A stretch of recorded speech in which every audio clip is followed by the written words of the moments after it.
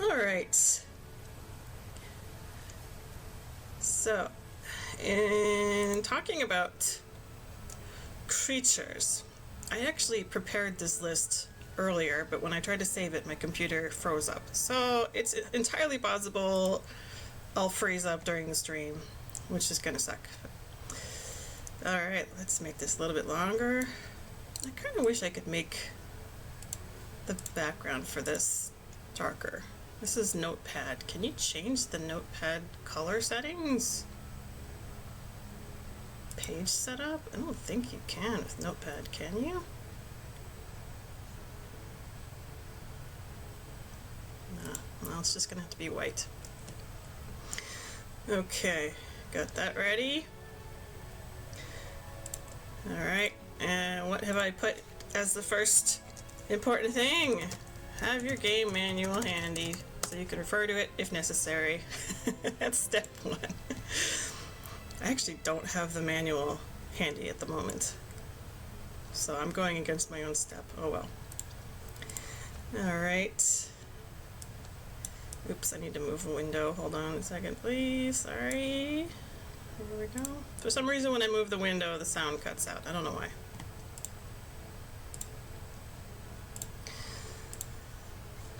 Okay, I don't think I need this right now.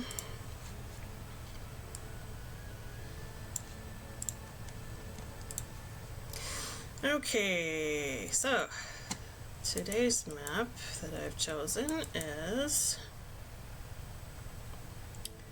a medium-sized map called Spellcasters. Hey, it's DBC! Hey, how's it going? Happy Not Jeans Day. You can post jeans here if you want. I'm not sure if Baz is still there. Baz just went on break. I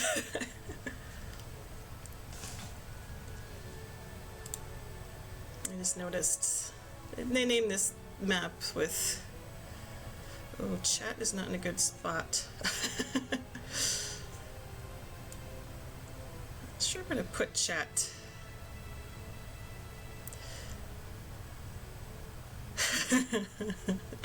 You have no mods that are gonna take your jeans away, so you can jeans all day long if you want. I think I'm actually gonna turn the chat display off because there's already gonna be too much stuff up on the screen here.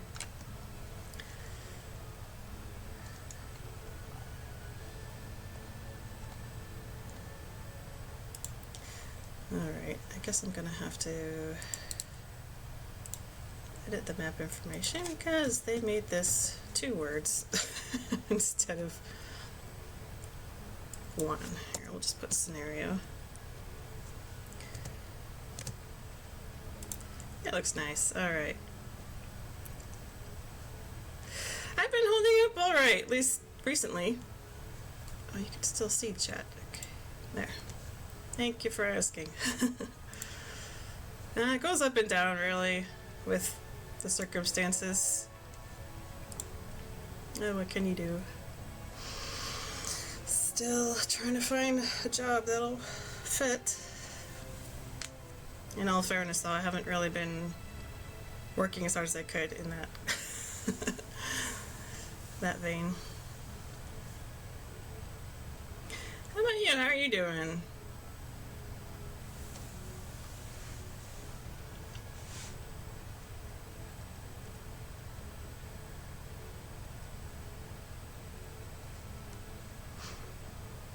Gotta keep on keeping on, that's right. Yeah. It feels more and more true as I get older and older.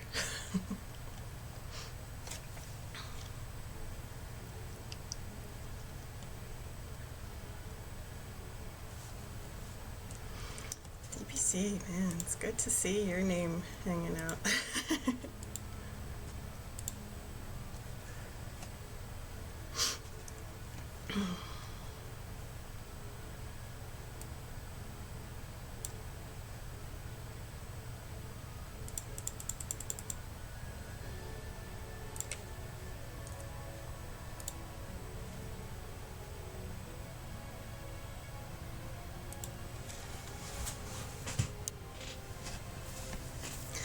Doing okay. Also trying to find a gig, but no one seems to be actually hiring. Oh, wow. Yeah, that's another issue. if no one's actually hiring.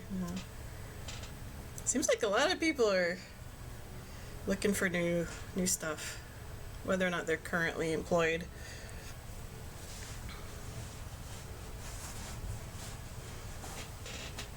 I hope something good comes your way is also.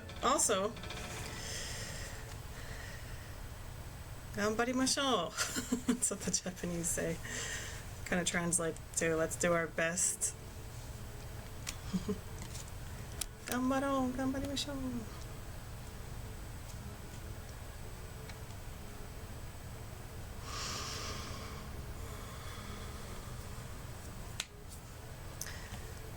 Alrighty, well, recently I've been doing these Heroes of Might and Magic 2 streams specifically for beginner players. People who have yet to try this game or have just started trying to play but have no idea what they're doing, don't know where to start, what to do. It's just like, ah. And granted, there is a lot of trial and error involved. It can take several tries of one particular scenario in order to start getting familiar with it and familiar with what to do. I died a lot when I first started playing this game as well. But again, it helps to have your game manual handy to refer to. The last 2 streams I did focused on leveling up a Barbarian as my main hero, even though I started with different classes. I feel like Barbarians are the easiest to deal with to level up, even if your starting town isn't a Barbarian town. Whenever Barbarians level up, they gain attack, so they can just go and kick ass very quickly. So today, I figure I should try to focus on spellcasters instead. First map we did the other day was a small map called The Other Side, and there are only 2 players, you and the AI. The next one we did was a medium-sized map called Overlord with 3 players. Spellcaster has 4 players. And this time, the victory condition, if we right-click on this, Tombstone means you just have to defeat all the enemy heroes in town, straightforward. And loss conditions, Tombstone means lose all your heroes and towns. Some of these maps have like a story built in as well. I don't think this one does. Summary is, the 4 spellcasters face off with substantial starting armies. Can the Crusaders keep the peace? The 4 spellcasters are Sorceress, Necromancer, Warlock, and Wizard. So that means there's going to be one of each faction on the map. And Crusaders, can the Crusaders keep the peace? This little piece of information here tells me that there are probably some Crusaders somewhere blocking paths on the map, which can be to our benefit in the early game. Okay, if we click OK here, we're going to do this on easy mode. Which class should we be? Hey chat, you want to choose one for me? Blue Sorceress, Green Necromancer, Red Warlock, or Purple Wizard? Which one would you like me to play as?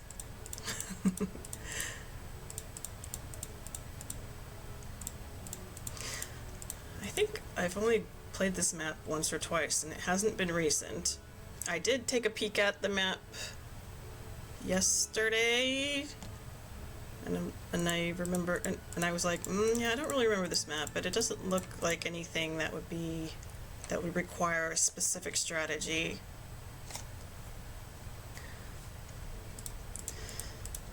Alright chat, blue, green, red, or purple, go! Blue, green, red, or purple. Necromancer's always a safe bet. Kill your enemies and make friends.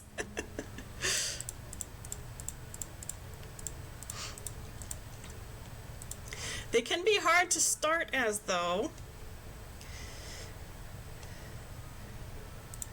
So, okay, the sorceress starts with, well, the general starting troops for sorceresses are sprites and dwarves. Sprites can fly, they are average speed. Dwarves, very slow speed, and they walk. Necromancers start with skeletons and zombies. Neither of them fly. Skeletons are average speed, zombies are very slow. So, similar starting troops here. Warlocks start with centaurs and gargoyles. Centaurs are shooters at average speed. Gargoyles are flyers at very fast speed. So, almost sounds unfair compared to this group, don't you think? Right? Wizards start with halflings, which are also shooters, slow speed, and boars, which they walk. They're very fast speed. So both wizards and warlocks start with one creature type that's very fast, and the other creature type is a shooter. Sorceresses also have a flying unit, but it's only average speed. Both of the necromancers' starting troops are walkers. They both walk.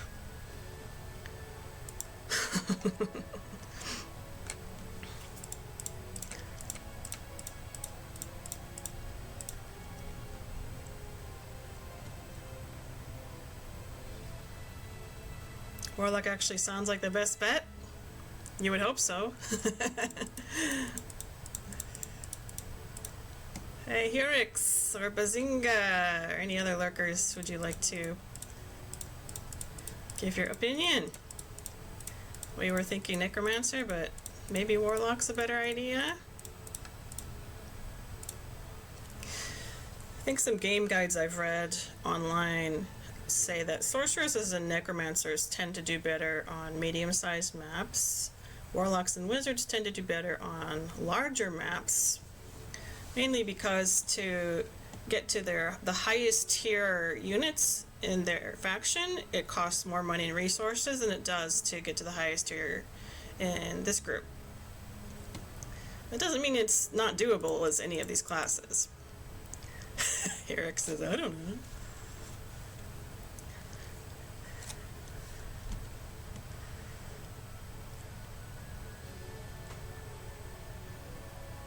I need a four-sided die.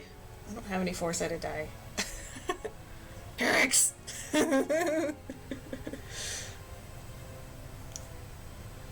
Well, you can either choose class or color.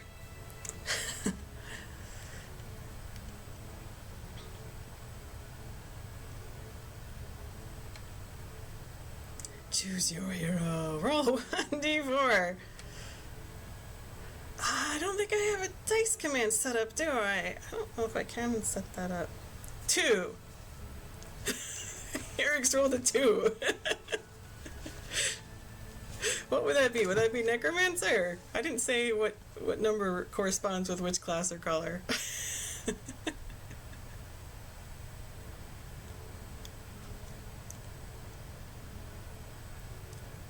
That's green.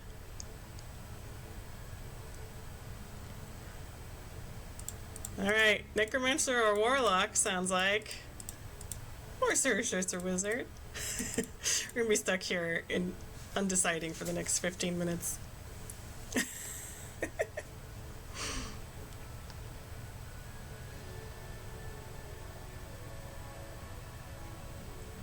I told Herix this earlier, but the very first time I tried playing Heroes 2, I tried as a Necromancer because this class wasn't included in the first Heroes game. And I thought, oh, that looks really cool. Yeah, Necromancy, woohoo, let's try it. And I absolutely got my ass handed to me, and I rage quit. And I didn't come back to the game for 20 years because of that experience. So for me, at least, having no idea what I was doing back in the day, Necromancer was not a good choice. Now I have an idea what to do with a Necromancer, but... Warlock? Oh, we're gonna do Warlock? Okay.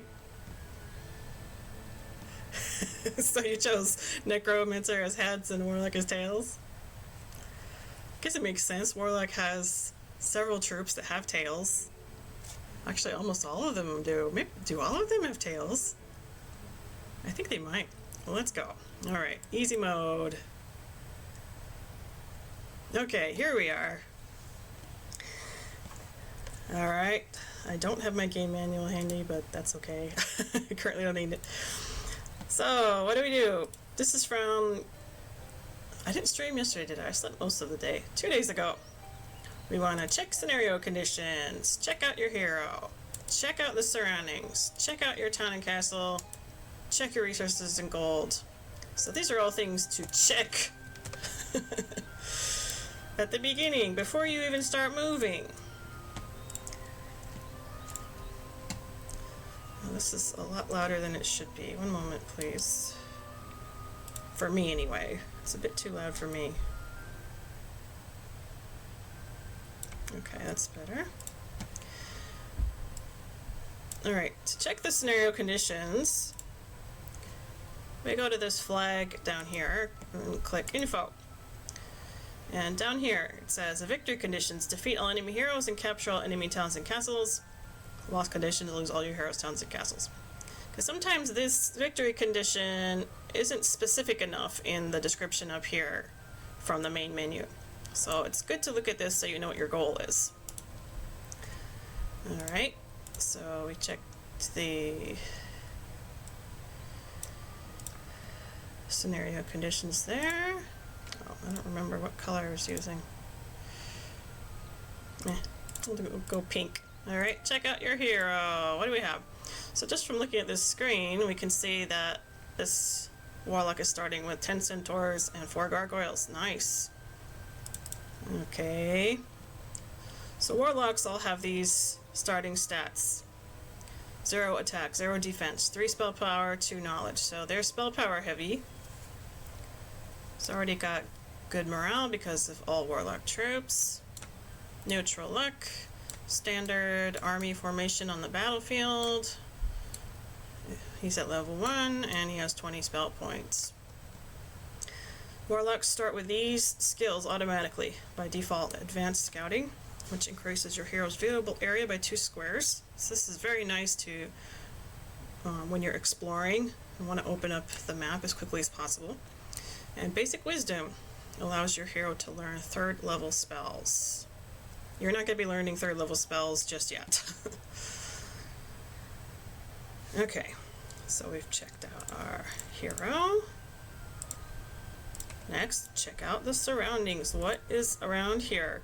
Now this, since I have the warlock with that advanced scouting skill, this area that I can see to start off with is already bigger than what the other factions can see in their starting areas. Isn't that nice? So wherever the opponents are, their area is probably, I don't know, in a circle like this. So doing this, just looking at what's around, I can see what kind of monsters are here. We got nomads, wolves, mummies, peasants, orc chiefs. We can see there's a sawmill up here, some treasure chests, loose resources, an obelisk over here, and there's some water, campfire. Actually, I can see an artifact over here. This is an artifact here as well. So this kind of, just looking at it, kind of tells you, okay, where do I want to send him out to explore first? Where do I want to avoid? Alright, so we checked the surroundings. Next, check out your town and castle. What kind of castle did I start with here? There's the Centaur. The Centaur Cave is the only structure built. Oh, but look at this. The game is giving me a dragon and 5 hydras to start with. How nice. I don't have the structures for those built yet, but whoever designed this map was so nice to give you 5 hydras and 1 green dragon. Wow. So that tells me the other factions probably also have a similar setup. Starting hero starts with the starting troops, and in the castle they have 1 or maybe 2 of a high tier unit and some defense, or maybe just tier 5 and tier 6. I don't know, but wow.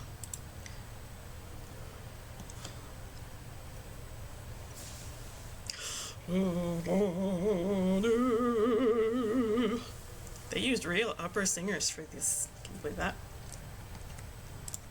Alright. Check the castle. Check your resources in gold. Well, we're doing this on easy mode, so we get 10,000 gold and a bunch of resources to start. So these top 6 structures are the structures for your creatures.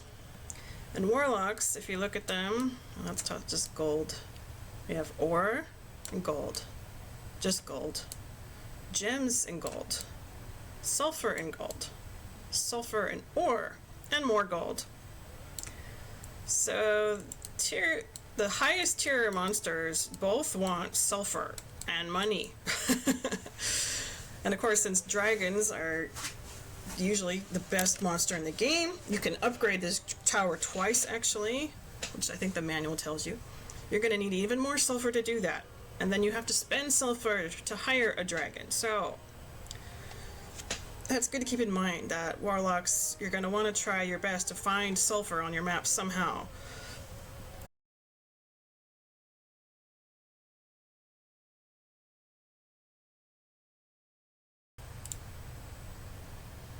F? Is the stream down?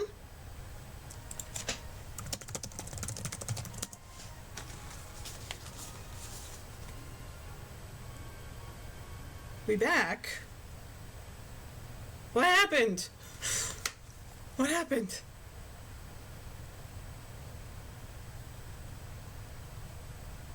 Nothing weird happened on my end. Yet.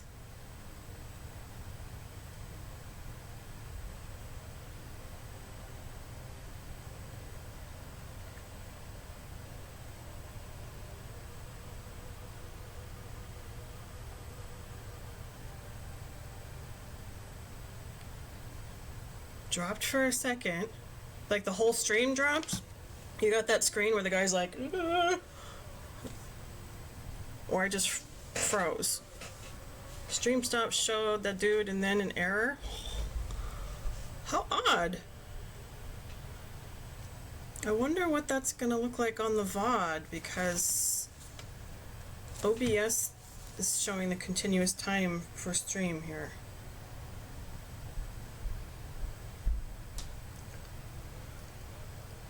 What's happening? It's an adventure. It's Twitch adventure. Twitch's own RPG.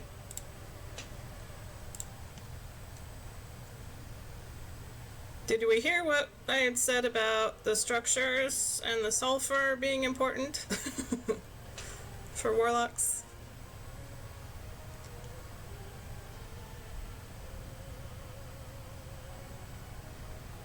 I hope so.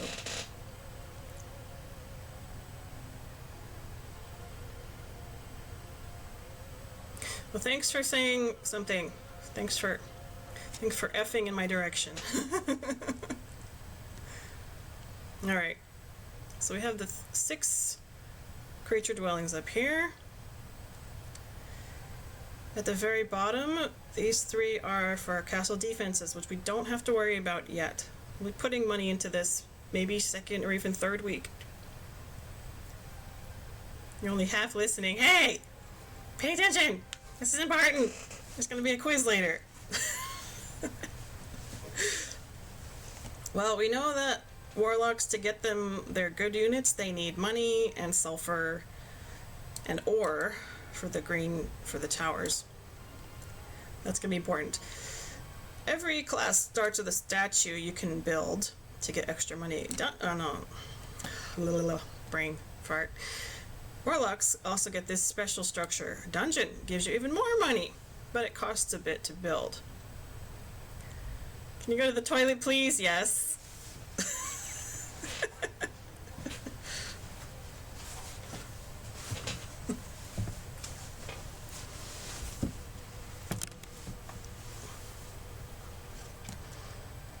All right. So what's the next step? Teacher's angry today? I'm not angry. I'm not angry.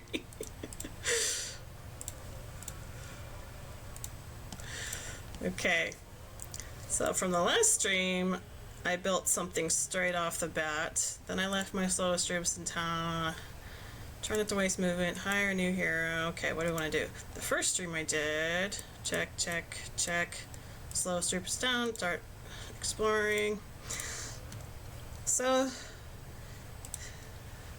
the second stream I did looked a little bit different than the first, mainly because the first one was a small map. So I wanted to start exploring as soon as I possibly could. Because that small map means the enemy hero is that much closer to you. Larger maps, you have a little bit more time. Okay. So, we have plenty of money right now. Got some good stuff in town.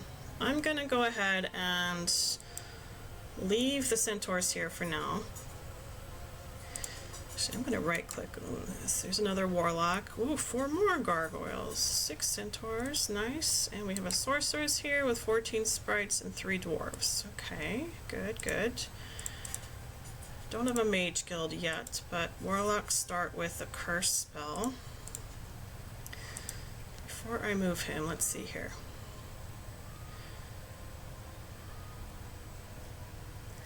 Okay.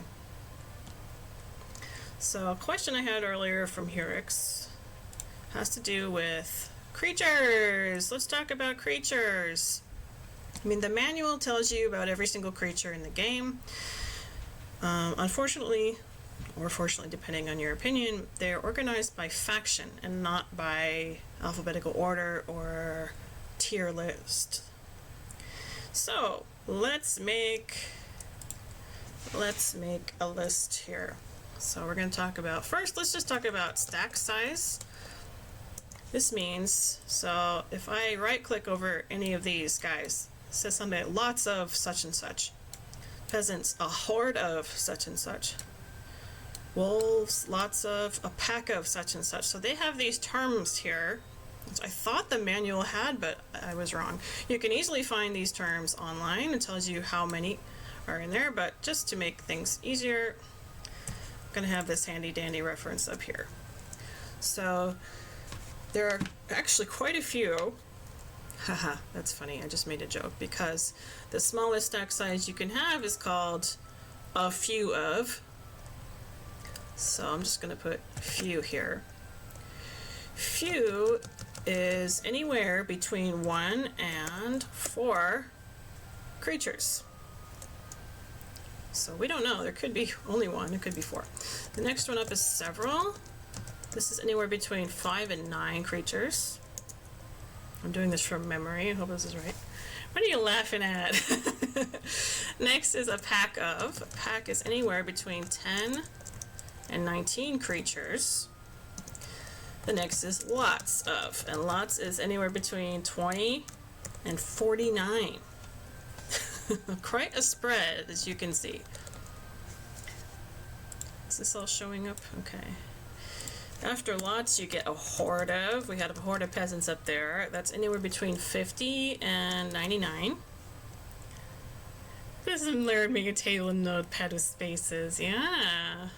That's what it's all about. Because I got the list of stuff to do in OpenOffice, so I don't want to be switching tabs back and forth. I want both of these to be visible. I don't have Microsoft Office programs, unfortunately. Okay, sorry that these are not lined up all nice. But after horde, we have a throng of anywhere from 100 to 249. I'm doing this from memory. Hey. After throng, we get a swarm of. Just being a pisty student, go right ahead. 250 to 499 creatures. Then there's zounds. Zounds. It's not even a number counter, it's just an exclamation. Zounds. 599. Over 999 it's called a legion. So that's 1,000 plus creatures. Alright, can we make this, clean this up a little bit? I I don't think we're gonna have to worry about these huge stacks of monsters on this map. At least not at this level of gameplay. But it's good to know, right? It's good to have something to reference.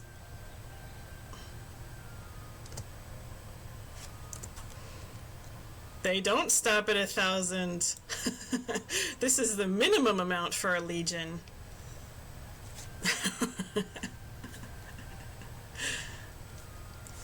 1,000 is the minimum amount. Now this is the amount of creatures on the map as well as what you have in your army.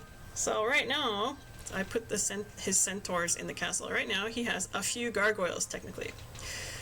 It's good to keep in mind because the opposing hero, if they have a thieves guild or multiple thieves guilds, one thieves guild I think will tell you about your enemy hero. It'll show you what unit they have, but it won't tell you the number. I think the second thieves guild that you get tells you the term, whether it's a few, several, or whatever.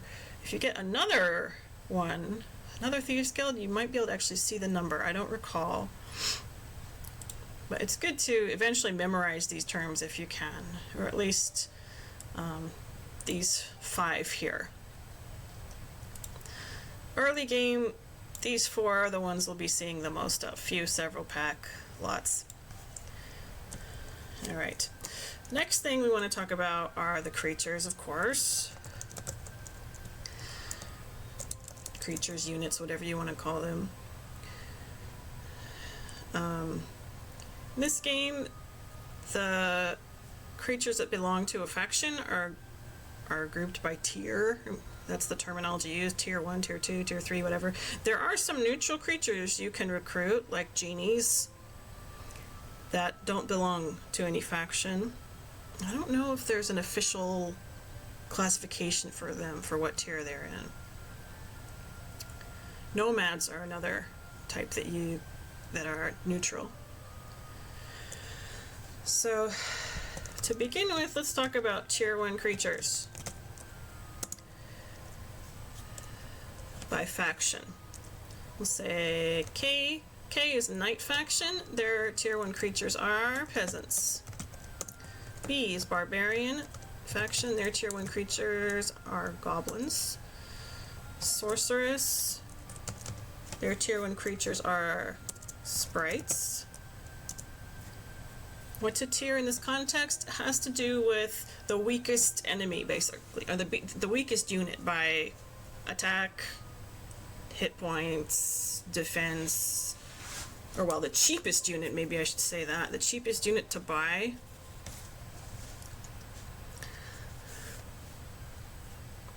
Because dwarves are tier 2, but okay, I won't talk about dwarves yet, but yeah, the cheapest units to buy, the weakest unit that the hero has available to them, technically speaking.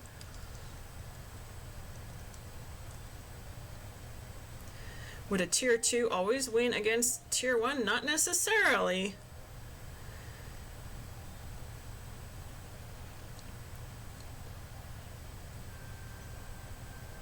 We'll get there, we'll get there. Necromancers, tier 1, are skeletons. Next we'll say Warlock, Centaurs. Wizard all starts with a W. I'm going to use a Z for that. Zed, sorry. Their tier 1 is Halflings. Assuming same stack size and no spells influence.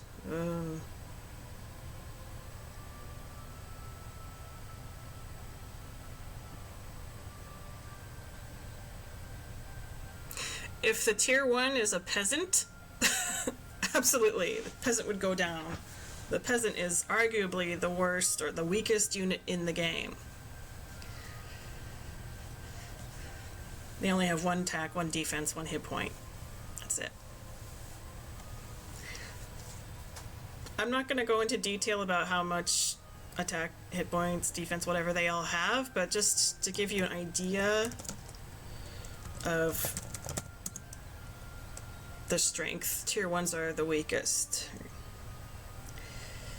But when you have a legion of peasants that you're facing, you would have to be careful. Right, okay. I don't think we're going to be seeing a legion of peasants anytime soon. But... Alright, tier 2 is the next... well, one grade up from the weakest. Knights, you get your archers. Barbarians, you get orcs. Sorceresses, they get dwarves. Necromancers get zombies. Warlocks get gargoyles. And wizards get boars. Now, some things to note here. Tier 1. These are all, they all have different movement speeds. We've got very slow, average, average, average, average, and slow. We also have flying units. Sprites are flying units. I'm going to mark that with a caret.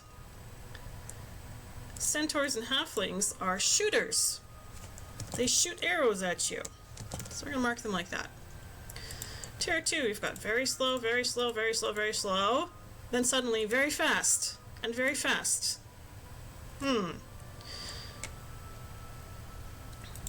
We have 2 different shooters. We have archers and orcs. And we have got flyers here. Also very fast units. Probably don't need to put tier 3 up here yet, but just in case. Tier 3 knights get pikemen. Barbarians get wolves. Sorceresses get elves. Necromancers get mummies. Warlocks get griffins. And wizards get iron golems. Alright. We have average movement speed, very fast, average, average, average, and very slow. Elves are shooters. And griffins are flyers. Talk about tier 4 later. So just from this list right here, looking at the surroundings, you can see there's the lowly peasants, the lowly tier 1 peasants. Also got mummies down here. Mummies are tier 3 and there are lots of them. So there are at least 20 of them. So I don't want to go anywhere near them. Wolves, same situation. Lots of them. They're tier 3. They also move very fast. So if I don't have any very fast units, they're going to move first and probably kill me. Nomads, I'm not sure where I would want to put them, but they are at least tier 3, I would say. Orc chiefs, they are upgraded orcs. So, tier 2 but upgraded. So that means they either do more damage or they have more hit points or some little bonus like that. And again, lots of them. So, just from looking at this, I'm thinking to myself, I want to avoid pretty much all of these to start with. Don't want to go anywhere near them. Okay. For the orc chiefs, my eyes are zooming into my peasants and orc chiefs up here. Peasants I can take out probably pretty easily. I might even be able to take them out with what I have. Oh, definitely. I could use the dragon. It'd be super, super easy here. For shooters, you want to try to take them out with flying units. So once I get enough gargoyles, or if I build a nest and get some griffins, I can fly them in and kick some ass. It'll be great. I also have this dragon. You don't usually start with these troops. This is a very nice bonus here. These dragon and hydras. Alright. See, I haven't even moved him yet. I haven't even moved yet because we're talking about creatures. Alright, I put my centaurs in town. Start exploring, hire another hero. May as well do that then. I did this. I'm gonna go ahead and do these same steps here. Put my slowest troops in town already.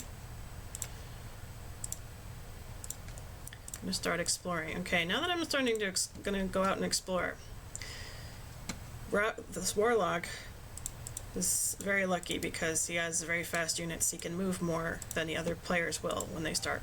I'm also going to split these tropes in case for some reason I get attacked by another hero. It's unlikely, but I will, so I have a chance of fleeing. It's not really necessary at the beginning. Okay, where do I want to send him? I can pick this up. This is a campfire. I can pick up a treasure chest. I'm just mousing over to see where my horse icon changes. Anything that changes to a sword, I'm gonna avoid. I can go get some ore. Alright, I might be able to get into this corner down here. Well, we know that to get the dragon tower, it's gonna cost ore. It also costs ore to build this crypt in town, which I'm gonna need anyway. I'm actually just going to go ahead and build that right now since I'm going to need it. This gives me 6 gargoyles to start. Alright, so I built something in town. Alright, I'm just going to go make a bayline for this ore over here. Oh, and there's even an ore mine! This often happens. A loose resource will be near the actual production facility. Alright. Flag the mines and resources. Or pick up the resources and flag the mines. Oops.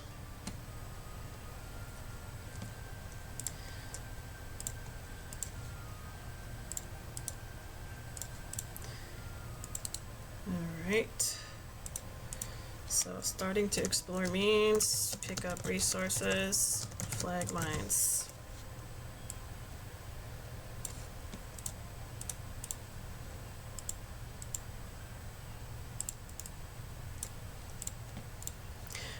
And I will definitely hire another hero because I have plenty of money right now.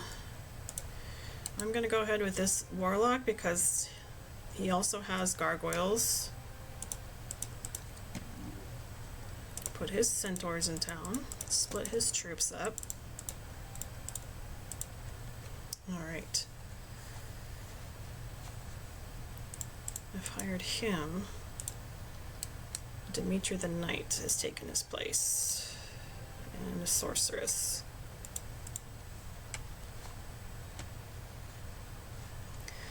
Alright, well, since Rathon is over there, I'm gonna send Croto down the other way. Ooh, I see a gazebo down there and a campfire. The manual tells you what some of these structures are, but I don't think it's very detailed. So if you don't know what the structures are and you're not confident, if you're not sure, it's okay to save and reload if it's something bad. Especially if you're first starting out. Give yourself some leeway, you know, forgive yourself for not knowing anything about the game. Eventually you'll know what everything does. Campfires are safe. Ransacking an enemy camp, you discover a hidden cache of treasures. It will always give you money and some resources.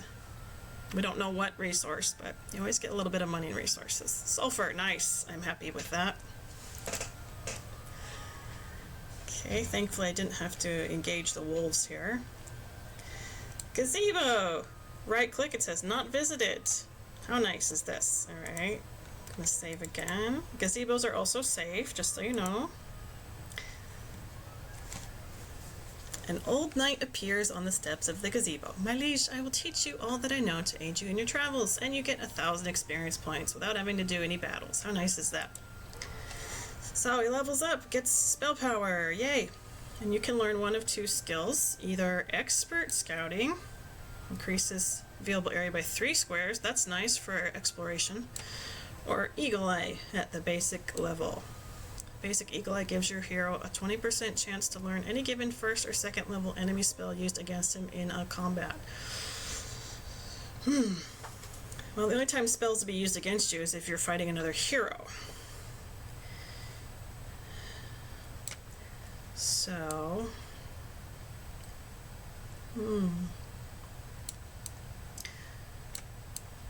Well, he already has advanced scouting. I'm not going to be seeing other heroes anytime soon.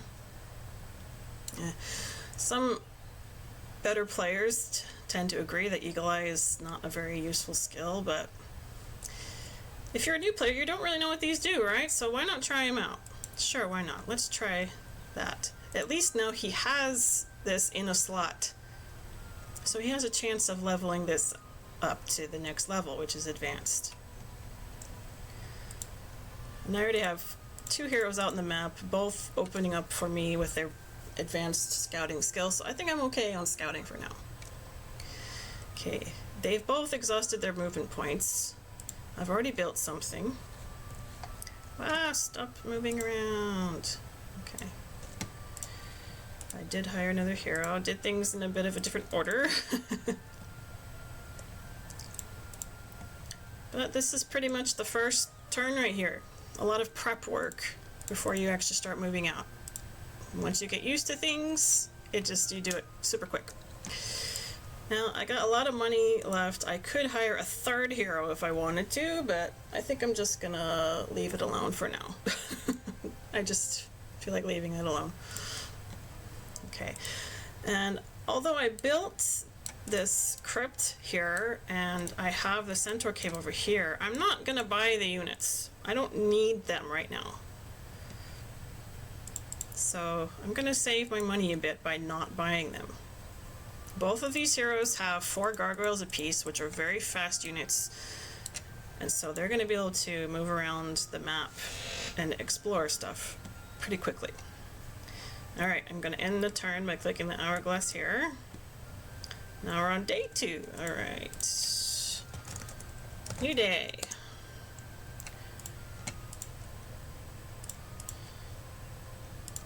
Alright, so last stream, what did we do on the new turn?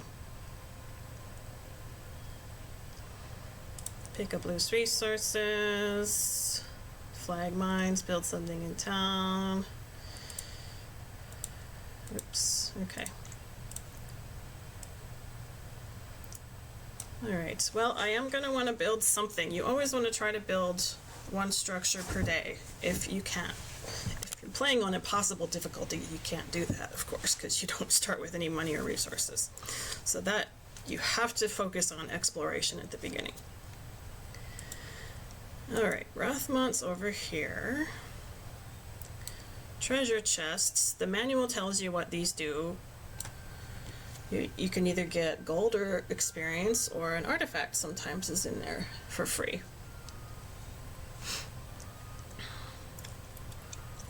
Alright, I see a crystal mine up here.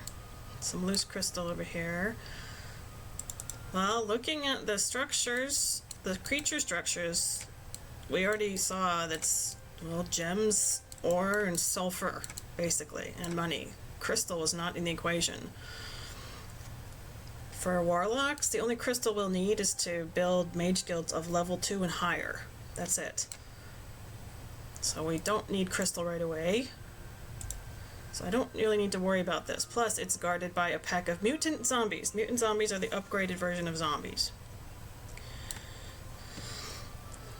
Alright, I'm going to just pick up the chest because it's on the way. I can either get 2,000 gold or 1,500 experience. That's pretty nice, huh? I'm going to go ahead and keep the money because I'm feeling greedy. I will need it to hire troops later. I'm going to ignore this chest here right now because I just want to keep exploring. What's over here? A fountain. Right click, it says I haven't visited yet. We've got an obelisk, several trolls. Trolls aren't even on my tier list. That means they're over tier 3. I can actually tell you just off the bat, trolls are tier 5. several of them. That means there could be anywhere between 5 and 9 of them, so I definitely don't want to go near them.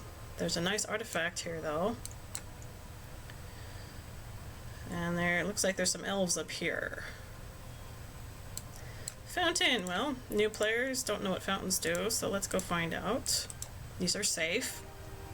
As you drink the sweet water, you gain luck for your next battle. Right click, good luck. Sometimes lets your armies get lucky attacks. Double strength in combat. This is always nice to have. Once you get a luck boost, if you look at your hero, it shows this is different now. This is also different. My morale is different because I only have one troop type. If I put the centaurs back in here, this actually goes up. It's very interesting. This is something that I didn't even realize until recently. Oh, so I need at least 2 troops of the same faction for this to be good morale. Right now it's just neutral. Alright, well at least we have good luck because we visited a fountain. Alright, he can't move much else. I see some gems down here. Got a pack of elves here, a pack of boars. Okay, I'm gonna move him toward the obelisk. Alright, and Crowdo. If I move him away from this gazebo and right click the gazebo, it says already visited. So this means that because I've already visited it, if I go there again, nothing's gonna happen. Here, I'll show you. Click again. An old knight appears on the steps of the gazebo. I'm sorry, my liege, I have taught you all I can. So, right clicking is a good idea. If you can't remember, did I go there? If you click it and there's no message like not visited or already visited, if it's just the name of the object, that means you can visit it multiple times. Alright, Crowdo. Since Rathmon's having a party over here, I kind of want to send Crowdo up this way. To do that, I'm going to have to go through these peasants, so I think I'm going to hire some units for Crowdo. And since this treasure chest is over here, well, Crowdo already leveled up because of the gazebo. I guess I'll focus on him as my main hero for now. So I'm going to use him as I already decided who I'm going to use as a main hero for now. Let's see what's in this chest here. Either 1500 gold or 1000 experience. Well, I'm going to go ahead and level him up because I just picked up 2000 gold with the other hero. Alright, I can either get expert scouting or advanced eagle eye. Oh, how nice. Fine, let's go with expert scouting. Alright, send him back toward the castle. I haven't built anything in town yet. Got 10,000 gold. After I get rid of these peasants, I'm gonna take the wood in the sawmill up here, and I also want to get rid of these orc chiefs if I can. And when you're going up against shooters, you want flying units.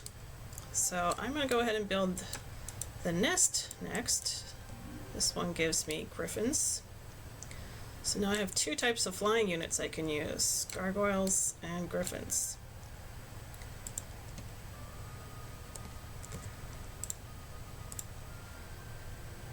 Alright.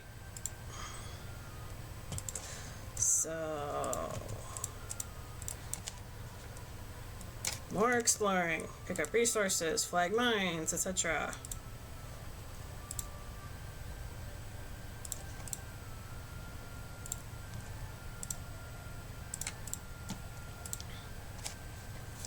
Build something in town.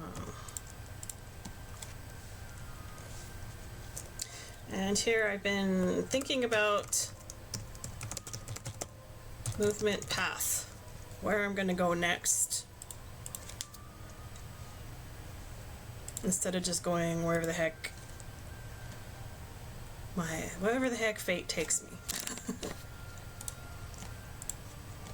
I could probably do that and just do whatever I wanted on this map because I'm playing on easy mode and it's medium size, so I won't have to worry about the enemy player yet. But it's good to not get in that habit if you want to get better at this game. So at the higher difficulty levels, the enemy hero is going to be making their way towards you faster and faster. Alright, well we're good on cash right now. Still good on resources. Let's end the turn. Rathmond's back over here. You can, it doesn't matter who goes first, you can choose. Let's check out this obelisk. The manual tells you what an obelisk is, but you come upon an obelisk made from a type of stone you have never seen before. Staring at it intensely, the smooth surface suddenly changes to an inscription. The inscription is a piece of a lost ancient map. Quickly, you copy down the piece and the inscription vanishes as abruptly as it had appeared. So this is a safe structure. And it reveals some pieces of a puzzle. Somewhere near the middle there's going to be a red X, and that red X marks where you can dig to dig up something called an ultimate artifact, which provides you a huge bonus of some sort. Either plus 12 attack, plus 12 defense, plus 12 spell power, or plus 12 knowledge, I believe. I think in the expansion there's also some other types. What does this map tell me? Well, I see some trees over here. There might be a structure here. This down here kind of looks like it could be a mine. I'm not sure which. This terrain could be dirt or grass. I don't know yet.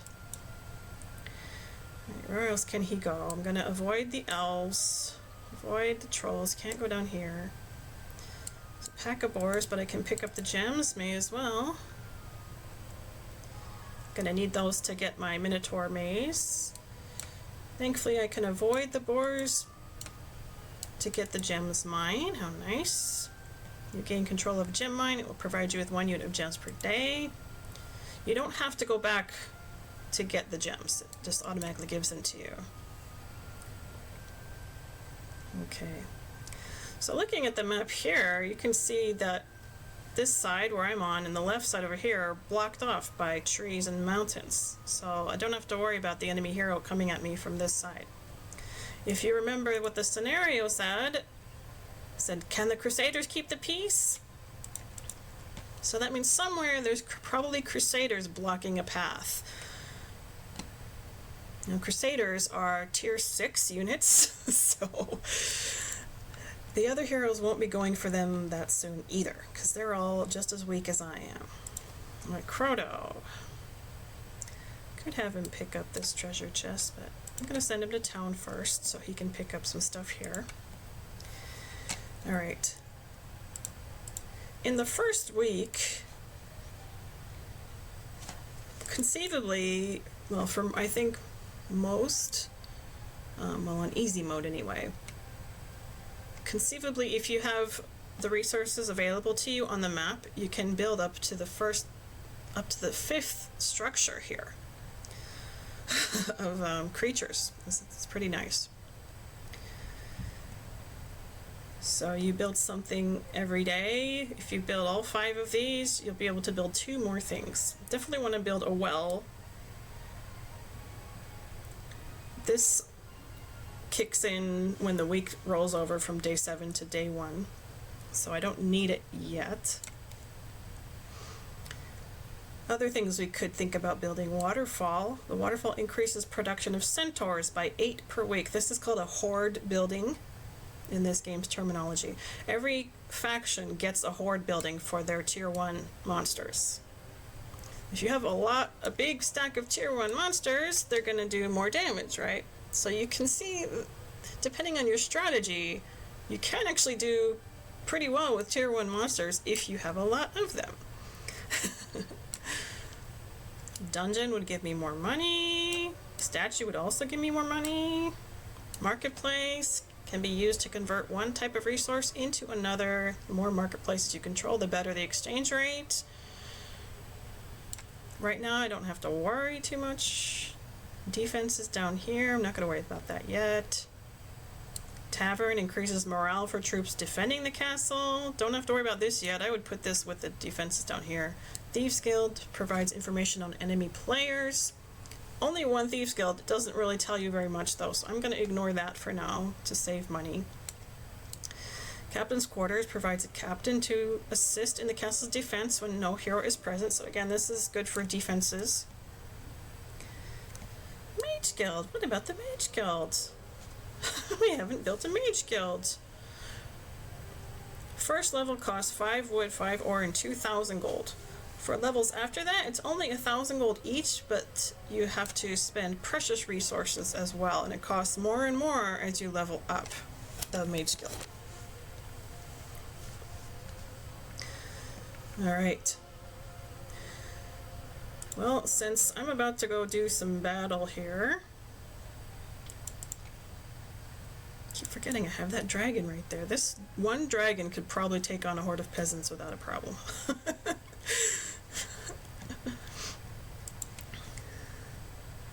Alright. The cave was already built. So, day 1 here. Day 1 was crypt, day 2 nest.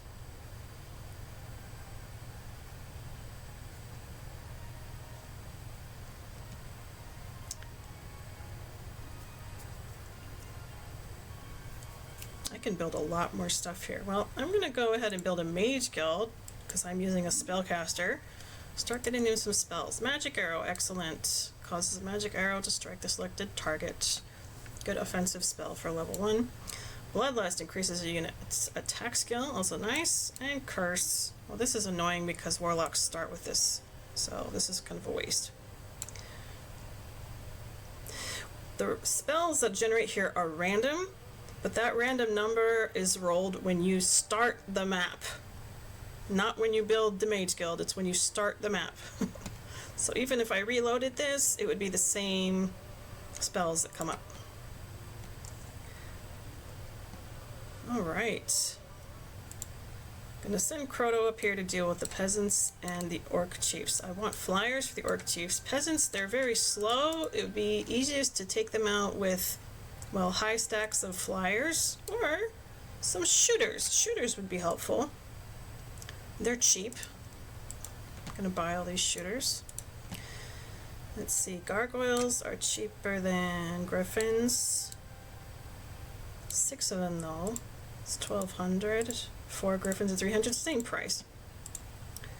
I'll go with the gargoyles because there's more of them. I'm gonna take this dragon with me as well. 1 green dragon. 12 attack, 12 defense, 25 to 50 damage, 200 hit points. How awesome is that?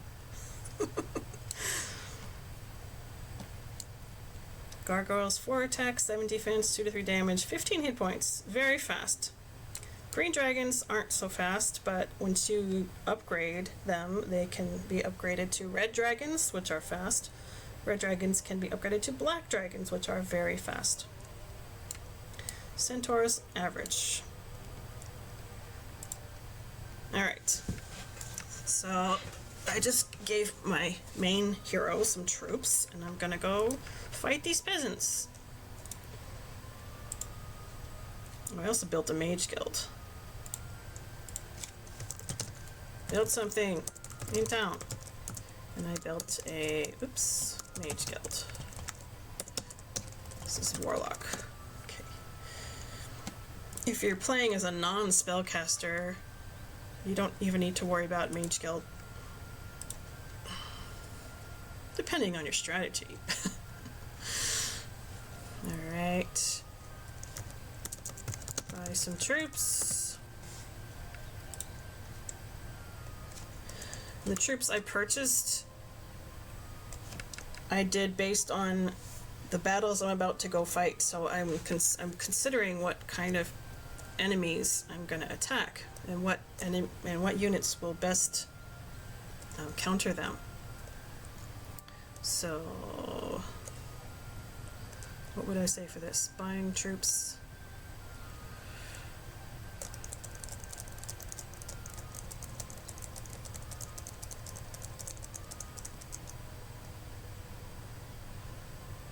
My mind just went blank. Help!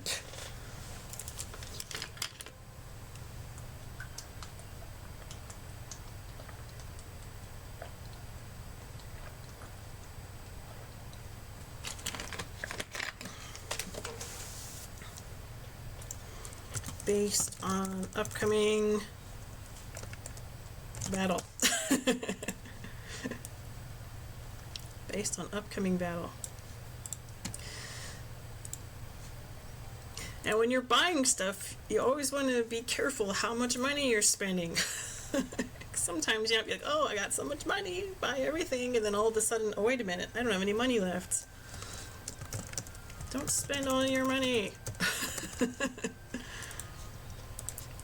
Be careful. Alright, I think we're pretty good here. So the order that my troops are in, on the battlefield, it's going to go from top to bottom. Leftmost slot is the top. Rightmost slot is the bottom. Flyers, doesn't really matter where you put them. Gargoyles are going to go first because they have the fastest speed. Then Centaurs and Green Dragons are both average, but Centaurs will end up going first because I put them in the slot. Well, do I want them to go first? Or would I rather have the dragon go first? Doesn't matter. Well, taking on a horde of peasants, it could matter. Alright, I'm gonna save here. It's good to save before battle. Let's go get the peasants. They're probably gonna run away, actually. Yeah, peasants, awed by the power of your forces, begin to scatter. Do you wish to pursue and engage them? That's up to you. Let's do it, just so we can see what the battle looks like here. Alright, so horde of peasants, we know horde was 50 to 99. How many do we have here? 4 stacks of 13. What's 4 times 13 here, X?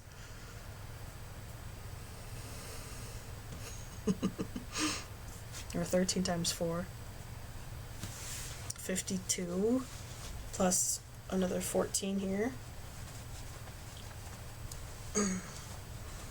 So we got 66 peasants.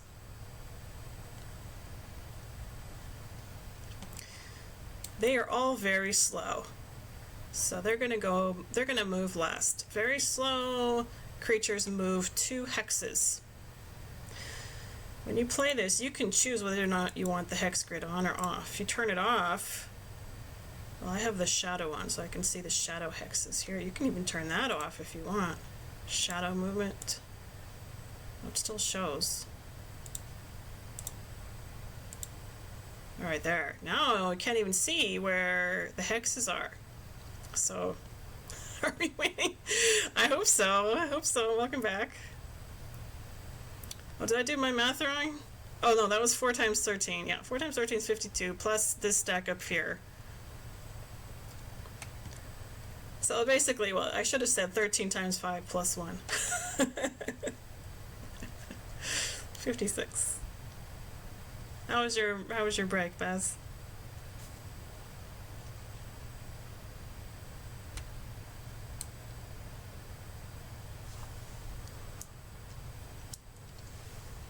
It was okay. That's good. Oh, DBZ was here saying hi to you earlier. Oh, you had dinner with your parents? Nice. Or lunch. Dinner. Yeah, DBZ popped in earlier.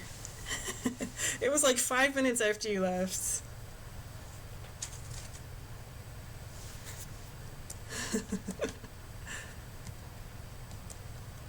Might still be lurking though, I'm not sure. Alright, so try a battle if you're feeling savvy. I am feeling quite savvy here. These peasants wanted to run away from me anyway, but I wasn't going to let them, just to show people how these mechanics work. This monster info you can change to have nothing here, so get rid of this thing down here, or turn it on, shows spells only. This means if any spells are affecting your unit, like if this unit has haste casted on it, or some other buff or debuff. If I mouse over my dragon and my centaur, another box appears, and for the opposing unit, the box is down on the lower right. So it shows you both your units and the other. Full shows everything about them, so you don't have to right click on them. Shows their attack, defense, HP, damage, morale, and luck. It does not show the speed that they move at. So it's up to you whether you use that. I like having these three things on so I can see see where things go. Okay, so gargoyles go first. 10 of them can easily take out 14 of these peasants. Goodbye. Next, centaurs. Easily take them out. 48 damage to 13 peasants. I probably could have split my centaurs up twice or maybe even 3 times with no problem. Dragons. Playing Home2 as a Souls-like. No tiles. You could. Some people probably do. Alright. As you get better at this game, you start to think, well, what angle do I want to attack them from? Do I want to attack from this way, or straight on, or from down here? This really helps when you're going up against shooters, which is going to be my next battle, actually. And also thinking about the enemy's movement, very slow units will move only 2 hexes. So if I put this dragon up here, this peasant will be able to reach me, but this one will not. If I put the dragon here, they all can reach me. But this dragon is a tank. I'm not worried about him dying right now, so I'm just going to go ahead and stick him here. Goodbye. 105 damage.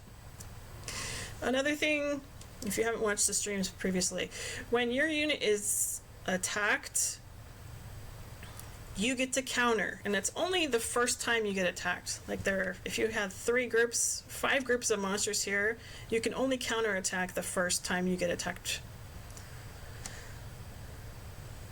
And vice versa. If you attack a group here, only that group can counter attack you. Alright, so now we're back to the next round. Gargoyles go again. Goodbye. Easy. Only 66 experience. Piddles. Goodbye. Alright.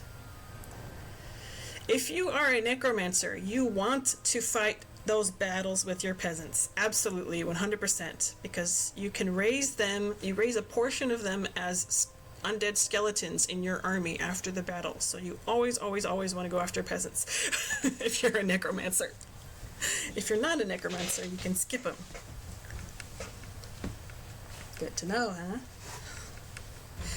By the way, warlocks are the only other class in the game that can use the necromancy skill. They have a chance to learn it. I don't know if he will, but maybe. Alright, can only go 1 more point. Oh, 2 more. Can get wood or experience. Or money or whatever. Let's see what's in the chest. 1,000 gold or 500 experience. Well, let's go with experience. Did not level up. Right click here. Alright, I need about 600 more experience to level up. He has 5 spell power already. Nice. I already built something. Okay, I tried a battle and I won. Yay! Let's go to the next day. Alright, Wrathmont's over here. Can't do anything. We went to the obelisk, went to the fountain. Now this fountain said I got luck for the next battle, so if Wrathmont fights a battle, after that battle is ended, he can actually revisit this fountain and get a buff again.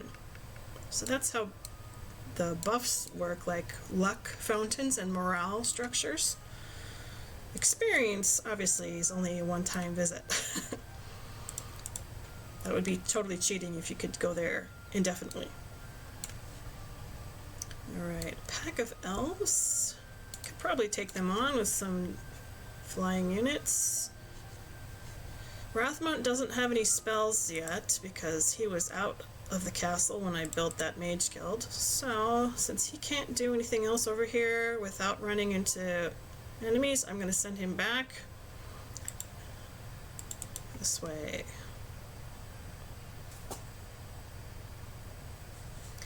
And Croto, what's up, Croto? Here, you can get your wood. Grab the sawmill. gives you 2 wood per day. Sawmills and ore mines both give you 2 of each resource a day. And usually there's 1 of each production facility pretty close to your starting base. Other precious mineral mines like crystal mines and gem mines only give you 1 of each resource per day. And you can see that if you click on the castle icon here. It tells you at the bottom. Actually, no, it doesn't tell you. It only tells you how many of each production structure you have flagged. It doesn't tell you how many per day.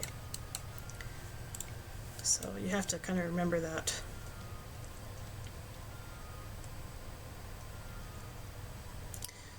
Alright, so I don't have to fight these orc chiefs, but actually I'm going to go ahead and try it, because I think I could do it.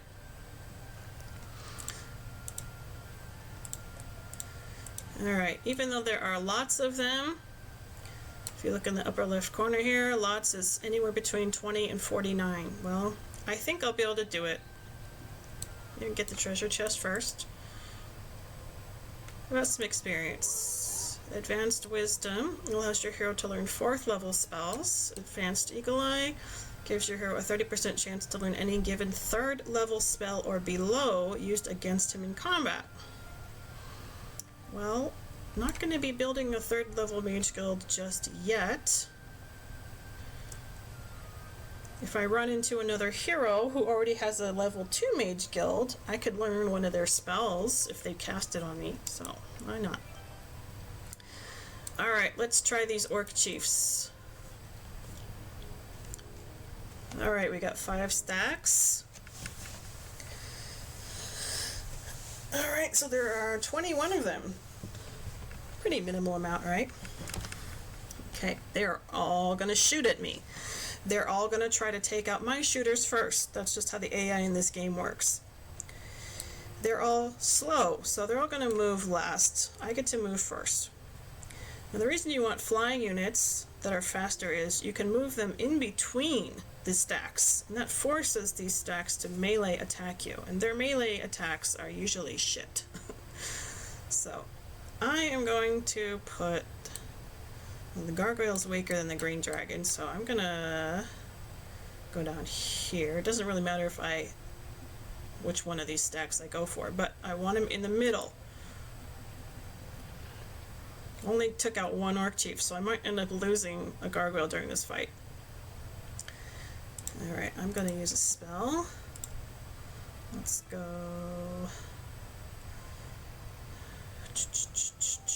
this one. 50 damage.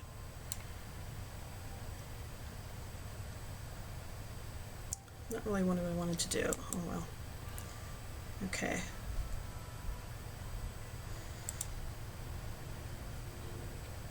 Counterattack, shoots my centaurs. I lose 1 centaur. If I right click this stack, it shows how many hit points I have left. Once that remaining 6 hit points hits 0, I lose 1 gargoyle. They have 9 hit points left there, and 1 hit point left here.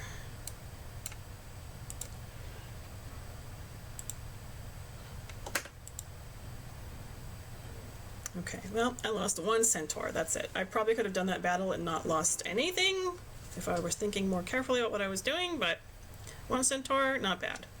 315 experience.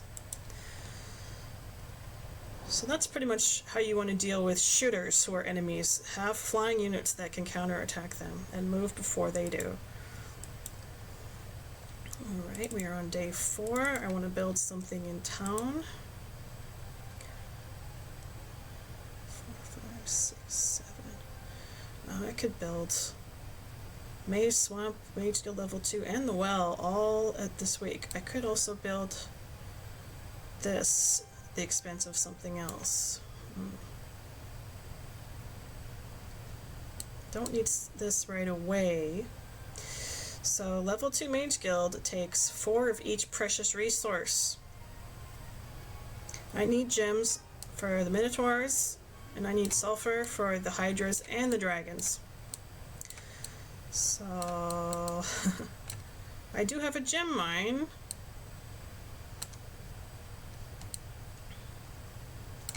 Let's go with this one, just to get it built. 3 Minotaurs. Now if you click on this again, oh look, it says maze. That means I can upgrade the structure I just built. Not yet, but it is upgradable. These ones, the tan color with the check marks, that means they're done. There's nothing else you can do. So it's good to check this. Check your castle even after you build a structure, just in case something's upgradable and you didn't realize it.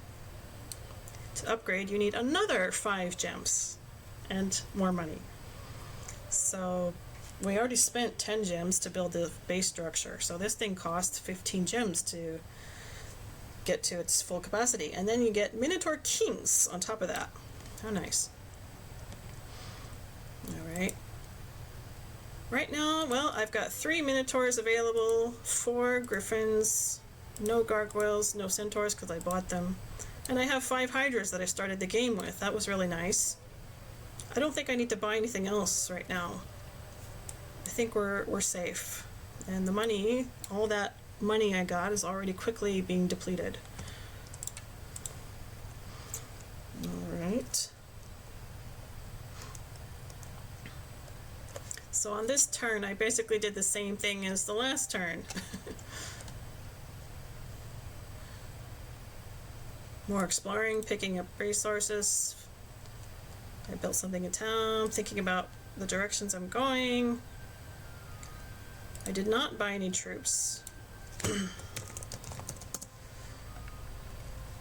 Rothmont, all I could do with him was move him in a straight line from here to there, so it almost feels wasted to me. But I explored more. Pick up resources and flag mines. Well, I flagged a sawmill.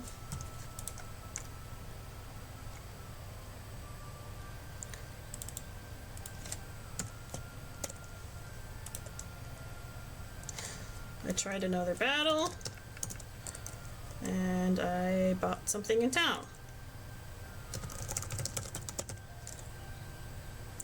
I built something in town. So kind of falling into a pattern here.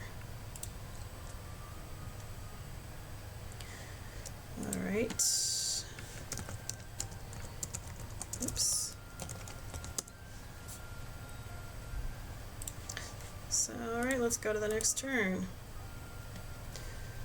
Sending Rathont back that way. Even though I haven't chosen Rathont as the main hero, it would be good to give him a little bit of experience if I could, to have him as a secondary hero. I'll give him...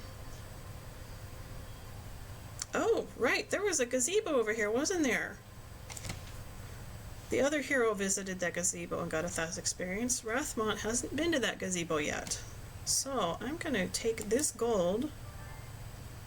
Oh, I can take this campfire too, nice. Got 600 gold and 6 ore, nice. Avoid the mummies, cannot pick up the artifact.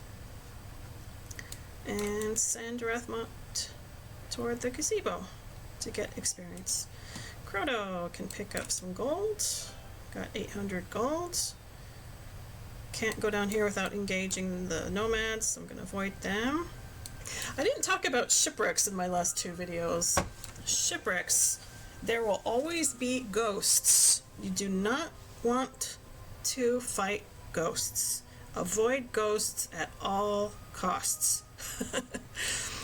You do not even want to attempt a shipwreck. There are 2 types of shipwrecks. This one is going to have ghosts on it. Just remember that. Just remember that. Do not touch it with a 10-foot pole. Alright.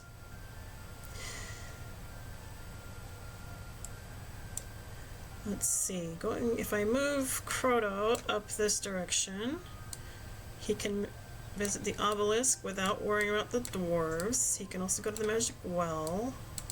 There are lots of gargoyles up here. I could bypass these gargoyles, that's nice. Magic well. I think the manual tells you what it does, but if you don't have the manual handy, Gotta save and go find out. Magic wells are safe structures. A drink from the well has restored your spell points to maximum. Alright, he's also exhausted his movement points. Castle, I can build something here. What day are we on? We're on day 5. Okay. I'm not going to upgrade this yet. It's more important to get the base structures before upgrading them. So I'm going to go ahead and build a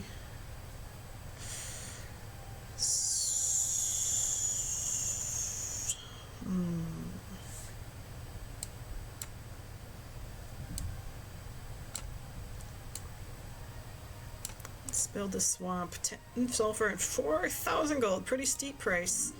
And one Hydra costs 800 gold.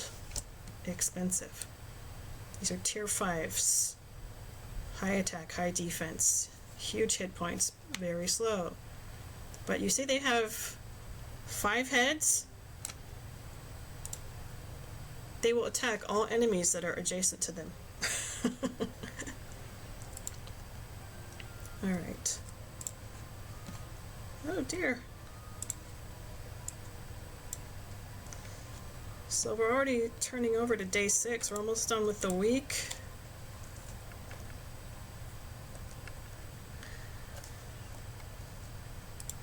And all I did was this. Well, I picked up gold, that was it. And I went to that well. And I built something in town. And now we're going into day 6. So now I'm thinking about the week ahead. What haven't I built yet that needs to be built? Well, the well definitely needs to be built. Oh, look at that. We have seen some movement from an enemy hero. Here's blue player. Right click. Oh, lots of sprites, several dwarves, few phoenixes, several unicorns, few elves. Wow, she's got quite an army here. Luckily few, but we better watch out. Just watch out.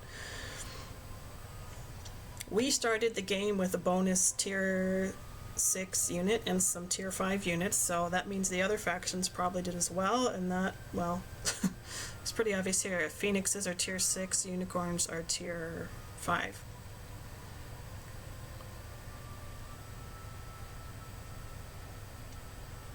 Alright, so we're gonna have to watch out for blue player. She cannot pass here, at least.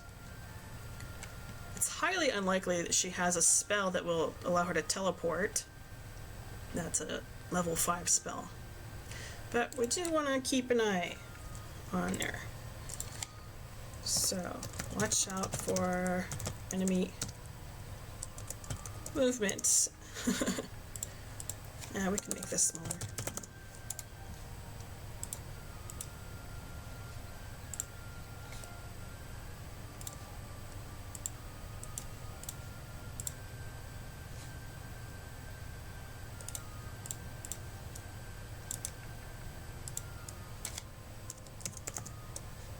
Does it fit now? Okay, it does. Alright, well now that we've seen a hero who has tier 5 and tier 6 creatures, let's start adding to this list here. No, we haven't put tier 4 up yet. Tier 4 knights get swordsmen. Barbarians get ogres. What the heck was that? Did you hear that? I'm gonna go check real quick. I will BRB. Just a minute.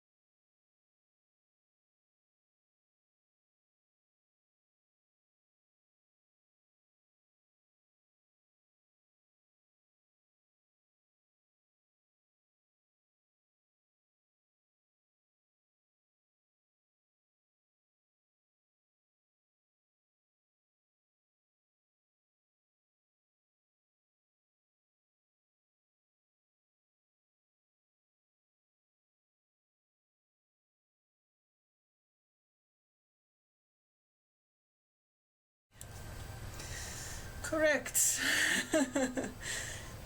Yeah, he was getting into mischief. Yes, he was. No, I don't want you to. No, don't walk on top of that. Thank you.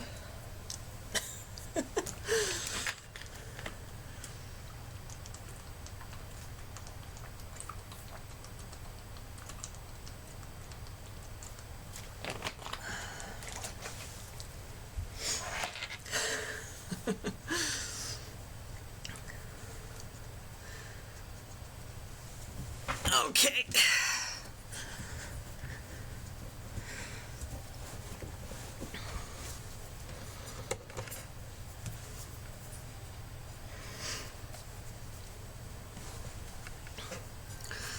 Alright, so enemy has made an appearance.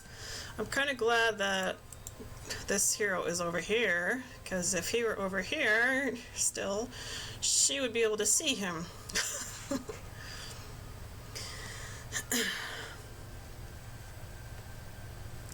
So with the 3 streams I've done in the last few days, I've basically increased the amount of enemies by 1. I started with only 2 players, including me, then 3 players, including me. This was 4 players, including me. And even though there are 4 of us sharing this map, since none of us are allied, that means that there's a chance the AI will go after another AI player before coming after me. If there's only you and 1 AI player, you're the only opponent to them, so they're going to go after you first. There's no one else to go after. So hopefully the AI will be battling itself. Not come after us anytime soon, but we'll find out. Alright, Rathma. Alright, I was going to go have him visit this gazebo to get his 1,000 experience. Okay, he can either learn expert scouting or leadership. Basic leadership increases your hero's troops' morale by 1. He got some spell power. Well, may as well give him some leadership to start learning. That'll help. I'm gonna send him back here to get the new spells because he hasn't gotten these spells yet. Crodo. I can visit the obelisk. Can try to take out this pack of battle dwarves. Battle dwarves are upgraded dwarves. They're pretty hardy.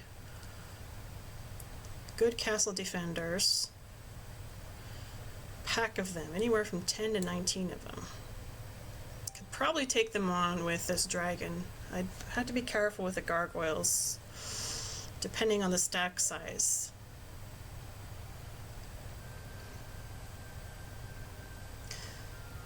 Looks like going this way, I would end up going into the swamp. Swamp is a type of terrain that penalizes your movement speed if you don't have the pathfinding skill. And since I can see there's mercury up here, there's not really anything up here that would be immediately useful for me, so I'm gonna ignore it for now. Obelisk I will want to see eventually. I can actually bypass these gargoyles without fighting them. Up here we got some loose sulfur, which I need. And I think that's, yeah, there's a sulfur mine. That would be great. Can I take on lots of veteran pikemen with my current army? Maybe. Be kind of risky. Yeah. So I'm going to go up this direction. We're on day 6. The week's about to roll over. I'm thinking I'm going to want to give him a little bit more troops, which I can do by running them up to him from another hero. Okay, how about this Oracle first? Well, if you don't know what the Oracle does, then save your game and go check it out. It's a safe structure, I can tell you that. Nestled among the trees sits a blind seer. After explaining the intent of your journey, the seer activates his crystal ball, allowing you to see the strengths and weaknesses of your opponents. You can visit this Oracle as many times as you want, and they'll always tell you everything you need to know. Interesting, purple player has no hero. Which means either another hero attacked them and defeated the only heroes they had, or they lost a battle with a wandering army on the map. the latter is more likely because we're just getting started here, and I don't think any of the other players have gone into enemy territory. That's funny. These terms down here, human, explorer, builder, warrior, I've never really understood what they mean. I think I've read some things about it. It'll always say human for you. I guess explorer means they're focusing more on being out about in the world than doing stuff back home, like building up their castle. Green says builder, so that's the opposite. They're focusing more on building up their castle and forces than exploring outside. Purple, well, it says warrior, so they want to go fight stuff. Well, if that's what they did, they lost. This could be advantageous to us. If purple is close by,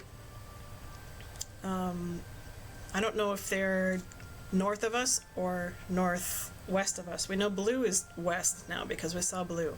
If purple is directly north of us, that could be beneficial for me to go take their base because they're obviously weakened without a hero. Guess how it behaves. Yeah, human is a player that, yeah. But I also behave a certain way, right? I can behave like an explorer or a warrior or whatever. Okay. Now looking at this down here is the important part. Your total army strength. Green's in the lead. That's not me. That's this player here. Red is third. So that means both blue and green are doing better right now than I am. So I need to stay away from the enemy hero until I get more troops in my army. Green has also gotten some artifacts, looks like. I've visited some obelisks. As soon as you spend money or resources, this number changes. The numbers here: golden treasury, wood ore, gems, crystal, sulfur, mercury, and your income. That the flag position will change. Both red and blue have 2 heroes right now. I can tell that because I have 2 heroes and blue is the same. Green only has 1 hero. Interesting. Purple has nothing. Nobody has conquered any more towns or castles. That's good to know. We can see their stats as well. I got some heavy spell power here, so definitely want to invest in some spells pretty soon here.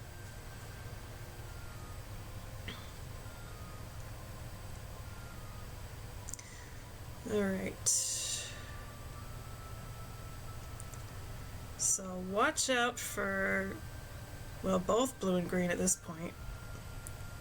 Even though green's the strongest, they're probably not exploring as much as blue is. Okay, so you can visit an oracle as many times as you want and see the most current information. I can go there too, nice. Let's grab this campfire. Get some gems and money, nice. Okay, day 6. Let's build. Well, I got all 5 of my basic structures here. Green tower's still gonna be a while, cost 15,000 gold. Go ahead and build the horde building for my centaur production.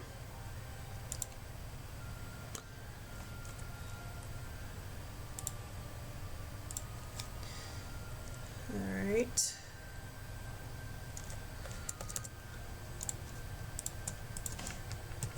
So we did the same thing here.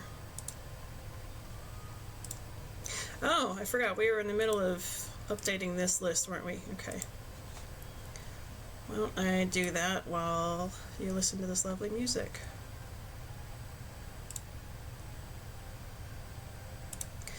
Okay, so we're on tier 4 creatures. We have knight, barbarians, sorceresses. Tier 4 creatures are druids. Necromancers are vampires. Warlocks are minotaurs. And wizards are magi.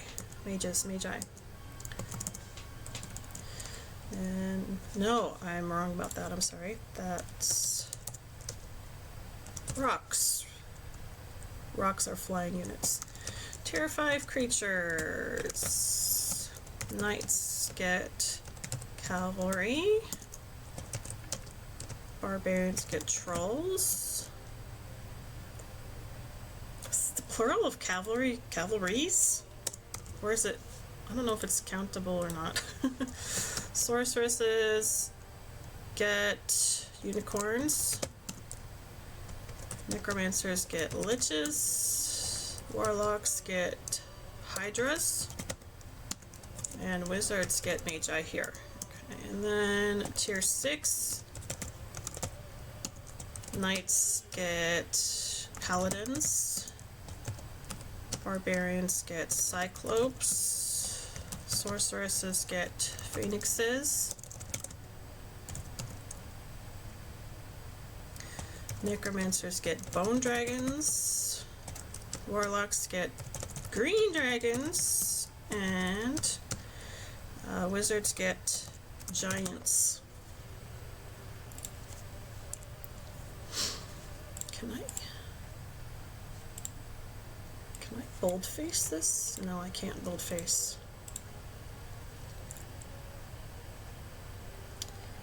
Alright, so we saw that Sorceress had unicorns and phoenixes in her army, which was probably the bonus that she got to start with.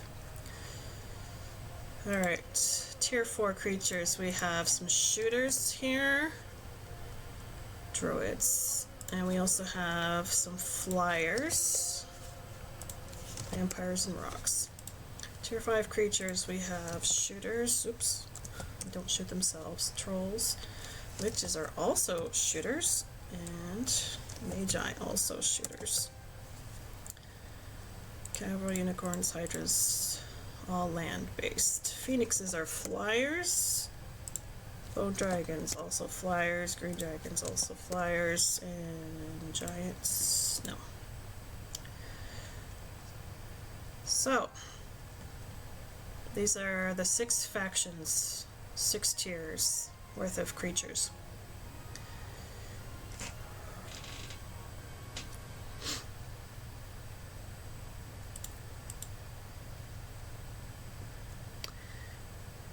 There's only 36. There are actually 76 different types of creatures you can get in the game. So how does that work? Well, quite a few of these have upgraded versions, and those upgraded versions are considered like their own unit. None of the tier 1s can upgrade. Tier 2s, Knights, Barbarians, Sorcerers, and Necromancers unit can all upgrade. Which I guess is fair, because these are all very slow units, whereas Gargoyles and Boars are very fast. So they try to, give them a little bit of a bonus to offset that. So I guess to upgrade, let's make this a capital. Capital A, capital O, capital D, capital Z. That means they're upgradable. Tier 3, pikemen are upgradable. Elves are upgradable. Mummies are upgradable. And iron golems are also upgradable. Tier 4, swordsmen are upgradable. Ogres are upgradable. Druids, vampires, minotaurs, all upgradable. Tier 5, cavalries, trolls, liches, and magi are all upgradable. And tier 6, paladins. Green dragons are upgradable twice. They're the only unit in the game. So I'm gonna... what can we do here? Capitalize the entire name. Green dragons, upgradable to red, and black dragons. Giants are also upgradable. Okay, so once you include all the upgraded versions in, your number increases to, I don't know, 60 something. Then there are the creatures you can recruit from off the map. They're neutral armies. There are 4 different types of elementals. There are genies, there are nomads, and Medusae? Did I miss anybody? Ghosts you can also recruit, but only in the expansion maps. And then you will have won the game. Alright. Be proud of me. I did all of this from memory. I've played this game so much. And I know roughly what you need to build in order to build another thing. Like, to get the dragon tower, you have to have the 20 sulfur and 30 ore, 15,000 gold, and the upgraded version of that. You also need to make sure you have your Hydra Swamp and Minotaur Maze built and that kind of thing. So it's all, it all gets stuck in your head. Big brain, maybe. Long-term memory is pretty good. Short-term memory, not so much. It's starting to, I noticed a few years ago, my short-term memory is starting to go down a bit. Speaking of brains, mine kind of hurts a bit. I'm going to grab some ibuprofen. Be right back.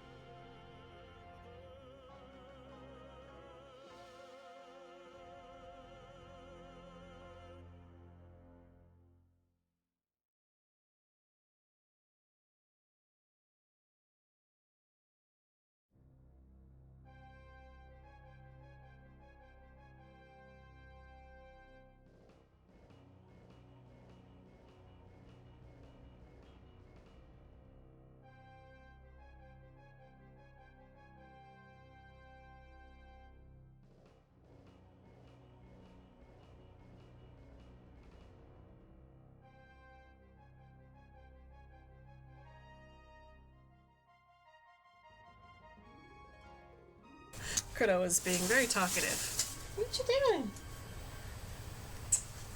What you doing? It's 9 o'clock. Yeah, he usually starts to tell me about his dinner like 2 hours ahead of dinner time. Don't forget, dinner's in 2 hours. And the closer the time gets, the louder he gets.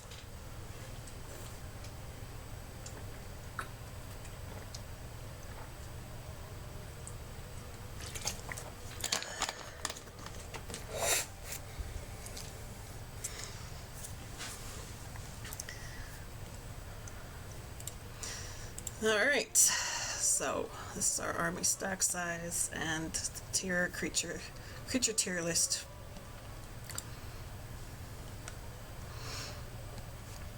I'll have to look up if there's actually any official classification for the units you can recruit, the neutral units. Oh, the green dragon doesn't fit here.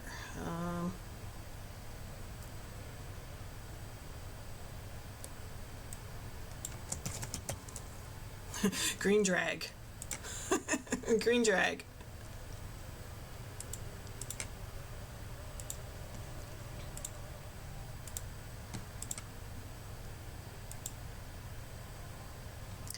Alright, day 6. Okay, on to the last day.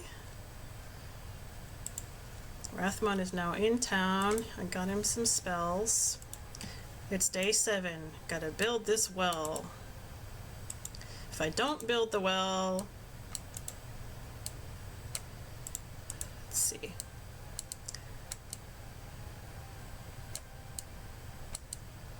Oh, it doesn't tell you if you build that. Hold on. It doesn't actually tell you what the growth rate is here. That's interesting. Okay, so let's just say this. Griffins, when you first build the structure, there are 4 available. So that means every new week you're going to have 4 more griffins that you can hire. So the starting amount, I think gargoyles was like 6, minotaur 3, centaurs was like 8 or something, and there's 2 hydras. Once you build a well, it says increases growth rate by 2 per week. If you click on the well, now it shows you, oh, look at this. Right, 3 minotaurs. I'm going to get 5 next week. I'm going to get 4 hydras. And, yeah, so that's why you want a well. You want to have as many units available as possible. Do you want to hire them all? No. You just want them available. Centaurs, I get a bunch because I built this this waterfall here. This is the horde building that I built. All right, so we've built our week's worth of structures here. This is day 7. Build a well. If you haven't already, build a well in town. And get heroes in position for the new week. If you haven't already. So for my current heroes, what's that going to look like? Well, everything down here, this southern coastline, I've already explored as much as I can without running into enemies. And right now Croto is up here. Oh, I haven't finished day 7 yet. Ooh, I see a base over here. Burlock, Defenders, unknown, because I don't have any Thieves guilds. There are no flags. Like if I click on mine, it has 2 red flags. There's no flags on this one. So that means it hasn't been claimed by any enemy hero yet. It's good to know there's a base up here that I could take if I want to get some more money and more troops going.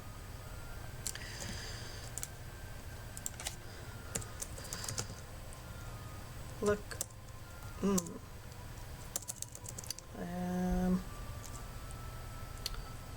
Look out for other bases.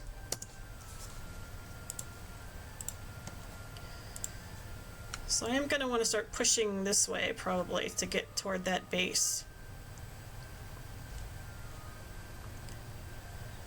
Not too far yet. When the week rolls around, I'm going to buy new troops with Rathmont and run them up toward Croto. So I don't want Croto to go too far away.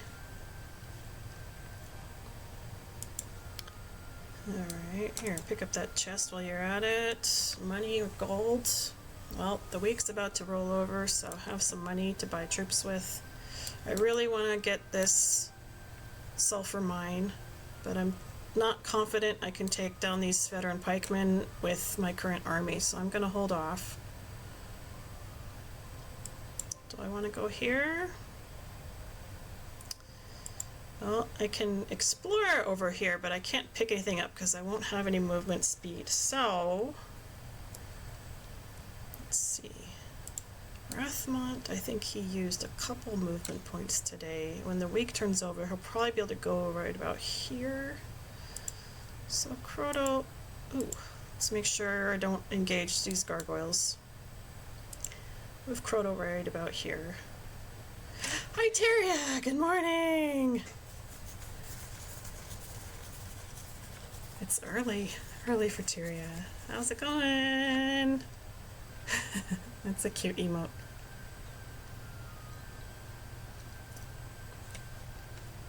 Alright, they're roughly in the position that I want them to be in.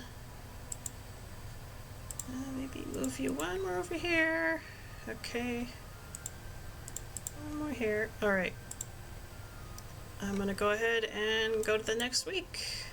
One or more heroes may still move. Are you sure you want to end your turn? Yes.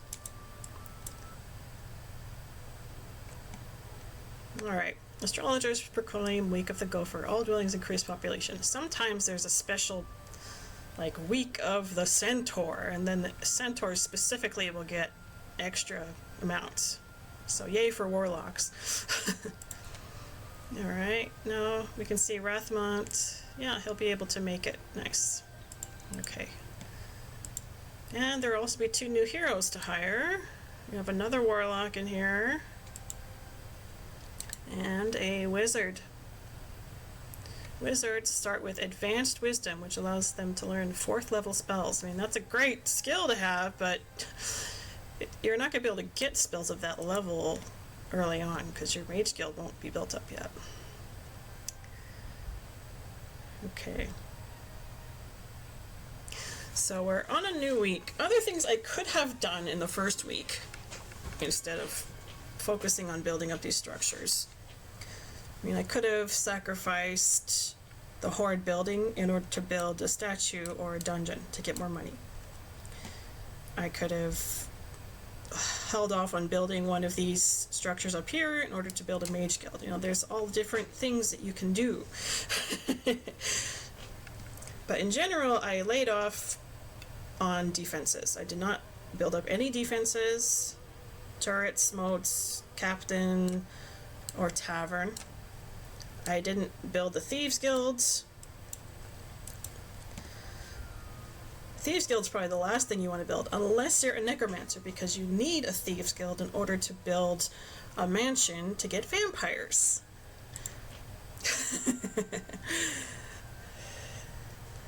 But this oracle up here, this oracle basically functions like 5 Thieves Guilds or something. You're starting work now? You're starting work now? Is it like 6 a.m. or 7 a.m. where you are?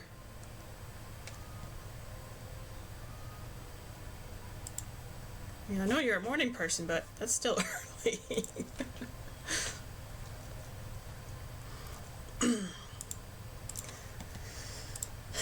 Alright, let's see here. We're on day 1 of the new week. I am going to want to build something today as well. Do I want to upgrade the maze? I would say not yet. I would rather focus on trying to get this green tower, which requires lots of money and more sulfur. So I don't want to waste my money on the Minotaur Kings when I already have 2 flying units I can use. Got some shooters, even though they're pretty crappy shooters. Got my defense with my hydras. Oh, 8 o'clock. Oh. Well, you're closer in time zone than I thought.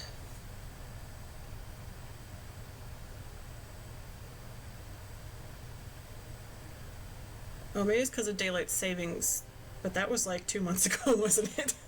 My brain doesn't know what time it is anywhere in the world.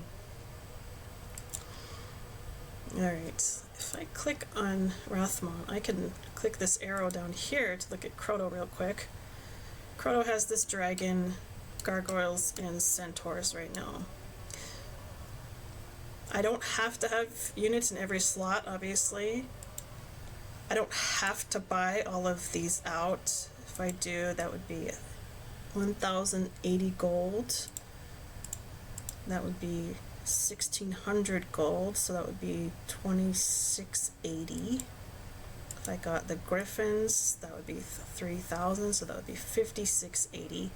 So if I bought maximum griffins, gargoyles, and centaurs, that would deplete almost all of my cash, right?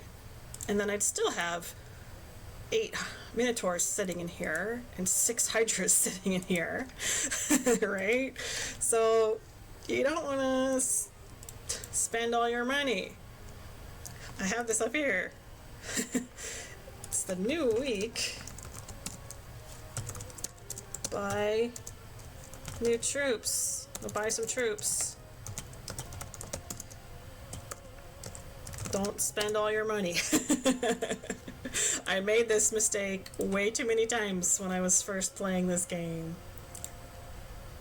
thinking I needed to buy out as much as possible. Another mistake I made back in those days was not leaving anything in this garrison here while I was wandering around. I would take everything, give it to a hero, and just wander around, and there'd be nothing in here. And when you do that in this game, the AI somehow knows.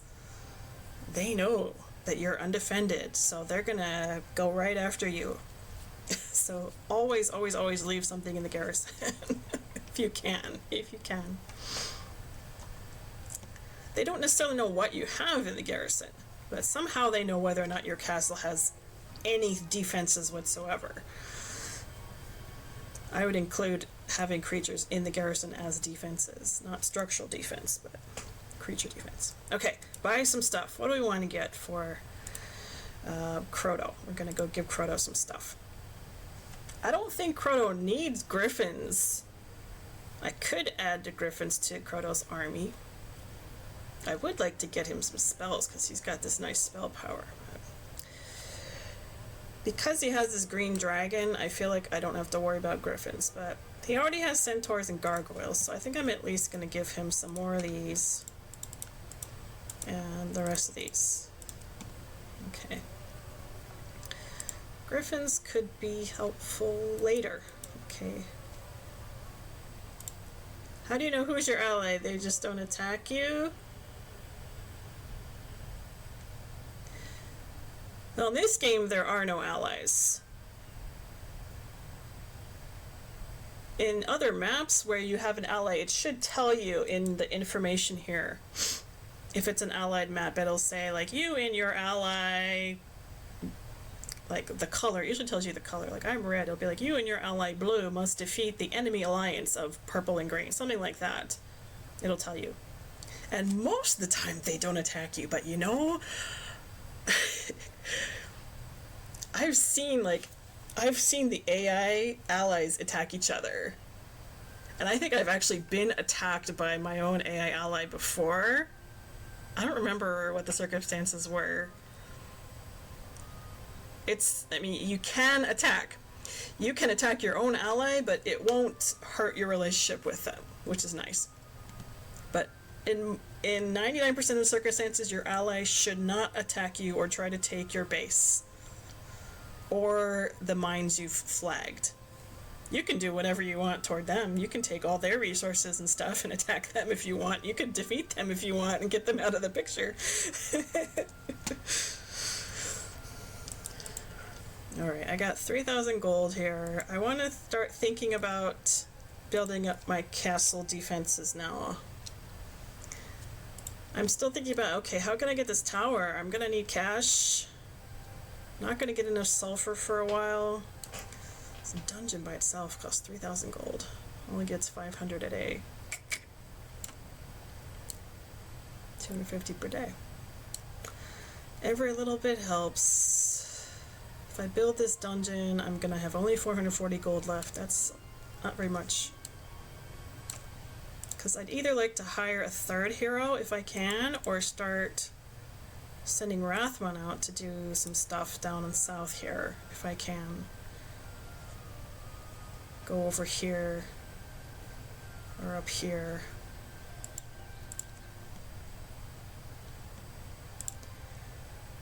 So once you get into the second week and as things progress more, that's when you start using your own strategies, doing your own thing. The first week is the one that has like the most consistency from map to map, I would say, as far as what you should do. I'm going to build a statue. Let's get some money going. Have a little bit left. Not enough to buy a new hero, but that's okay. 10 griffins here. Okay. Gonna run these troops up to Croto. Have some more centaurs. Now, how many gargoyles should I give him? 10? 11? All of them? And then keep maybe one centaur for myself?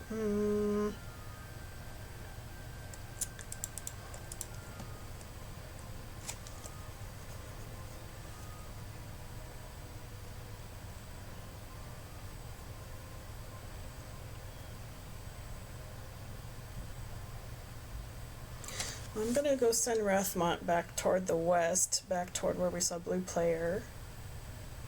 And over there were some elves and some boars and some trolls. And trolls and elves are both shooters, so I'd want to take them down with flyers. I have griffins in the castle waiting to be hired. And I could use them. It would be good to have gargoyles though, because they're very fast units. So let's see, maybe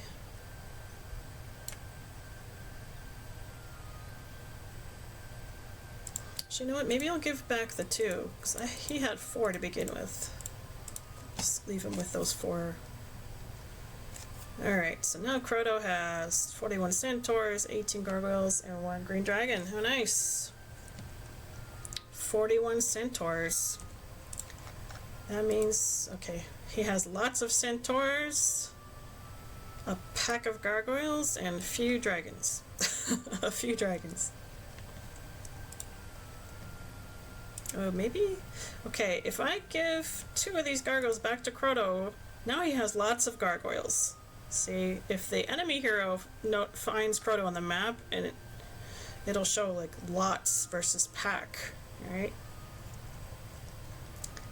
We can maybe deter the enemy hero from attacking me.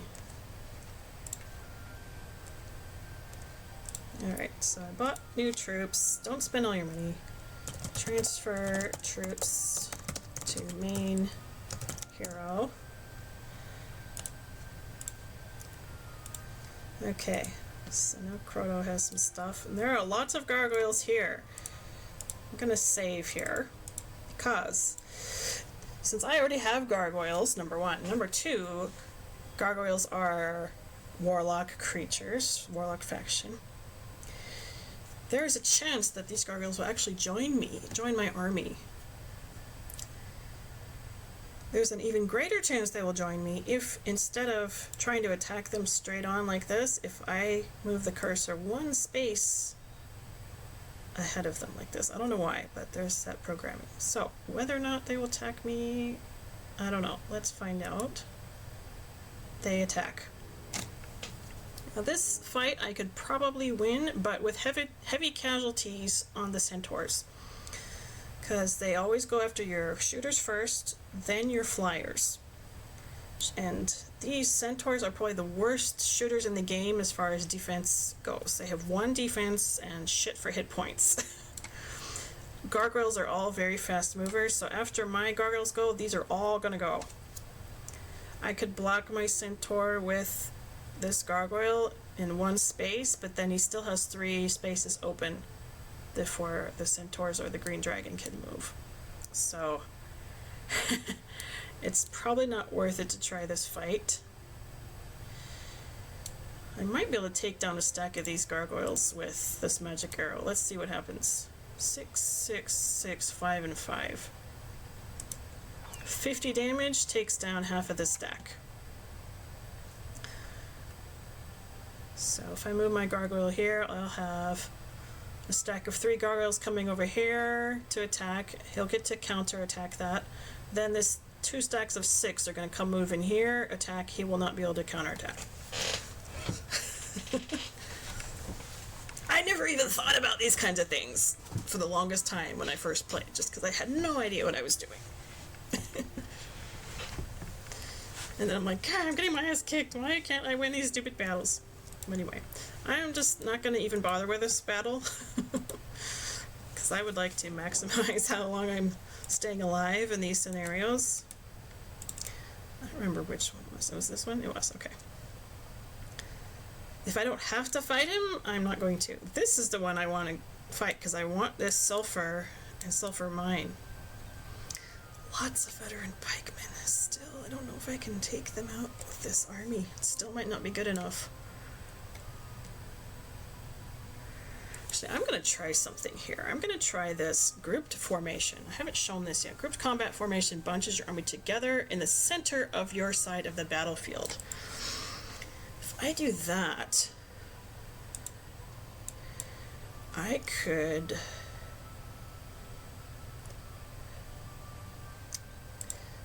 Well, both the dragon and the centaurs take up 2 hexes. So, let's see. Gargoyle takes up 1 hex. I'm going to experiment with this because I don't remember exactly how this works. Let me look at these gargoyles again. Alright, in this formation,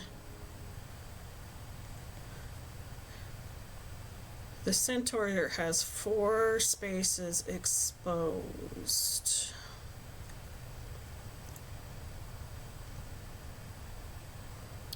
So, I could split up this army, this gargoyle army.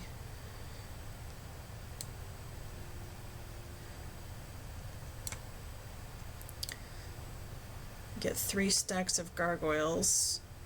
They would all move first. I'm gonna try one more thing.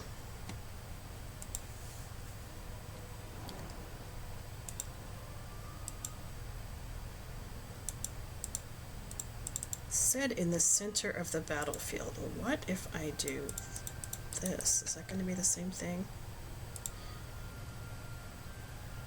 Or do this? Let's see. One more experimentation. Ah! It did move it down. Interesting. I wasn't expecting that to actually work. So I actually moved my army slots. I had the 5 army slots, right? Originally I had the gargoyles, then the centaurs, and the green dragons. And this time I moved these 3 over to these 3 slots. I also switched the gargoyles and the dragons position. And it actually worked the way I was hoping it would. You can see that it's not in the center of the screen. It is actually moved 1 position over. Okay. And in so doing this, now there are only 2 slots I would have that leave the centaur exposed instead of 4 like I just had. So this attack formation can actually be beneficial to getting your shooters blocked early on if you need to. Okay, just something to keep in mind.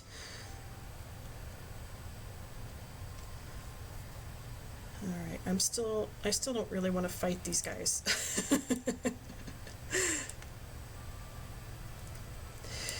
If I start this fight with 3 stacks of gargoyles, let's see, right now they're in these 3 positions, so if I put 2 stacks up here, 2 more stacks up here, those gargoyles will end up in these 2 positions when this fight starts. And I'd be able to move 1 set of gargoyles first, because I'm the attacker, so I'd be able to move 1 set of gargoyles like here or here, which would leave only 1 space exposed. That's good to know. Okay. I'm not going to do that. I'm going to ignore it for now. Okay, and reload.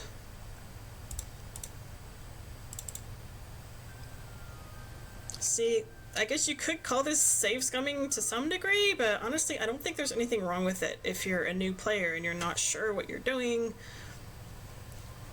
Even though I've put a lot of time into this game, and I've played some maps several times, there are still things that I don't know, and still weaknesses that I have. Battle tactics are one of my weak points. I will tell you that right now. I'm still learning in that regard.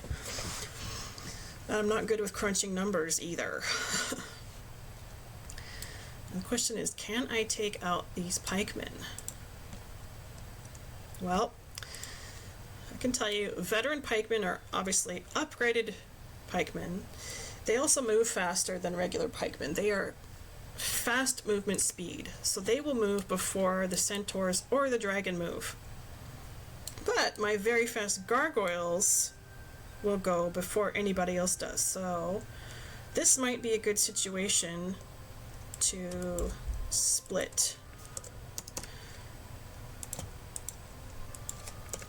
up my gargoyles like this. We're gonna try this, something I don't do very often.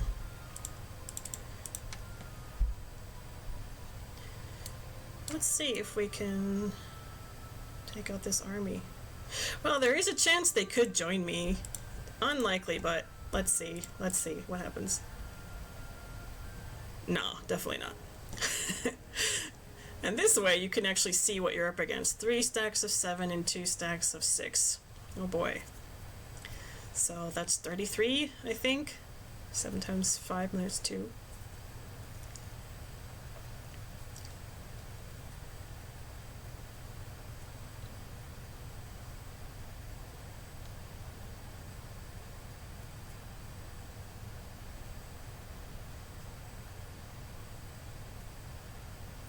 Interesting. I had a stack over here, didn't I? See, now they're back in the middle of the battlefield. The last time they were moved down 1 space. See, I don't like this because the centaurs are sticking out. I'd rather have the dragons sticking out so they can protect better. Alright. Still experimenting. Let's try this again. So Hirix, this is the kind of thing you don't like to do. You just like to wander right in and get your butt kicked.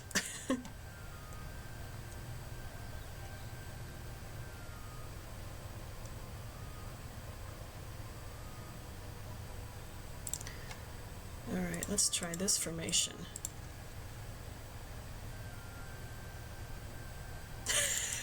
That's what you said, didn't you?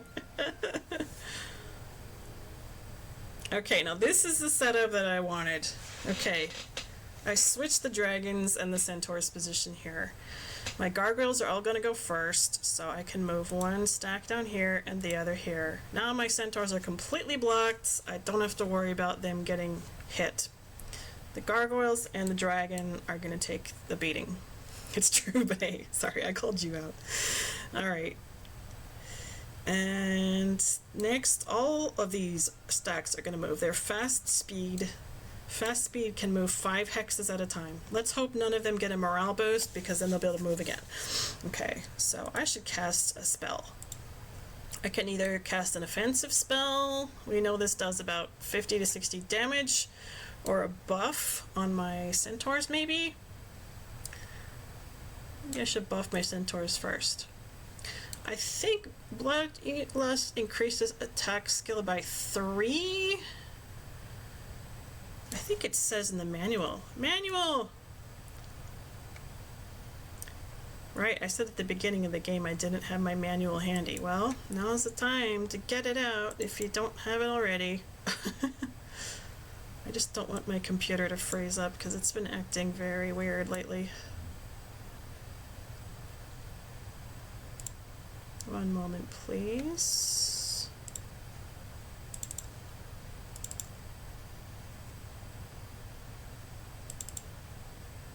You just won your first fight against a hero? Oh, defending your castle even. Defense towers did the most work. Nice! Oh, tell me about that scenario. What scenario are you doing? What faction are you playing as? What hero tried attacking you? What tell me. That's so exciting. Congratulations. GG. Especially as defense.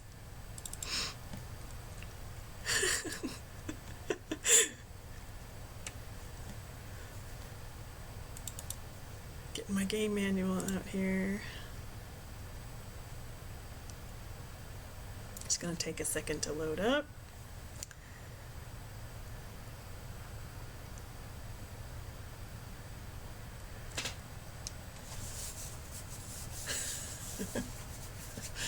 It's almost 10 p.m. Feels like it's 2 p.m. or something. Probably because I spent most of the afternoon sleeping today. Well.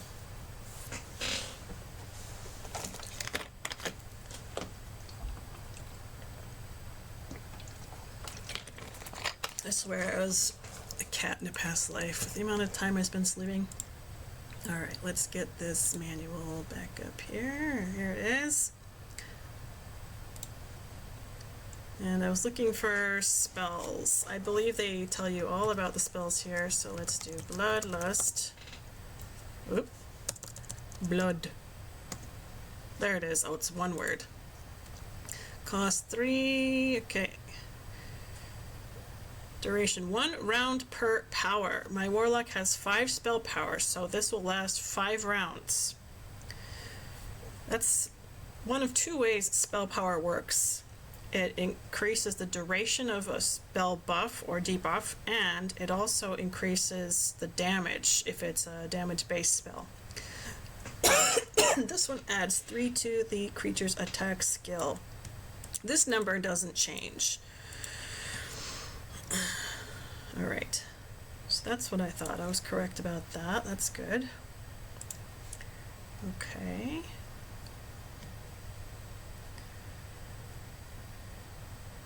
Unholy Alliance, okay. Easy, 1 ally, yep. Month 2, week 1, day 4. Good, that sounds about right. Saving often, had to reload a few times, mostly fine. Good! Good, I'm glad it's starting to flow, starting to work out. Alright, have a buff. I love that sound effect. So now his attack is 7 instead of 3. Alright, leave the gargoyle there. Everybody moves. Now, where these troops move has to do with the AI's programming. And advanced players can bait and kite the AI all over the battlefield and use these obstacles to their advantage. I'm not so good at doing that, but I've seen some videos on it and it's pretty amazing. By the way, all green dragons, red dragons, black dragons are all immune to all spells. Immune to all spells. Bone dragons are not immune to all spells. Okay. I'm gonna leave that dragon right there. Okay. Now is the centaur's turn. Looks like this guy is probably gonna go for my dragon first. Good to know. Lots of special effects. Yeah. I think it probably tells you about that thing with the dragons in the manual, but I'm not sure. Alright, so I have 4 stacks of flyers here, right? AI goes after shooters, then flyers. Well, can't attack my shooters, so it's going to go after these guys. So is it just randomly going to attack them? No. I think this game, the way it works, is they try to go after the strongest stack first, if I'm correct. So that means they're going to try to go after this green dragon first, if I'm correct. However, let's see, this guy definitely, I am expecting him to go after the dragon. This guy also. This guy will move 1, 2, 3, 4. Probably stop here. I hope he doesn't stop here, because if he does, the others can't go after him. If this guy stops in this square and blocks off the route to the dragons, these other ones are not going to go around and try to get the dragon. They're going to go for the next easiest target, which is these flyers here. So I'm thinking this guy's going to go here, the closest space in a straight line. I don't remember which one of them moves next. There were 3 stacks of 7 and 2 stacks of 6, so one of these 2 guys. If it's this guy, he'll move 1, 2, 3, 4, 5, probably here. This guy, he can't reach either way. If this guy doesn't move here, then I'm pretty sure this guy will. This one, well, if anybody moves here, the dragon's going to get blocked, so anybody else over here is going to attack a gargoyle. Now, this is just stuff that you kind of start computing in your head after a while. Alright, well, dragon I'm not worried about dying anytime soon, but I am concerned about gargoyles. I'll probably lose 1 or 2 in this fight. So, take down the stacks with a higher amount. Let's go for this one. Alright, took out 2 veteran pikemen. Alright, Centaur's still buffed. Now I can use a magic arrow, or I can curse these guys. Curse is the opposite of bloodlust.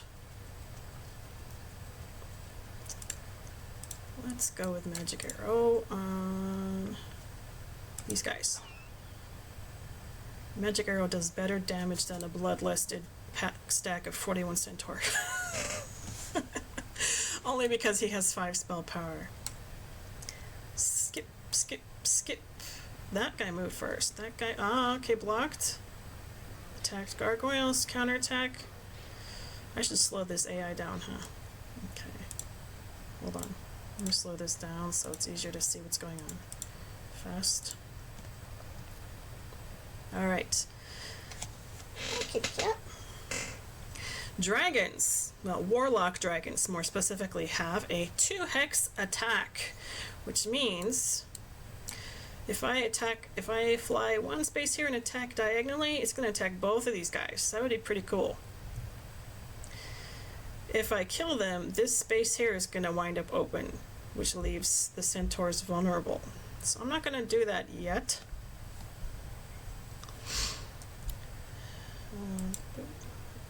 We'll get them. Alright, and right now everyone's blocked in. These guys cannot get anybody because this grass is in the way. Okay.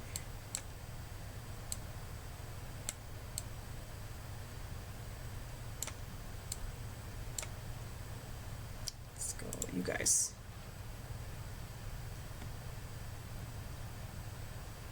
Now, I can attack, but then they can counterattack. So I'm just gonna defend right now. Defending meaning I'm gonna skip my turn. And wait until they attack me. Oh, I can cast another spell. It's a new round. Alright, let's go.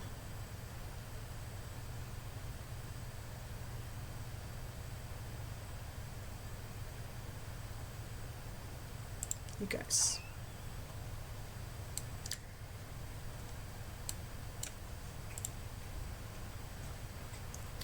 Oh, I forgot I had that space open.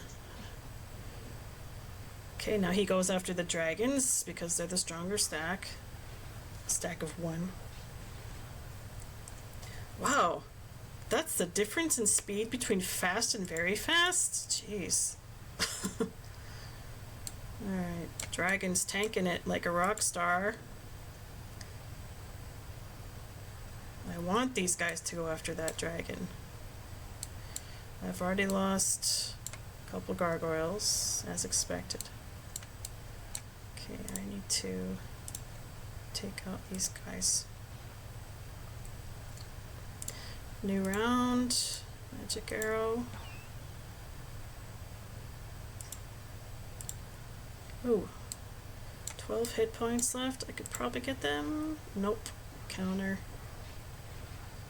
Alright, that guy goes for the dragon. Goodbye. Nope. That guy moved because this is a stronger stack of gargoyles compared to these two. See how this is like kind of like chess in a way? Games like chess I absolutely suck at. Alright, they're down. How many gargoyles did I lose? I lost 6. Going into it with 20. Eh. Could be worse. Could be better. Advanced players could probably do that fight without losing any units. Then I got 660 experience. Also leveled up, gained some knowledge. That'll be good for increasing my spell points. And a choice of 2 new skills. Logistics increases your hero's movement points by 10%. That helps me move around the map more per turn. Archery. Basic archery increases the damage done by range attacking creatures by 10%. Well, that's also nice, but the only ranged shooters, the only shooting units warlocks have are these centaurs, and honestly, centaurs are pretty shit. They're only tier 1. They're really weak, so eventually I don't even want them in my army. If I could, I just want dragons. Dragons and gargoyles. That's it, just flying units. I mean, Minotaur Kings are great, but they're land units. I'm gonna go with logistics. And now I can get the mine. Alright, let's imagine he has only enough movement to pick up the mine or the sulfur. Actually, maybe that's it. Can I pick up both? I think. If I pick up this mine, I might not have enough movement to pick up the sulfur afterward. Remember, if you have a choice between the loose resource and the mine, I think it's better to try to flag the mine. Is that right? Because then you've flagged something that's going to start giving you daily production. So let's do that. 1 per day. I do have enough. No, I don't have enough. You'd think I'd be able to just turn around and grab it, but I can't. It's stupid. So here, that's my last movement point. Now, Rathmont. This turn is taking a long time because I'm explaining so much. Rathmont. You know what? Maybe I will send him up to explore some more and hire a new hero soon.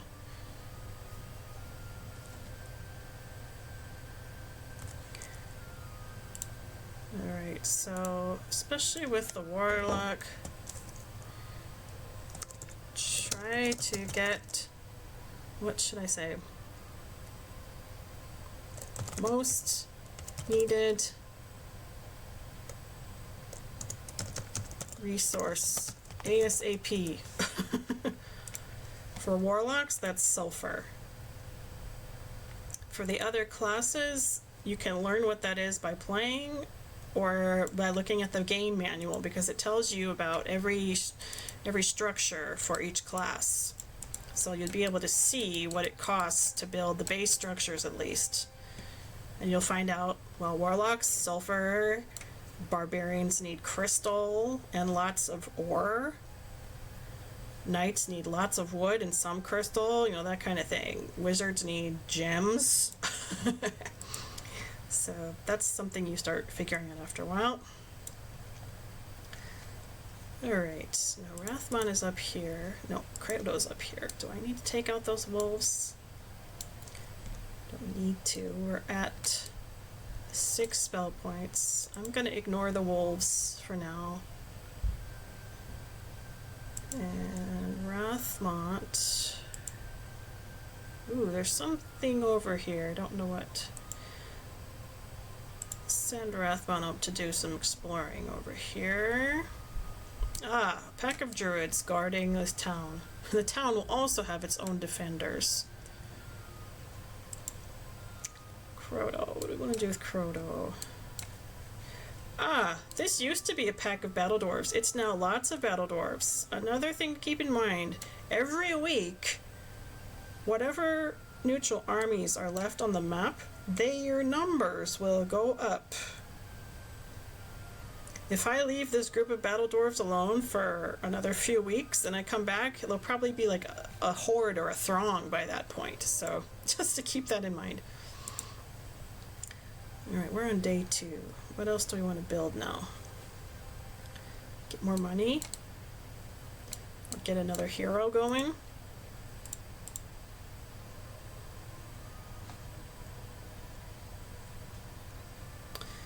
Oh, that's right. I wanted to do something about this here. Several trolls has become a pack of trolls. The pack of elves have become lots of elves. I mean, that's great for experience points, at least. Pack of druids. Druids are shooters. They are fast movement speed. It is possible there is an upgraded druid stack in this stack, but we don't know that. We wouldn't know that until we get into the battle. It's another good reason to save. The upgraded druids, the greater druids, have very fast attack speed. And druids are tier 4. So they hit pretty hard. Even their melee attacks hit pretty hard. If I try to attack them with Croto, I would want like two stacks of gargoyles and this green dragon. I'd be able to move the gargoyles first, but I would end up losing some centaurs. Unfortunately, they would get hit.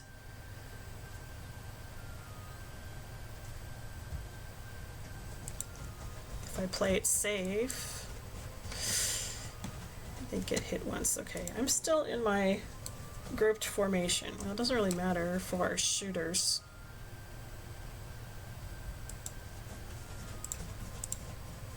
Let's try it, I guess. Lots of gargoyles. Right, we got knowledge. Do I want to...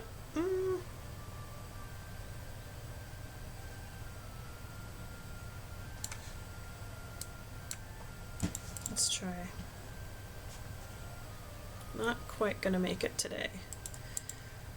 What else could we do here?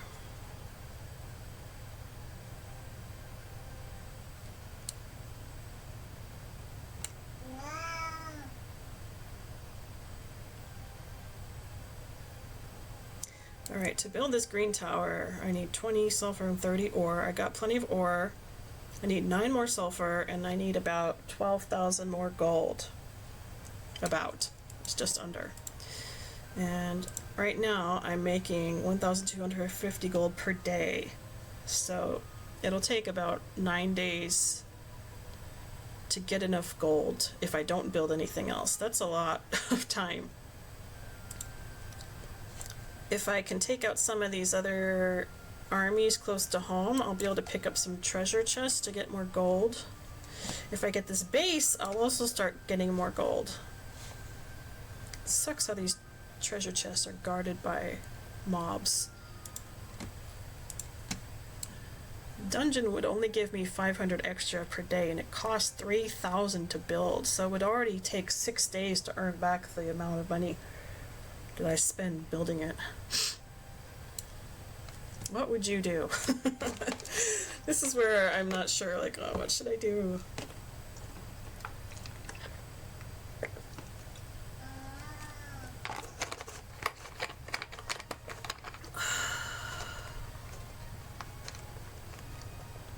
There's another option. I could build a marketplace, even though the exchange rate would suck right now. I could still exchange some things if necessary.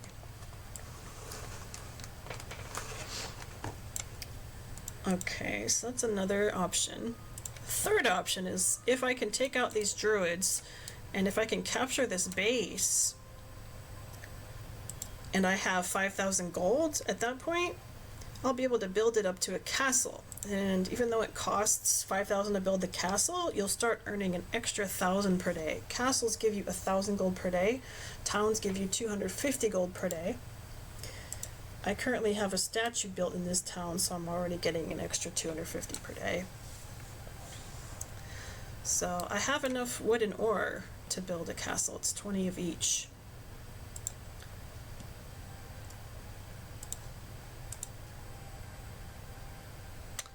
Griffins, 10 of them.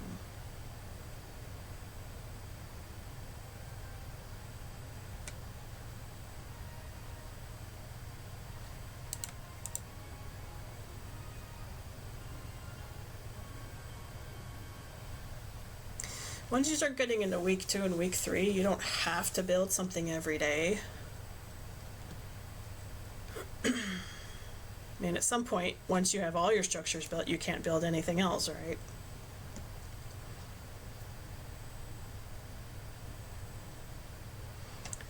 I'd like some more spells, but neither hero is down there to make use of them. However, if I hire one of these guys, they can use the new spells immediately. Let's hire another hero. It's about time to do that. Alright. And automatically, without even thinking, I put his slower centaur troops in the castle. Just didn't even think about it. Alright, go get him his 1,000 experience here. Here, Exteria said hi to you and gave you a hug. Scouting or Eagle Eye? Alright. I'm gonna hold off on building anything this turn.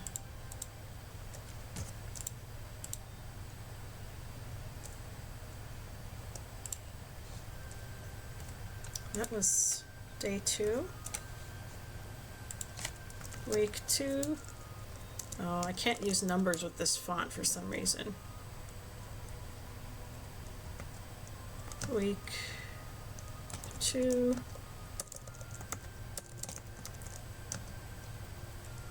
Day 1. Oh, week 2. Day 2.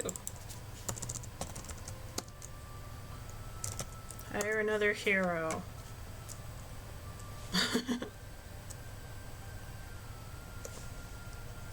You did? Maybe she just said hi again.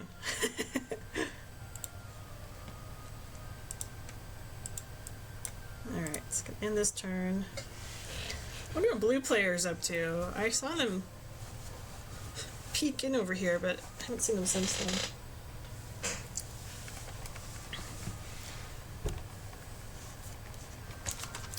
Alright. Rathmon, why don't you grab this crystal since it's right there? Grab this treasure chest, get some extra money. Go grab the loose resources. Grab some more money. Now, I'm gonna plot my path here. Crotto, let's see if I can take out this group of druids. I'm gonna save. Tyrion knows you love her. Can't wait for the streams. Can't wait for the streams.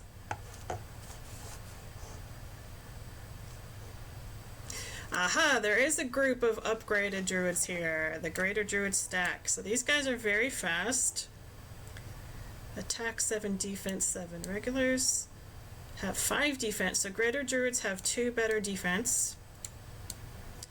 Druids get 8 shots.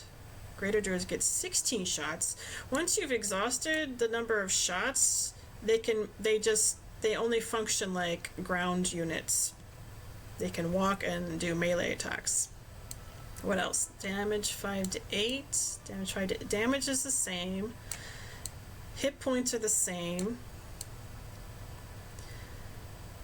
So the defense goes up, the number of shots goes up. Everything else stays the same, it looks like. And the speed goes up too. So defense, number of shots, and speed. That's kind of how upgrades work. Depending on the type of unit, different stats will increase. Not everything will increase though, that would be unbalanced and unfair. Okay, well they're very fast, so they're gonna move after my first stack of gargoyles moves.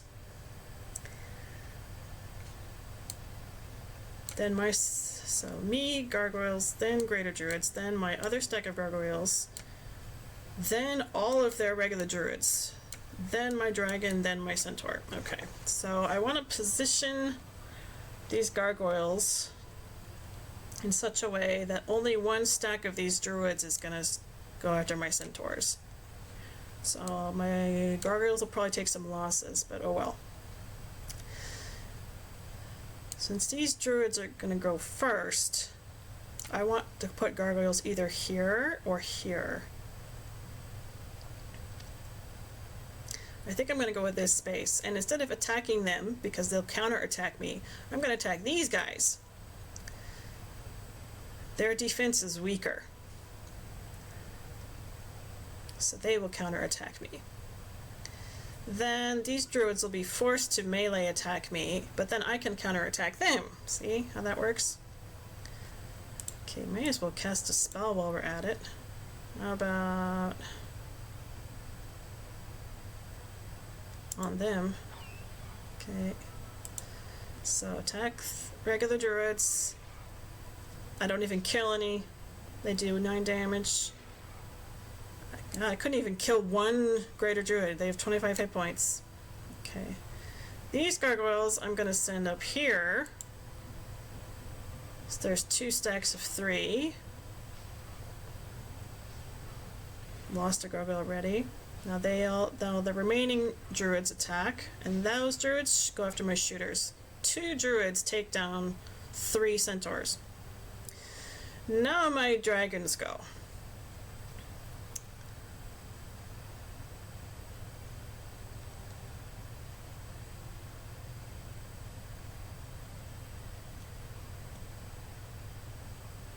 I wish this grass wasn't here.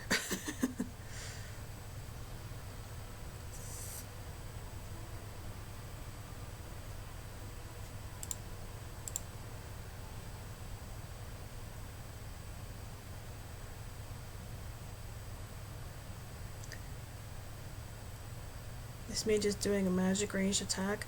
No. Just a normal ranged attack. Dragon's immune? No. This is just a normal ranged attack. I'm gonna go for these guys. 2 druids out, okay. Alright, centaurs. Take out this 3 stack. Oh, you couldn't do it.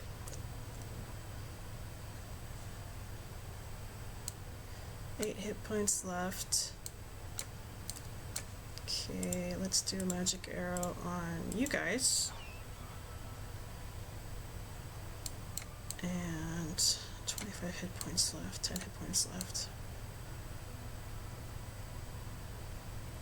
Well, I already know 6 gargoyles aren't going to be able to take out 1 druid. That's really shitty. So, let's do this. They're gone. 4 hit points left versus 13 hit points left. I'm going to do this.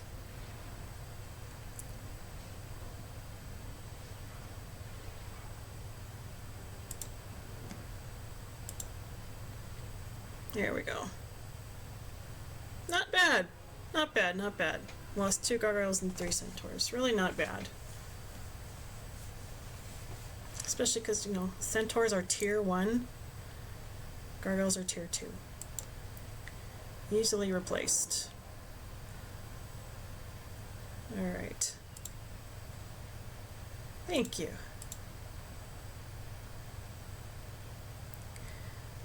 The next point of order is this here. I could build a Thieves Guild to give me some information about that castle. If I build a Thieves Guild, it will tell me what kind of units are defending this base. This is a wizard base, so there could be halflings and boars in there. I won't know how many are in there. I won't even know the stack size. It'll just have question marks. So do I do that and spend 750 gold and 5 wood, or do I just save the game and take a look and then reload? You know, if you're a new player, it's okay to save and reload. Give yourself a break. Let's check it out. Alright, they have the first 3 tiers here. This doesn't necessarily mean that they have these dwellings built. In fact, they probably don't. At most, I think they would have the first 2 tiers built. They might not have any creature dwellings built. They might have only tier 6 dwelling built. Like, it really depends on who designed the map, because sometimes they will specifically put like a crazy, like, high level creature tier in there when they made the map, and this is supposed to be like, that's the base you want to get to so you can recruit those really high level creatures. Who knows? Okay, so with this setup, what are we looking at here? I don't have any spell points. Well, I have 1, but that's not enough to do anything. Boars are very fast. There's 12 of them. They do 5 damage. They're pretty... Yeah. I also do 5 damage. Halflings.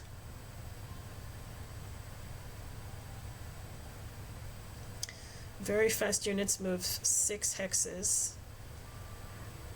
Not quite enough to get across to the other side. Very slow iron golems. I think I'm going to want to leave this fight to my green dragon. I think the dragon could tank all this, but just in case, I will move. See, the boar did that so he could go find the quickest route to get to the centaurs, because these 2 hexes are still open, right? But if I block here, now the boars cannot get to those centaurs unless, right, if I fly this dragon here, oh, morale boost. Morale boost is not a spell. If I just sat here and waited for the next turn, the boars would go after either my dragons or the gargoyles. They cannot get to the centaurs from here. The dragons are closer, hex-wise. They're also stronger. I have a feeling they would go after the dragons. Very slow. Iron Golem can only move 2 hexes. If it gets morale boost, he can move more, but I don't think he's going to be able to move at all. I'm just going to go after these boars here. Nice. Okay. Take out the boars. I'm going to leave my gargoyles there. Nice tanking.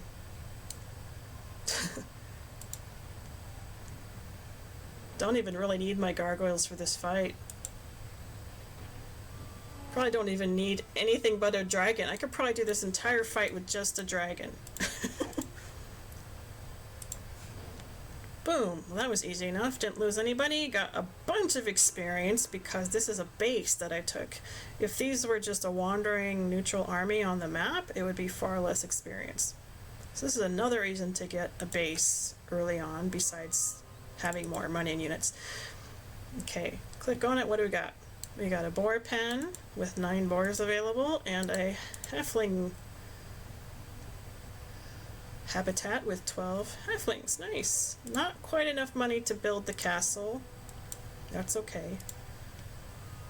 I don't need to hire any troops in here. I can if I want to, but I don't need to. I'm kind of wanting to save my money. Ah, here's the Crusaders. Remember? Can the Crusaders keep the peace? Well, since we've opened up pretty much this whole quarter of the map here, that means there's another player territory up here. It's almost dinner time, baby. I know. Oh no. Yeah, I know. You have dry food over there you can eat, though. I know you do, because I just dispensed some for you a little while ago. Yeah. Yeah, I know. Yeah, it's almost time.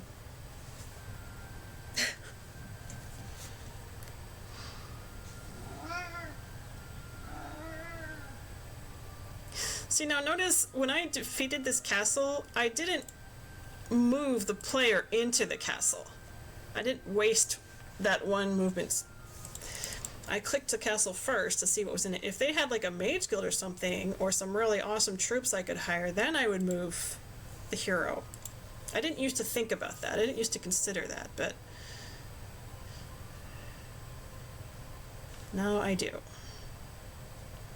Okay, there's nothing in there that I want to do. Crusaders are keeping the peace northward, but what about westward? Rangers, lots of rangers aren't going to keep the peace that long.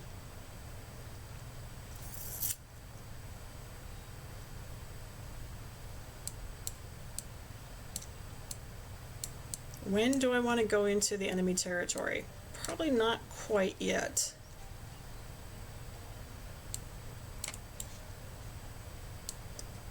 Might be able to take out those rangers. He's got like no spell points though. I really don't like that. I think I'm actually going to go back down this way and go get my spell points replenished.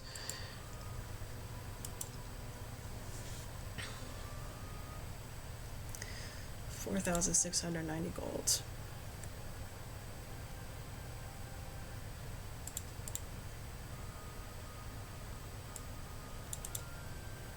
With that new base, I'll get 1,500 gold per day. What I could do, instead of waiting for the next turn, I could build a marketplace here. That would cost me 500 gold. But I'm getting enough crystal, mercury, and gems that I could trade some of that for extra money. Marketplace, I think one of these yields 50 gold, is it?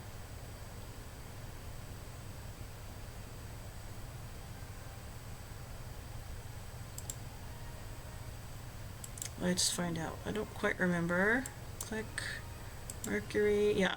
So if I do this, Mercury is highlighted, gold is highlighted. One Mercury gives me 50 gold.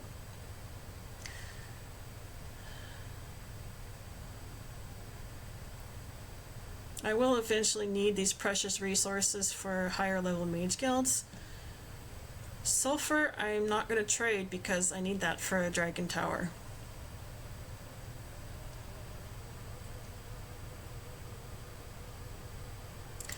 Let's trade some of this.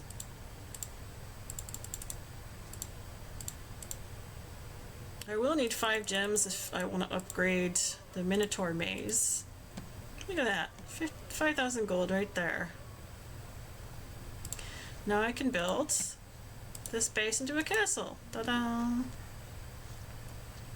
And only 40 gold left, but doing that, now I get 2,250 gold per day. So the returns will build up much faster. Oh,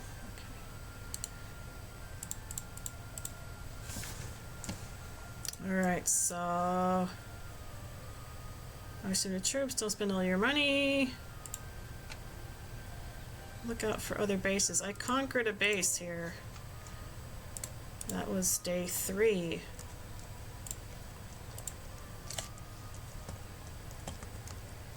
Make 2 days.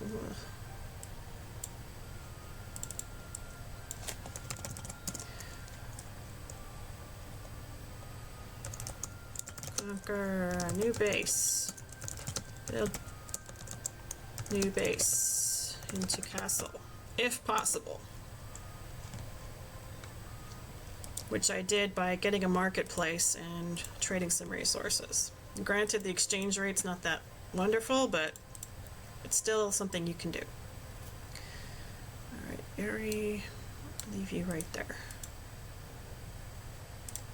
That 40 gold is now 2,290 gold. Excellent. Rathmont can pick up this crystal. 5 crystal, nice. And this campfire. 600 gold, 6 wood, nice. Pack of mutant zombies. I could probably take them down with Croto.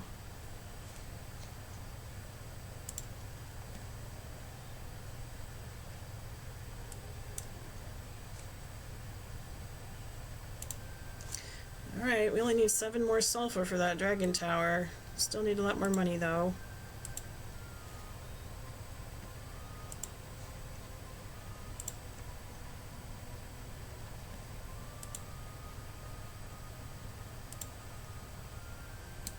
Graveyards are always guarded by 100 mutant zombies in this game. 5 stacks of 20. If you defeat them, you get some gold and an artifact. Sometimes the artifact can be pretty good. Last stream I got a scroll of plus 5 knowledge, which is the best knowledge boosting artifact in the game, aside from the ultimate book of knowledge. Oh, my things disappeared here. I want him, I'll send him over here so I can open up this little pathway.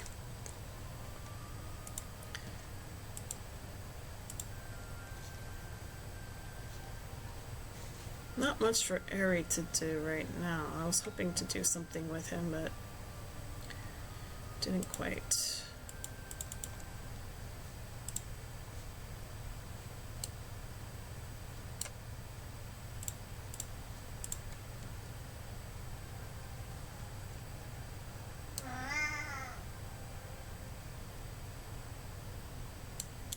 Well, Croto is on his way back here, so I may as well give him some more spells. Let's see.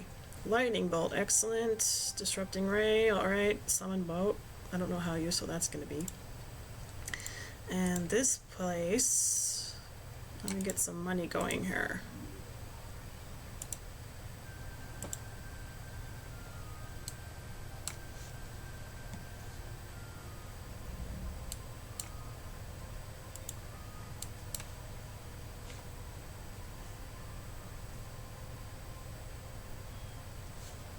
Can't really do anything with this third hero at the moment, so I probably didn't need to hire him.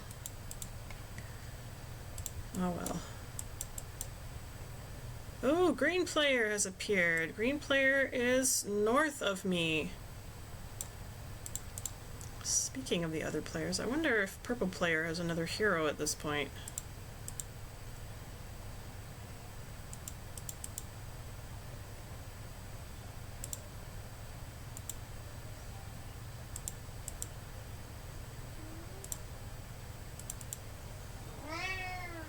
I know, it's just about dinner time.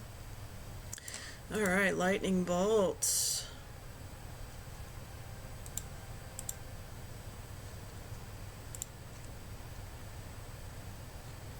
Oh, that's right, I have some centaurs now. How did I get those centaurs? Because I hired another hero. So by hiring a third hero, even though that hero itself cost me 2,500 gold, I got 9 centaurs. This is 400 or 540 gold. I can give those to him.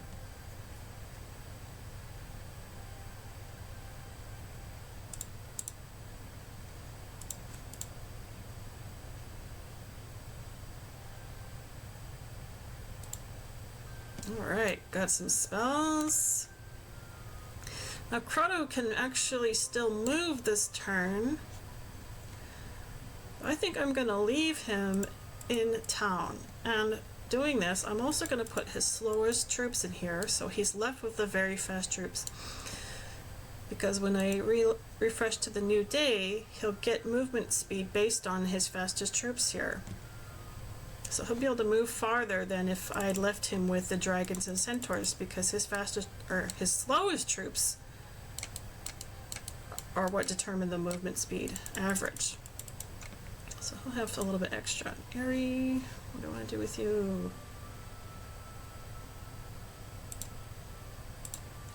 See if I can summon a boat, maybe? I don't know if you can actually summon a boat if you haven't already been in a boat. Let's find out. I don't know if there's anything in the water. Oops. This hand means cast a spell. This one is your adventure spells. Spells you can use while you're on just the map. Let's see. Summon boat failed. Okay. Well, doesn't matter. Don't need to do anything with him this turn anyway. Let's see.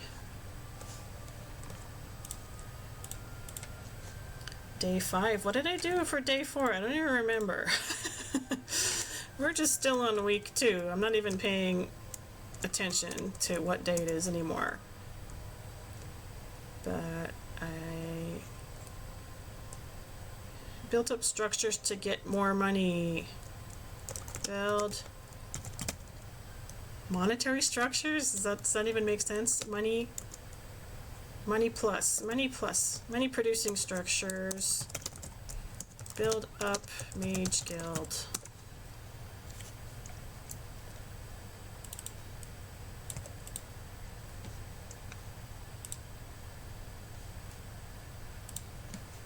And still exploring if I can. I'm keeping Rathmont here kind of close to this middle range because of his scouting ability. The closer I can move, the more I can see over here for the other hero potentially, or the enemy hero. Oh, there's blue player again. There's green player. Oh, what's up, green player? What do you have? Necromancer, lots of skeletons, few zombies, pack of mummies, several mutant zombies, and a pack of dwarves. How did she get that? Well, either there was a creature dwelling on the map where she got dwarves for free, or for some reason they decided to join her for greater glory, which would be very odd, but not impossible. Or they found a sorceress base somewhere that had dwarves in it and they hired them. Who knows? Could be lots of choices here, but I want to be careful. She could probably win a fight against Silver Crusader, especially if she's got some spells. So, I'm gonna have to come back here and be like, yo, Scary lady's coming.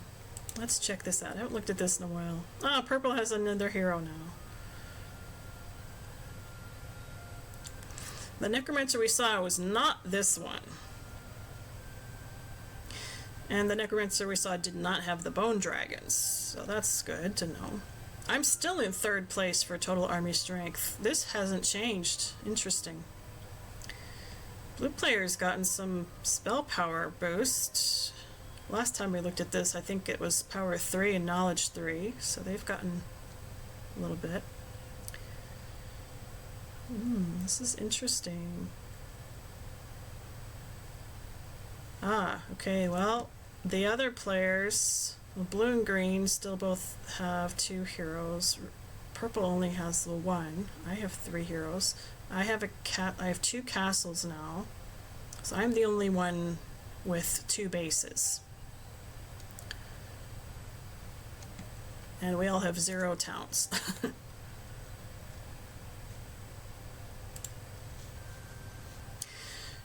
Now, another thing to notice, this base is very close to the middle of the map, right? So it's in a much more vulnerable position.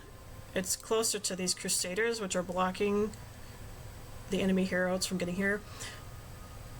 So that means that you're going to want to take this base, especially if there's nothing defending it.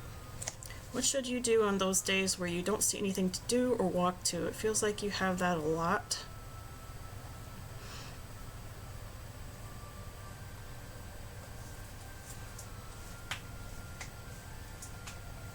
Look again, see if there's something you can do. Build something if you can. And if you really have nothing left, no units to buy, nothing to flag, nothing to build or upgrade, it's all done. Then defend your castle. Stick around in your castle. If you have more than 1 hero, and your 2nd or 3rd heroes are farther out in the map where they can kind of look around, like kind of Rathbon's been doing over here, keeping an eye out for other heroes, that's something else you can do.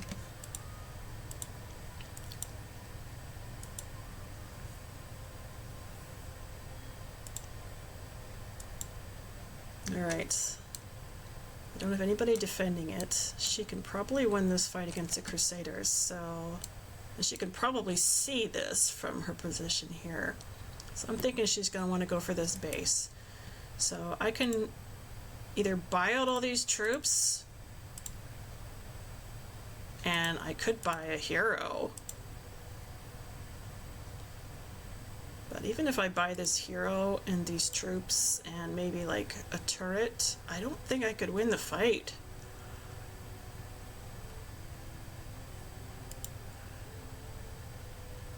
There's choices here. If I were good at number crunching, I could probably figure this out, but I'm not that good at number crunching. I really don't want to waste my money.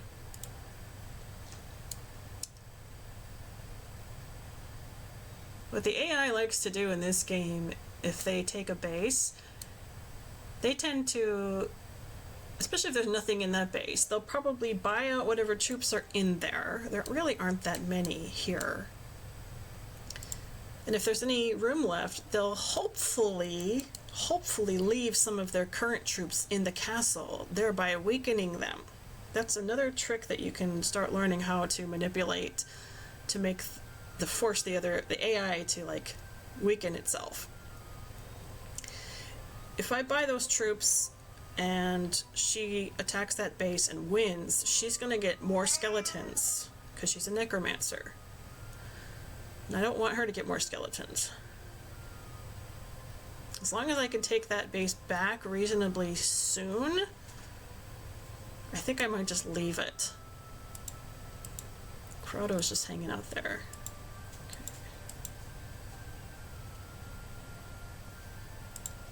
I don't have any artifacts, do I? No, I don't. Can I do anything back home? Hi, hi, hi.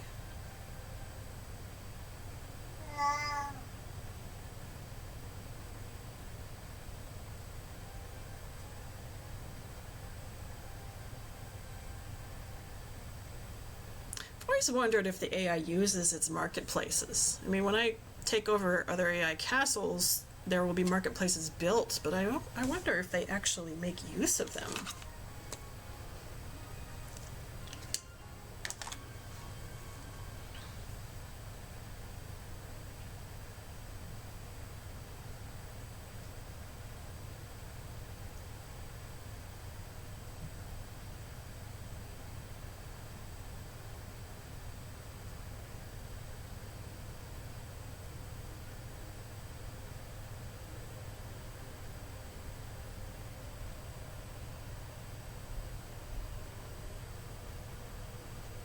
I'm gonna build this.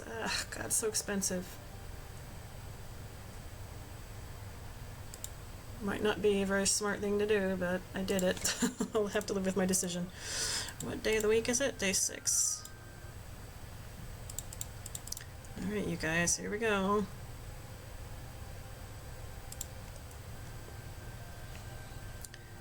Let's go. I should try to do this artifact. Let me try to get that artifact. Or should I go back up here? Well, I can go get those elves too.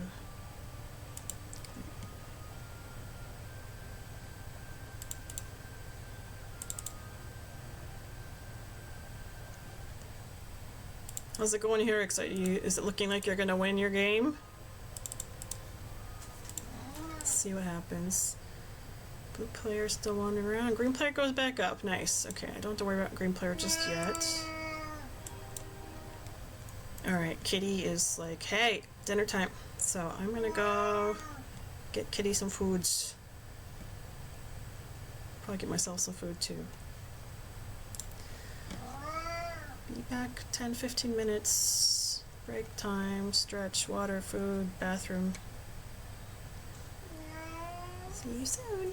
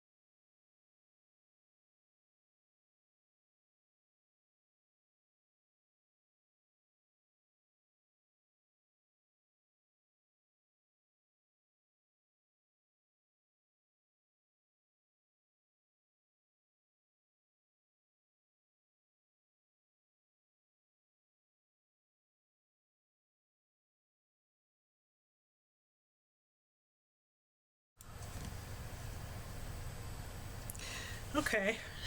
I'm still kind of half taking a break. Hope you guys don't mind. I was getting pretty hungry. Oh, you went to northern Miami. Wow. Don't know how you lost your voice though. You weren't screaming or anything. Just woke up and it left. That's weird. I hope it doesn't mean you're getting sick or something.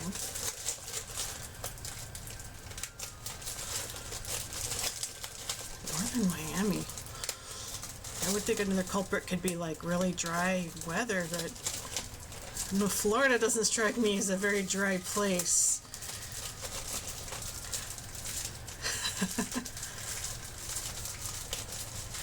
I guess your voice decided it needed to go on vacation too then, huh?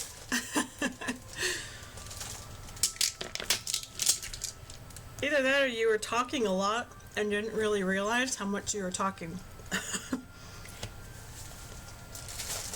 I get kind of hoarse when I've been streaming for a long time.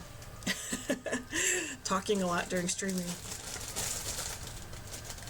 Like if I just play these games by myself, not on stream, I'm pretty quiet. I don't talk to myself really. Hope nobody minds if I eat a little bit here. Oh, you always talk a lot? Oh. So you should be used to it then, huh?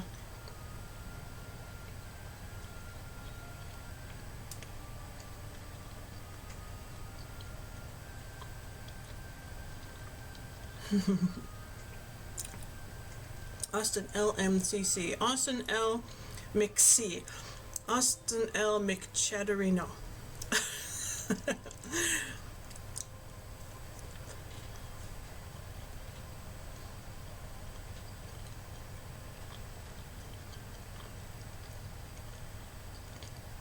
I kind of feel like the three of us, Austin Erickson and I, are like the Sudoku crew, because the three of us have done Sudoku stuff together. I found your legal name. I just ate a big salad, and I'm just having a couple of rolls, bread rolls.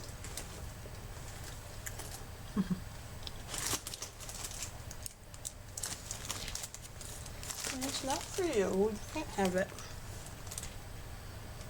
Thank you.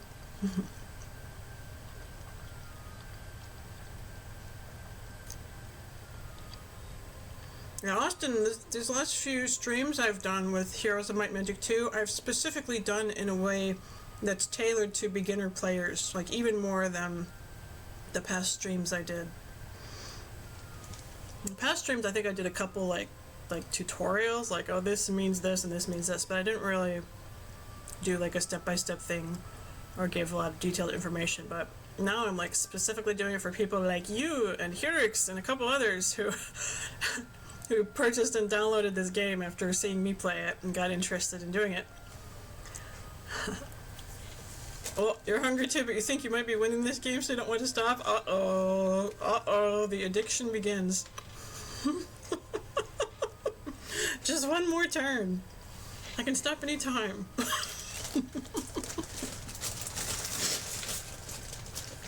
What game? Heroes of Might and Magic 2, my dear.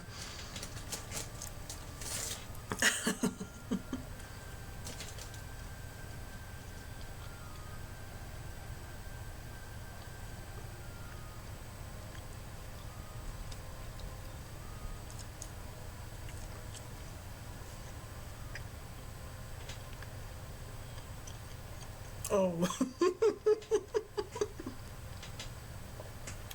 I guess you haven't seen much of this. You haven't seen much of this game recently. Yeah, Hirix finally getting into it.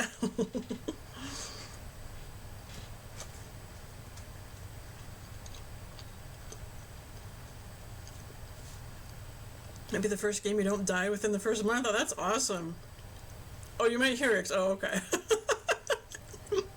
I thought you meant like, what game was I playing? I'm like, can you see my screen?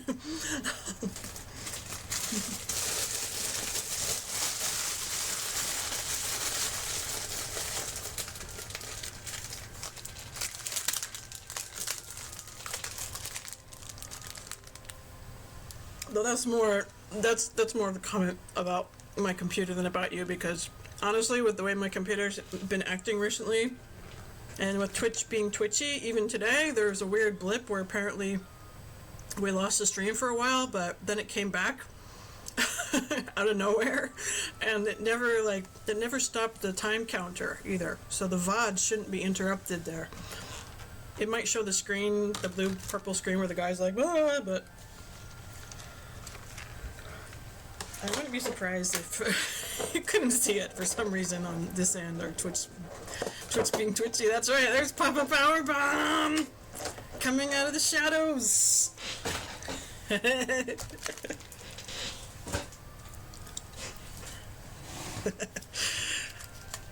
Papa pee pee poo poo. You know, there used to be a commercial, like when I had a TV, there used to be some kind of rice commercial on TV. And this theme song was like, pop, pop, pop, pop, pop, pop, pop, poo, pop, pop, pop, pop, pop, poo, and then something, I don't remember. Pop, pop, pee, pop. But of course, pee pee poo poo, pee pee and poo don't have the same meaning in Japanese. They're just sounds. Actually, pee, that is their onomatopoeia for a beeping sound. Any kind of beeping sound. Poo, poo, poo, poo, poo, poo, poo. That is some onomatopoeia, but I don't remember what it is. What it means. But Papa means Papa, father. Look at this, all the cuties getting together in the chat. Excellent. The enemy has fled. Oh. That's a good sign, actually, because that means they think you're stronger and they're scared of you.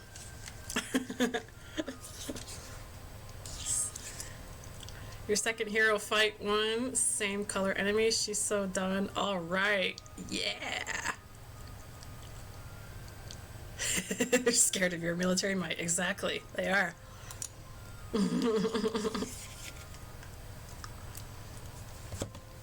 See, it feels so good to start winning, doesn't it? It sucks when you're just losing all the time with this type of game. And I really don't want people to go through what I went through when I first started trying to play this, which is why I'm making these videos now.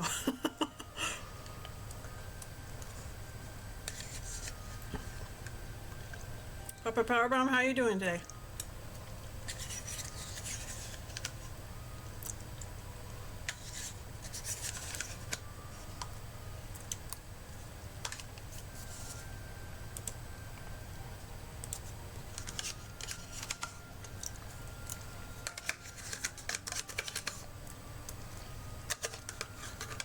You know, I've always wondered why the name of the platform is Twitch.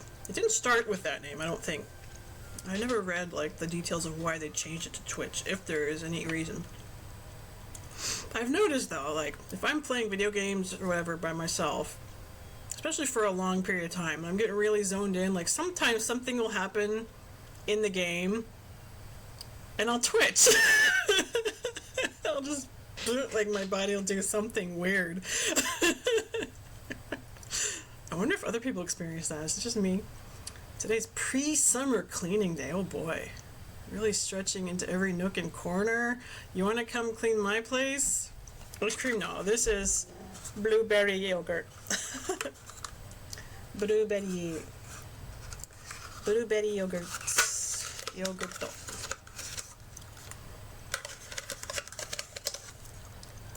In a tiny little cup.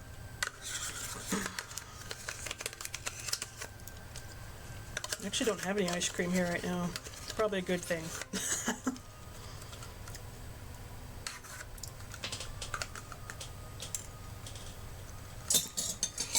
Feels good to feel the progress, indeed. Just sometimes takes a week or two to wait for the unit refill.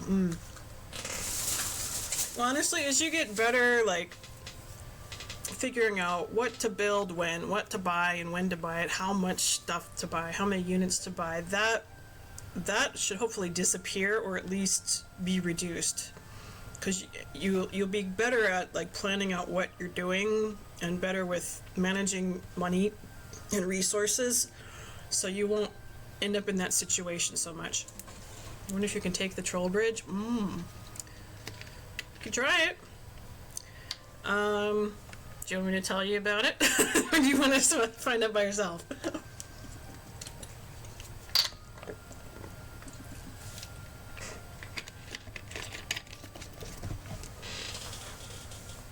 And how much do you know about trolls and war trolls? There's some special things to keep in mind with them. There's the war trolls anyway. I don't remember if the regular trolls have the same thing. You went in there at the start of the map already once and reloaded. Yeah, I'm not surprised, but forgot how strong it is. No idea if they grow over time. I don't think they do. I could be wrong, but I don't think so. But trolls in general, remember, they are tier 5. That's probably why you got... Yeah, trolls are tier 5. They also have an upgraded version. There could be a stack of upgraded trolls in that dwelling there.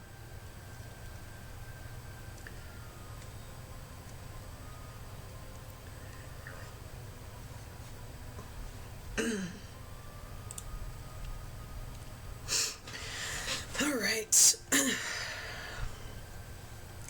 Where were we? Jeez, I haven't even opened half of this map up yet. And I've been going for 4 hours already. What the heck? Do I have this on backwards? I do. I had my headphones on backwards. Just save and throw yourself into danger. If you fail, you can reload. Exactly. Oh, I thought you meant to say fail. Well, fail or die. Kyrix is admittedly stubborn about doing things like that. But I keep trying to say it's okay, because you're just learning the game. Alright, what was I doing here? Alright, green player made an appearance over here and then went back north, which made me happy. Iri is back at the castle. You might, but what can you win? You might just do other stuff instead, not cheating. It's a game feature. Exactly. Yeah. Can I do that? Can I? Doesn't quite work as well in real life. Do this and then this. You have to actually grab the glasses. Does he grab the glasses or does he push it? He pushes it. Okay. It's a game feature. It doesn't quite work this way. I gotta...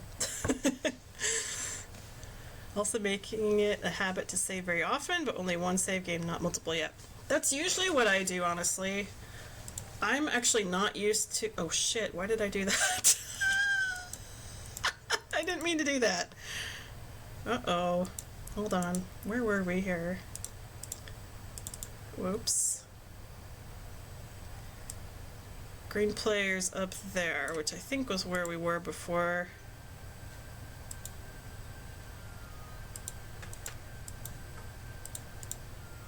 Did I do any? Hold on, let me see. 3. Oh, that's old. What about the autosave?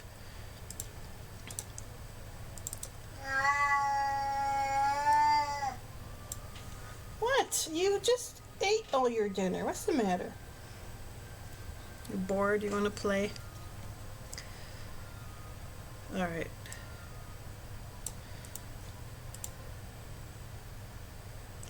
Yeah, that looks right. Okay, that's where we were. Okay, go get the fountain. Code demands attention. Yep, your cat's doing the same. Maybe they're communicating with each other. Where'd you go? It's the 4th skeleton in the sand that yields nothing. Do they ever have anything? Yeah, sometimes they do. It's only a one-time thing. If they had something and the computer picked it up, then there isn't going to be anything else there. Pack of boars. Lots of elves. We are on day 7. These boars are probably going to turn into lots of boars if I let them go any longer.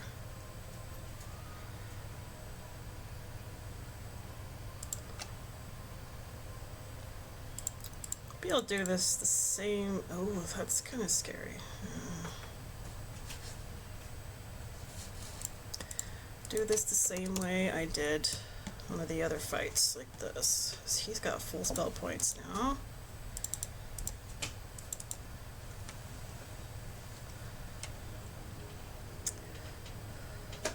Alright, that's not so bad. 17 boars.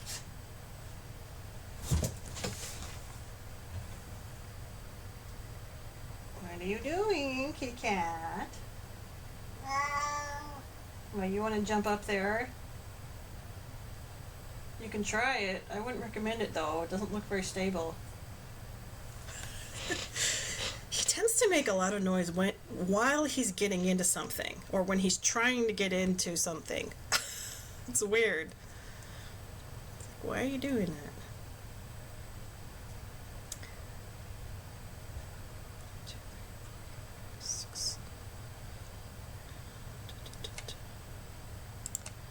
Alright, we got lots of spells now. 5 spell power, and here's a lightning bolt. Actually, I don't need to waste that. I can do this. That's fine.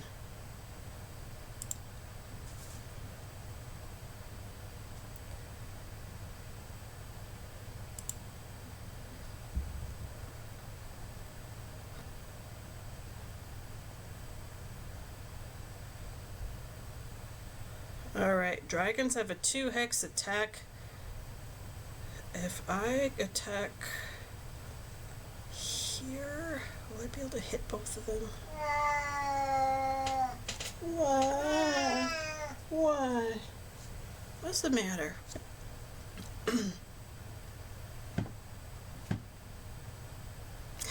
Well,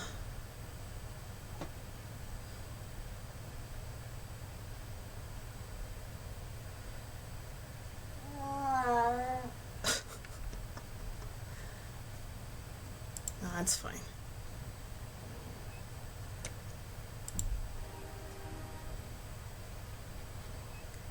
Yep, go for them first because they're closer. Okay, this is fine.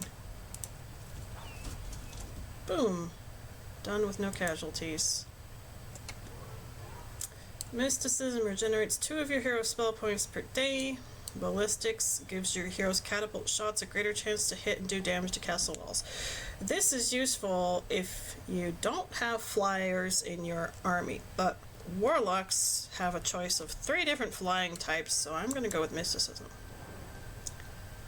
That's an artifact. Well, she's the same hero that was wandering around earlier. It doesn't seem like her troops have changed. 1700 more experience to level up. How much money do I have? 5,600. I need more money! Give me more money!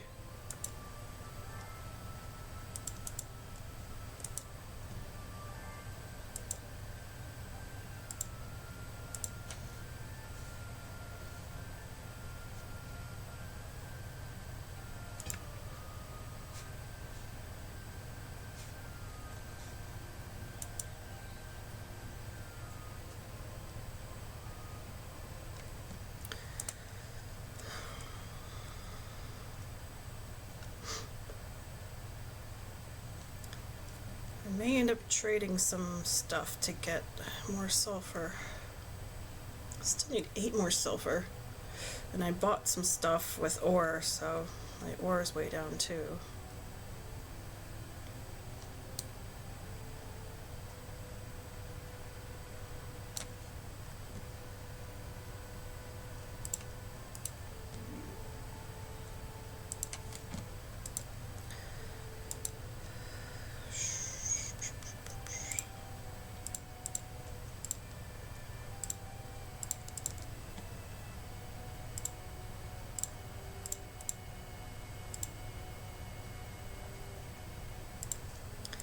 Alright, that'll help a little bit. I want to build anything over here.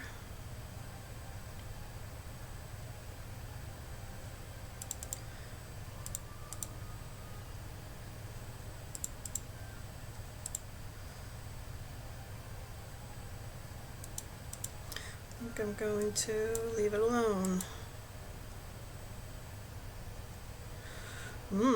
Astrologers proclaim Week of the Lich. Lich growth +5.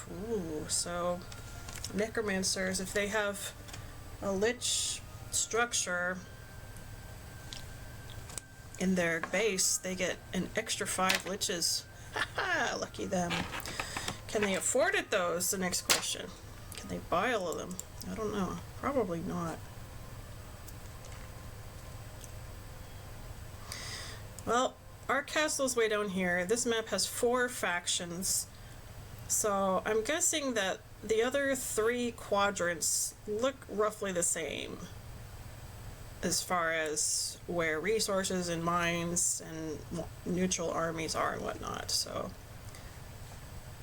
they don't tend to design the maps in such a way that like, oh, this player's going to get way more better resources and whatever. Like, usually not anyway. Alright, about this, pausing to rest and light a cook fire, you pull wood out of a nearby pile of dead wood. As you keep pulling wood from the pile, you notice that it doesn't shrink. You realize to your delight that the wood is enchanted, so you take it along. The Endless Court of Wood provides 1 unit of wood per day. Don't really need that, but whatever. Alright, I want to go get those elves.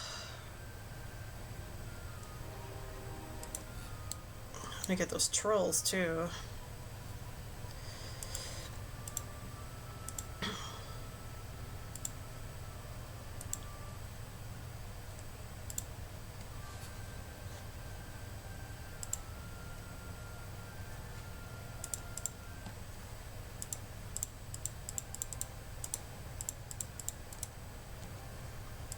Got lots of griffins in there.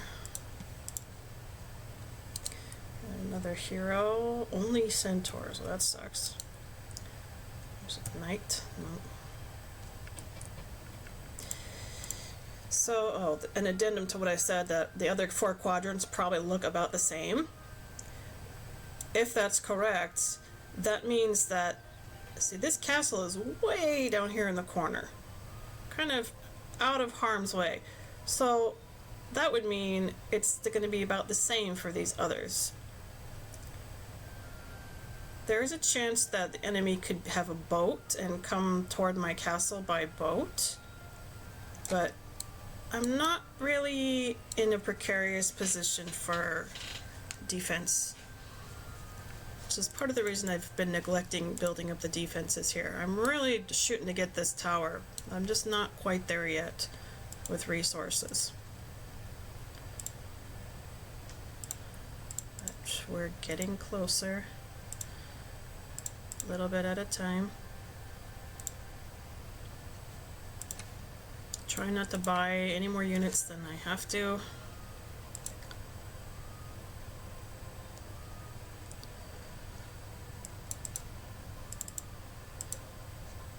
Alright.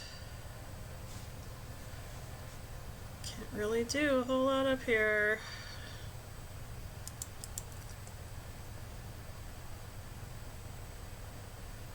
Ah, I see. Okay.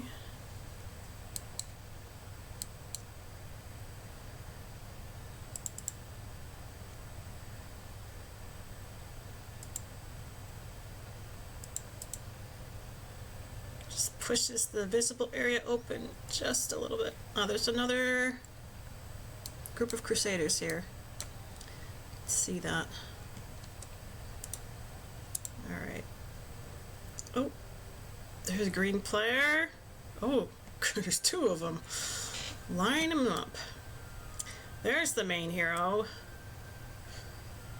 Ooh, my. Okay. Now would be a good time for you to get out of this area.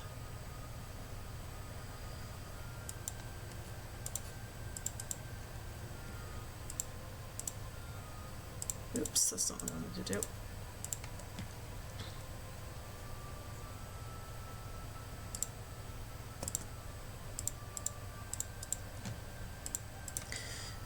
This, my main hero does not need to carry that around.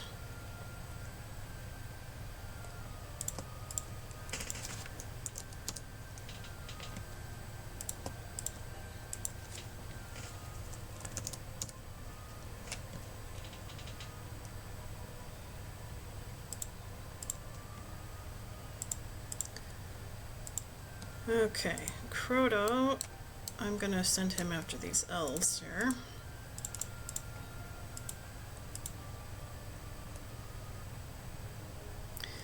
And they all look to be normal elves. There is no upgraded stack. That's helpful. Usually the one upgraded stack is in the middle.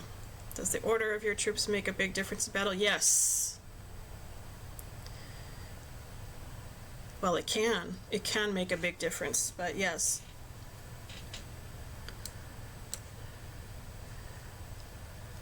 I'll talk about that in a second. Well, in general, I mean, attacker moves first, provided that your fastest unit is faster than any of the units that are defending. Attack, defense, skill, damage, hit points left, speed, very fast. So my very fast units will go first. I have this dragon is average speed, and the centaurs are both average. The elves are also average.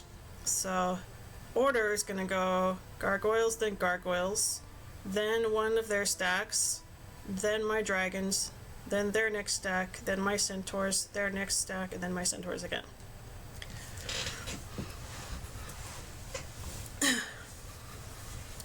If I'd switched the position of these dragons with one of these centaurs, the one here would go first, obviously. Well, I don't know if that's obvious or not, but... Okay, these are all almost the same, aren't they?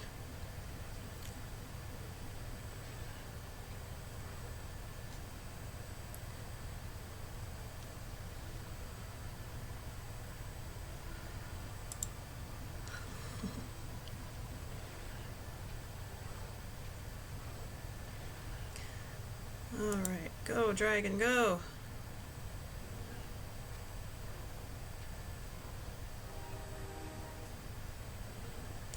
And it feels so slow. It really does. I did change the speed down, but it's driving me nuts. Okay.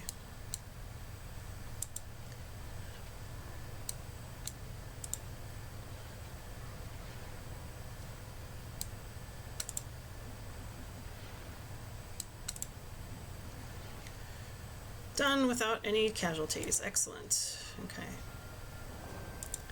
So looking at the troops this way, whatever order you have them here from left to right is the order they appear in from top to bottom on the battlefield. I'm also currently using this grouped formation because I haven't changed it back to the regular thing. Bunches your army together in the center of your side of the battlefield. The standard one is this spread formation. I might want to change this actually.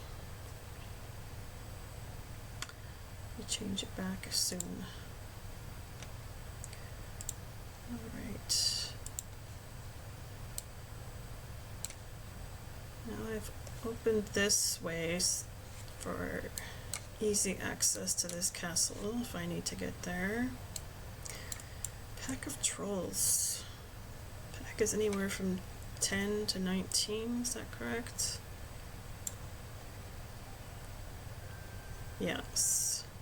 I can keep this over here. I need to rearrange my window. There we go.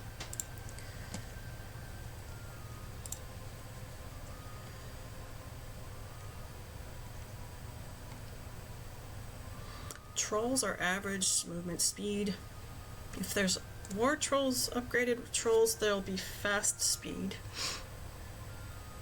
War trolls regenerate hit points at the beginning of each round.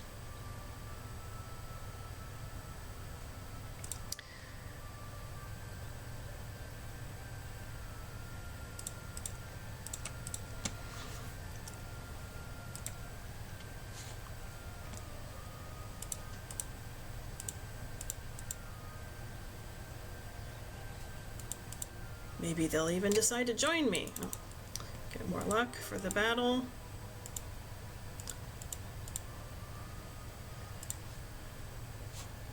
Aerie has not visited this fountain. Well, just in case. This observation tower is probably not even going to help me right now. For the observation tower, you're able to see distant lands. Oh, it does open more. Nice. Blue player hasn't really done much over here. They flagged a gem mine that I can see.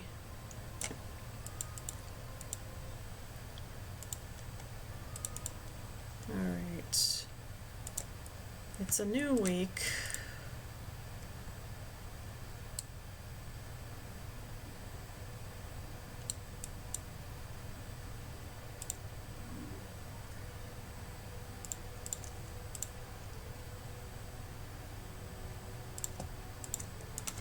Give some minimal defenses here.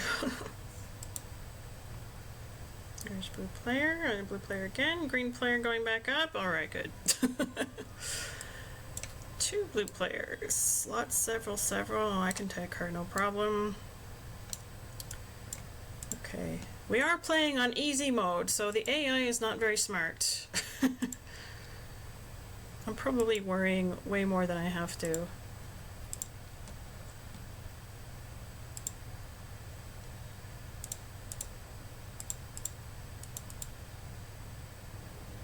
Okay, there is a stack of upgraded trolls here, war trolls. So, regular trolls, 10 attack, 5 defense. War trolls, the same. Regular trolls, 8 shots. War trolls, 16 shots. They've doubled the amount of shots. Trolls damage 5 to 7. War trolls 7 to 9. So they do more damage. Hit points are the same, 40 and 40. Regular trolls, average speed. War trolls fast speed. And I think the manual tells you this, but war trolls hit points regenerate at the beginning of each round. Switching from normal to easy is definitely making the game easier than your first time trying. Oh good. You tried it on normal first? Yeah, it's not easy. And depending on the map that you choose, it can feel like way harder than that. There's this. Never mind. I was going to say something, but it wasn't true. Okay, so with this setup, I go first because I'm very fast. Then this stack goes. Then my dragons. Then this stack. Then my centaurs. Then this stack. And then the remaining 2 stacks. So, what do we want to do here? I want to take these out as quickly as possible. I'm going to zap them. Bam! 150 damage. Regular trolls hit points regenerate? I don't remember. Game manual. Let's see. Game manual is handy dandy. Let's see. Creatures.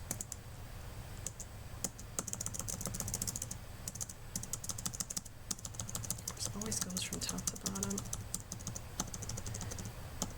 Where is it? It's way down. That was not a good keyword to search by. 134, yeah, okay. Barbarian troops. Regular troll. Regenerates. Ability to regenerate and strike at range makes trolls incredibly useful in castle sieges. Same with war troll. Regenerates. Troll upgrade increases in damage and speed while keeping the ability to regenerate. Okay. So they both regenerate hit points at the beginning of the round. Good to know.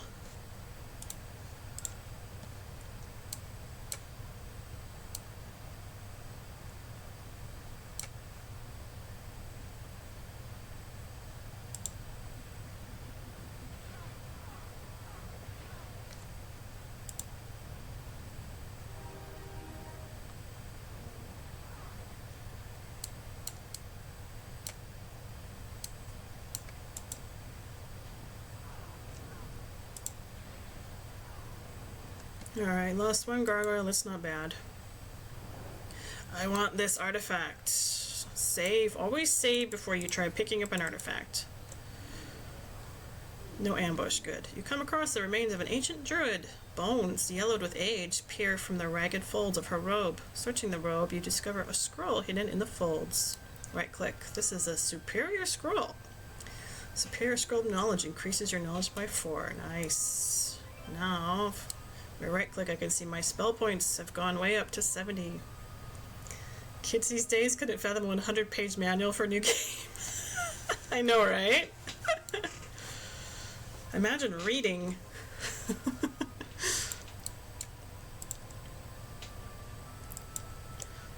Dang, are the manuals for these games super in-depth and helpful? Yeah, I know, right? Heck yeah. I could try these nomads. I could probably lightning bolt them, but they move very fast. They don't have a lot of defense, but they have decent attack. But this treasure chest is the only thing that they're blocking, and I don't really need that treasure chest that badly, so I'm just gonna ignore them. Bye-bye. Alright. Oh, we're getting so close. Day 3. Really want to build this tower, but I need more ore. I'm getting 2 ore per day. I'm gonna trade a little bit more here.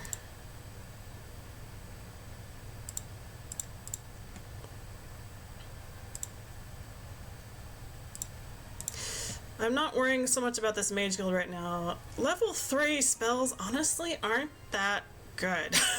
They're not that useful, in my opinion. The only really good one is Chain Lightning. But that's not level 3, that's level 4.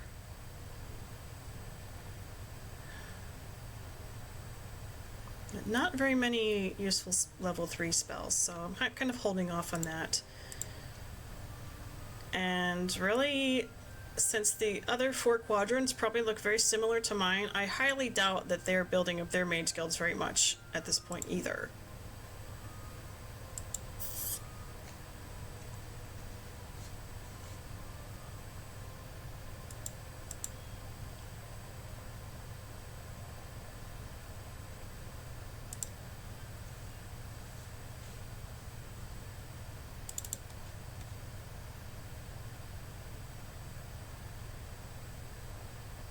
Okay.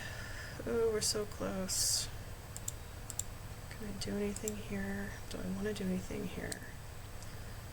Oh, I probably should mention, I think the manual probably says this, but okay, we know that each castle you can build this captain's quarters, and it provides a captain to assist in the castle defenses when no hero is present. This captain that's hired has the same stats that a starting hero from this faction would have, if that makes sense. This is the wizard faction. Wizards they start with 0 attack, 1 defense, 2 spell power, and 2 knowledge. So this captain would have the same stats. They can't level up or anything. Warlocks start with 0 attack, 0 defense, 3 spell power, and 2 knowledge. So if I hired a captain here, it would have those same stats. And the captain can also cast these spells in here. I don't have a mage guild for this place. Only 500 gold, may as well. Okay. All of the spells in there. I think up to level 2. I don't think they can use anything above level 2, but I could be wrong on that.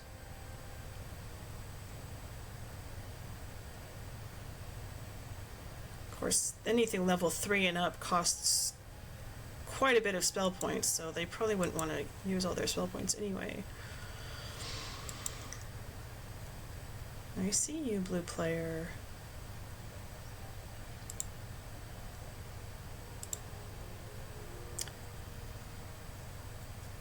Boy, this hasn't changed the entire game. Green in first, blue in second, me in third. But their heroes are leveling. They're leveling about the same pace. You're going to say that it would be great if you could use level 3 spells in your base if you rush spells.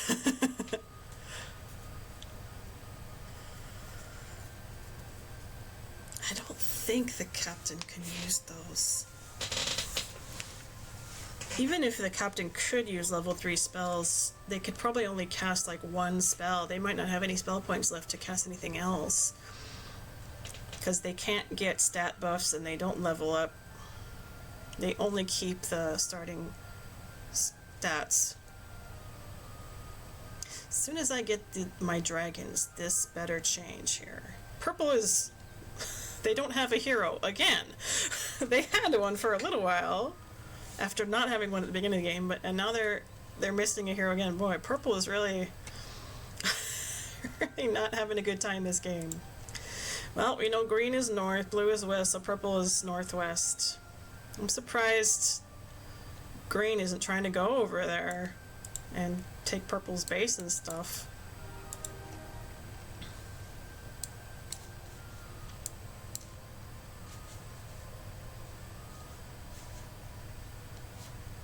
It's probably about time for me to get aggressive. I have enough money for the dragon tower, but I don't have enough ore or sulfur. We're really close though. Could probably do it on the next turn. Actually, since the Crusaders are blocking both this path and this path, I should go take care of these rangers. I think I can. Rangers aren't going to be a big deal. Bring Aerie back to the castle. So he'll be here waiting for the new troops.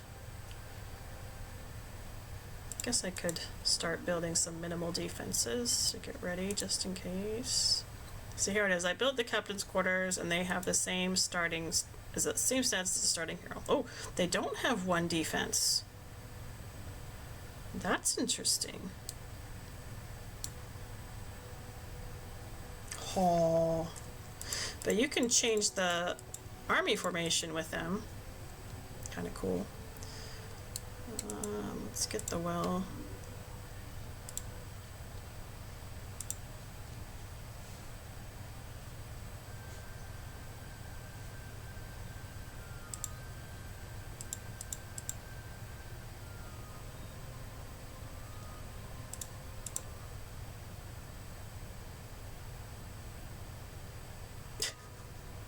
I don't know what blue thinks they're doing. They've already been over here. There's nothing there.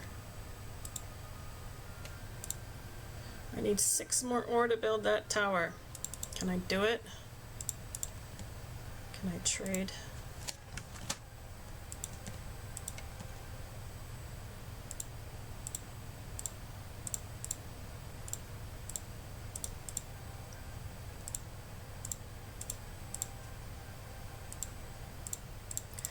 I'm gonna wait one more turn because it'll give me 2, I'll get 2 ore and I'll get 1 sulfur. To buy a dragon, you have to spend sulfur anyway. So, I may as well just wait a bit. Okay, gonna go after these rangers. Lots of rangers. They are average speed, but they get 2 shots. So I kind of want to handle them the same way I handled the elves and the trolls.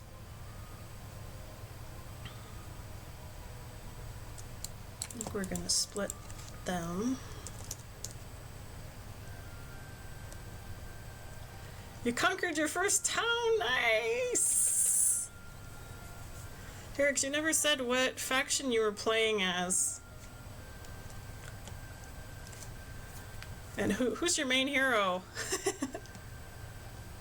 If you tell me the name of the hero, I know what the class is. You don't know? What do you mean you don't know? Look at your hero. It says it up there. You're green? Hey, this is like the second or third step. Check out your hero.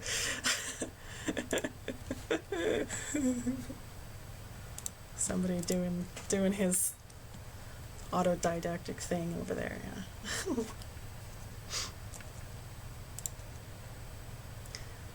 Alright, and I have spells now, so we'll be alright, I think. 5 stacks of 7. Alright, 35 of them. They're not that strong. Oh, nice. Okay, here we go.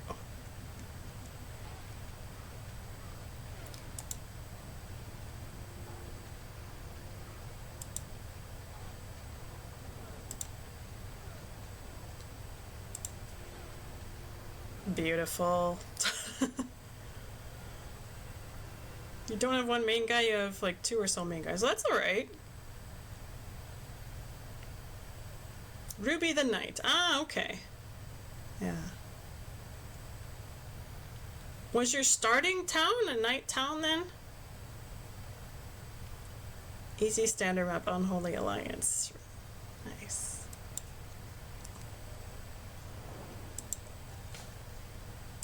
Alright, now I can pick up this water wheel. This will give me some more money. Nice. Keeper of the Mill announces, "My lord, I have been working very hard to provide you with this gold. Come back next week for more." So this tells you right up front that you can visit it multiple times. Once a week, you get some money. For some reason, the first time, or the first week you visit, you only get 500 gold, but every week after that you can get 1,000. I don't know why that is. Alright. Ooh, got some money now. Nice. Do I want to build something here? Oh, let's get the orchard. Okay, day 5. We're gonna have dragons for next week. Heck yeah. Boy, the other players don't know what's coming. They better run.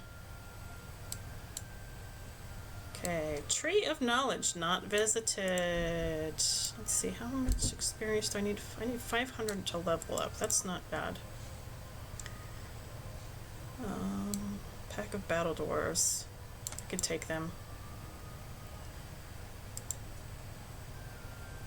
Haven't seen Blue, your ally, do anything useful though. Kind of meh, that guy. Yeah, sometimes they aren't very useful.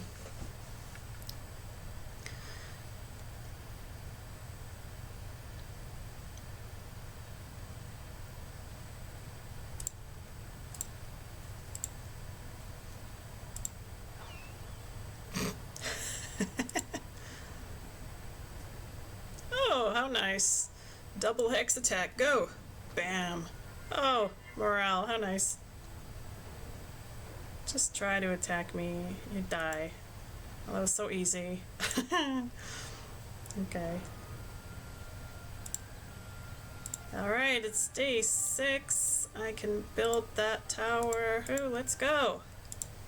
Green tower, yes. And there's only one dragon. But when the week rolls over, I get +3. Or well, I'll have 3 more than this when the week rolls over. It's actually kind of nice to build it later in the week. Okay, green tower can be upgraded to red tower. And you need, again, more sulfur. It costs the same to upgrade to black tower after that. Another 5 ore and another 10 sulfur and another 5,000 gold.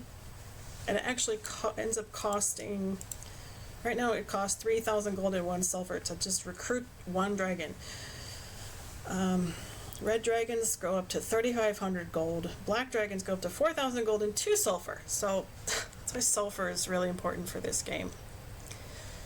Right now I'm not going to worry about getting the red or black tower. I wouldn't be able to get in for a while anyway, but let's get that dragon. Yeah. Level up. Heck yeah. Mysticism. Regains 3 spell points per day. Got more spell powers. Awesome. Alright. Crusaders, Crusaders, Crusaders.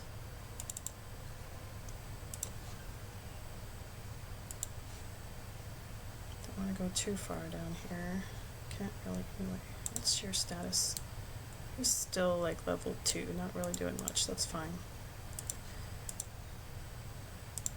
Okay, this Tree of Knowledge. These are pretty cool. Tears brim in the eyes of the tree. I need 10 gems, it whispers. Well, come back when you can pay me. These trees will either ask for 10 gems, or 2,000 gold, or nothing, in exchange for giving you +1 level.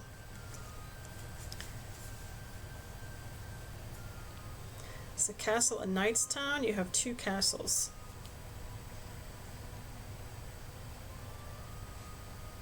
Well, these are all castles. In Heroes of Might and Magic 3, it is a castle town, as they call it for some reason, but if your castles are producing pikemen and swordsmen and archers and rangers and stuff, that's knights, yes.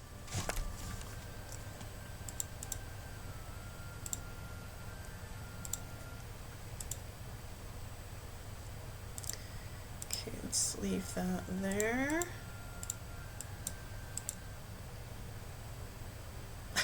Blue players being dumb. Alright, so we're at level 7. Hey, now we're at level 8. Pathfinding. Basic pathfinding reduces the movement penalty for rough terrain by 25%. Well, there's not a whole lot of rough terrain on this map, but there is a little bit. There's some swampland over here. There's also some swampland over here, so it could be useful for later if I can get into those areas. 2 of those that you started with, and now you want a thing with orcs, ogres, wolves, and trolls. Nice. That's a barbarian town. Nice.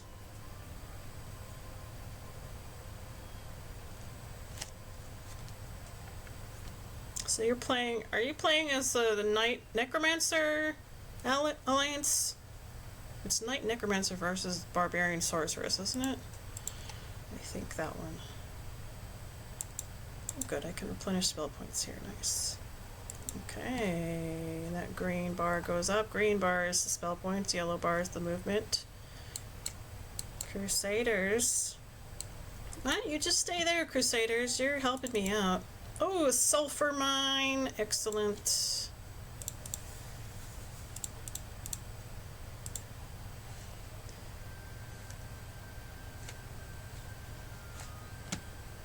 Rathmont. I'm gonna send him back down here because now we're getting spread out. I'd like to get some dragons over to Crodox. I've been using him as my main guy. His stats are way better. Both Aerie and Rathmont are level 2. Haven't been doing much with them at all. Sounds like you're doing pretty well there, Hirix. Did your troops start up in like the wasteland, the cracked wasteland area? And the barbarians are like south of you in the dirt area? Or is that a different map that I'm thinking of? Also, just you dug up the ultimate staff from the map. Oh, nice! Yeah! Heck yeah! Plus 12 spell power. Go, go, go! If you have a character with a spell book and some spells and some knowledge, heck yeah! It's always good to get that before the computer does. Get this cliff nest. That would be helpful for later. Okay. There we go. Blue player has 3 heroes now, I see. See, Rathmont, when you get some money, please. Thank you.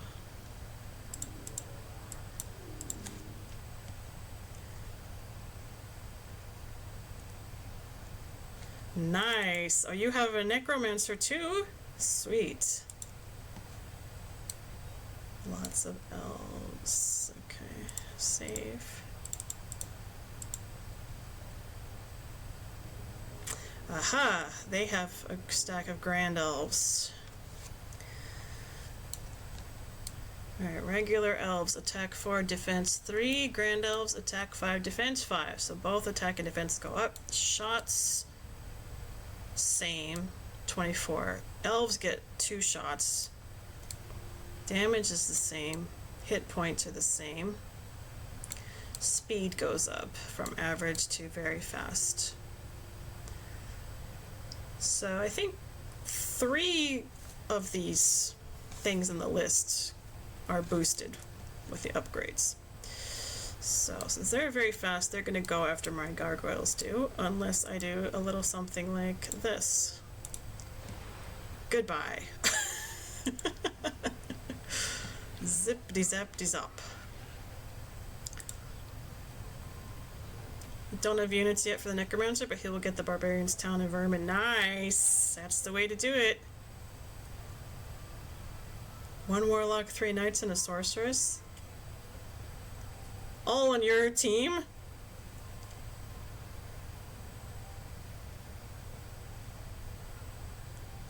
You have 6 heroes? That's pretty amazing. Doing the chaining to supply units, nice! That's a good strategy.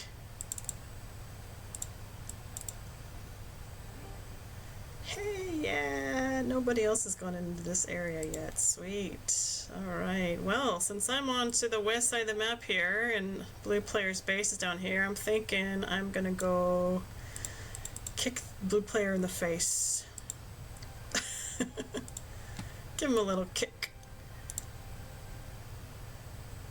Buy 2 dragons.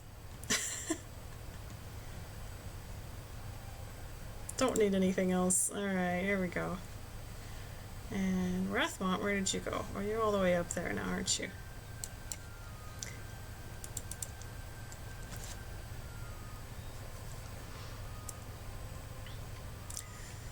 I haven't been really doing the chaining thing. I've just been focusing on getting money, because that's part of the thing with the warlocks. You kind of have to do. I'm glad I'm able to do that with this map, because all the quadrants are blocked off by either natural land formations or crusaders blocking the paths. So this particular map design seems to encourage you to build up your forces before you move out, which I've learned from it while playing. Okay, Croto's way the fuck over there, jeez. Alright, Croto. Well, crystal, I don't need crystal. I don't know what mine this is. Let's see. Need 1200 experience to level again. That'll be fine. Alright.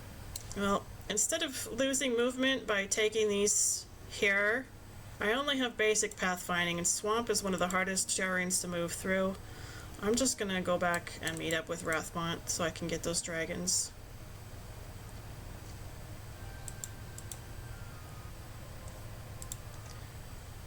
And now I'm gonna start building up the wizard castle here. Maybe a few spells. Slow shield and cure, that's not very helpful, but no, whatever.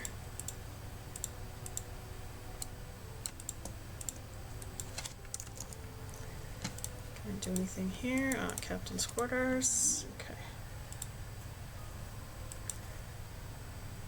Blue players being very dumb. Seems like they don't quite know what to do with themselves.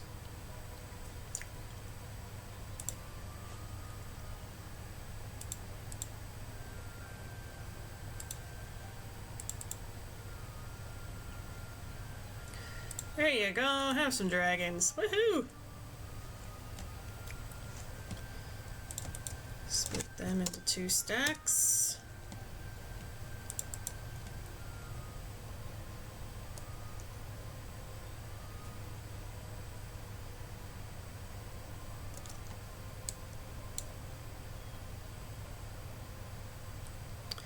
Well, if I have if I have these dragons and gargoyles, I don't really need these centaurs anymore. This is really all I need. And although Croto is like my main man here, I am going to want to start getting Rathmont or Aerie to move into the other territories if I can. I don't have to, but things will go a bit faster if I do.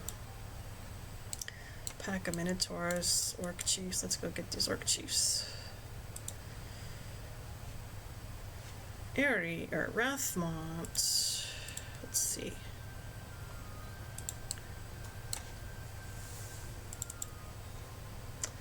Who do I want to do here? Aerie, 4 power, 2 knowledge. Rathmont's the same.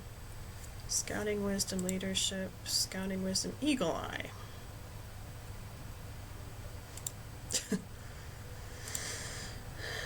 Doesn't really matter then which one I choose, huh?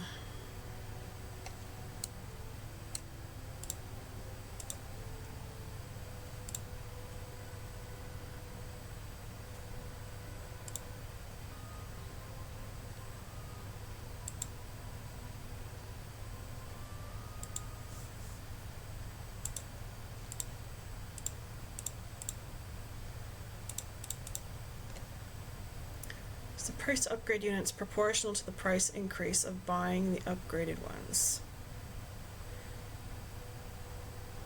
It should be. There is one known glitch, and that's the highest tier units for the wizards, going from giants to titans. Don't have to worry about that yet, probably, but just something to keep in mind.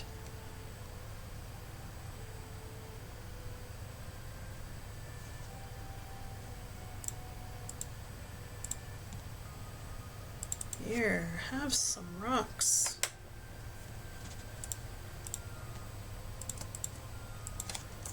Average speed troops. No.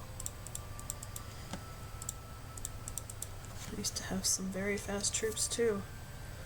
Or I could just have Rathmont stick with Wizard faction. That's also a possibility. Maybe I should.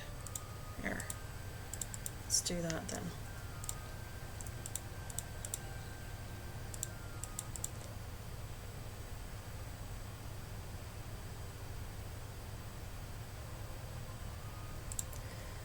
Croto!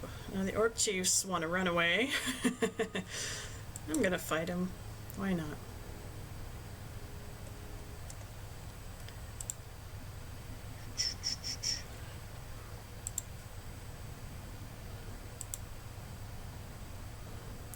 Three stacks of flying units.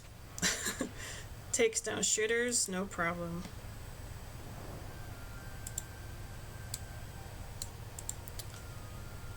There is an artifact hidden in the bushes.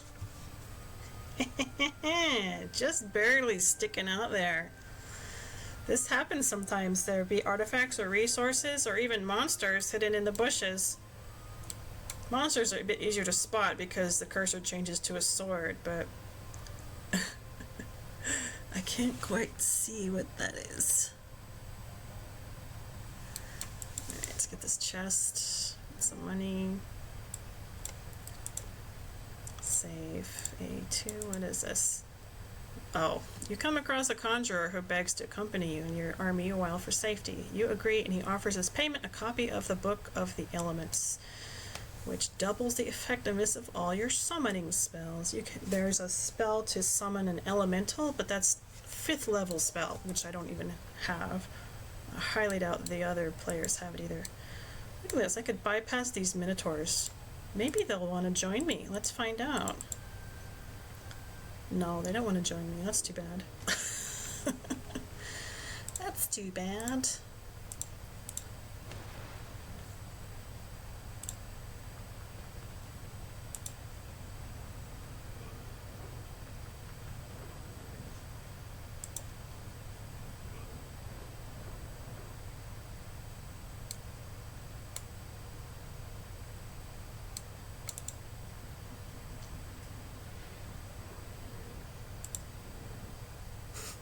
Easy.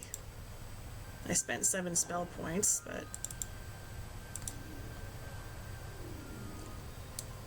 Okay, Astra, you're pretty fucked right now. Hope you know that.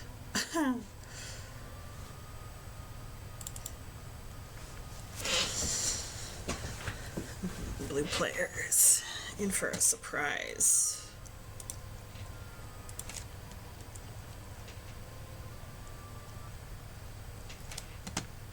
Alright, got a couple new spells. Ivory tower. I have to build a foundry first. Okay. Ooh. It'll cost 10 sulfur and 5 ore and 5,000 gold to upgrade my dragon tower.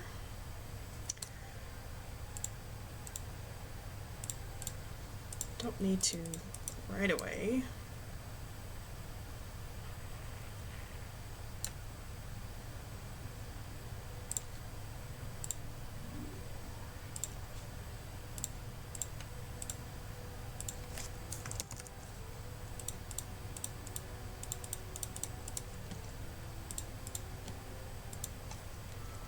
Alright, now Rathmont's got some troops, so he can hardly move. Alright, I'm gonna leave his slower troops in the castle.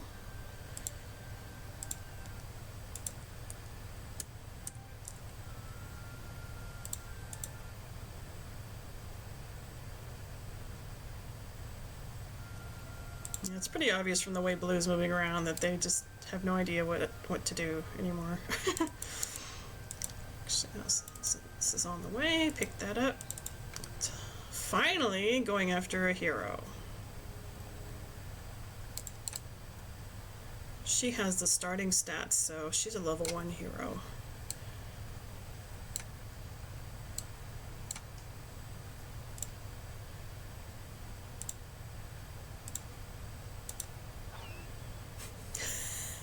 $80 damage. That's hilarious.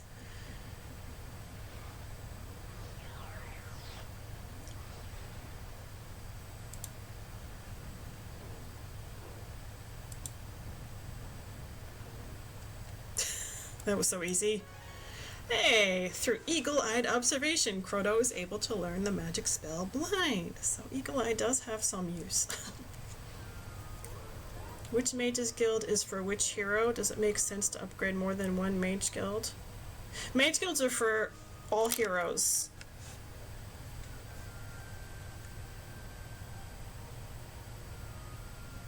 Yes, it does make sense. For 2 reasons. One being that the more upgraded your mage guild is, the better your castle's ballista and turret damage will be. And also, there are different spells.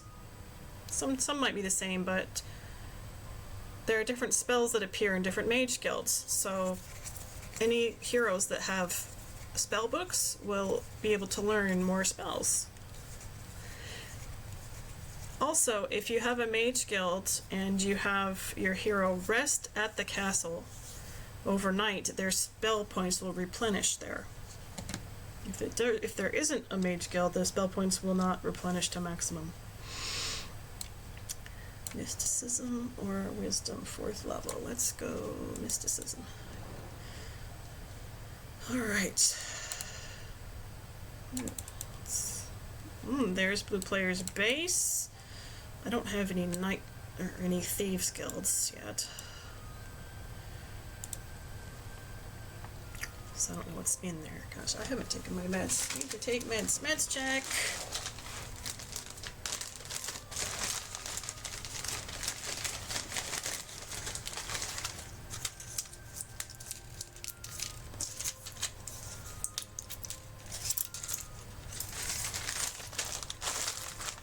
Have you ever said thank you for my teaching help? Oh, I think so. Sure, no problem.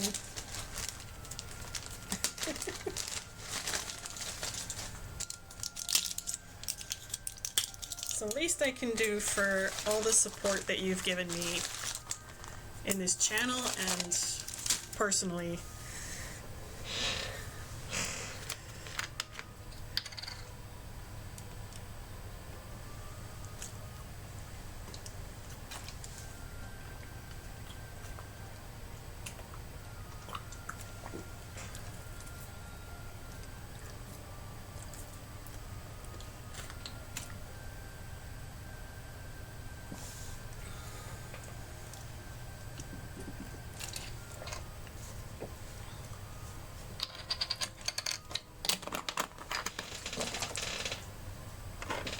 I'm gonna have to start being careful about my voice level here. It's already midnight.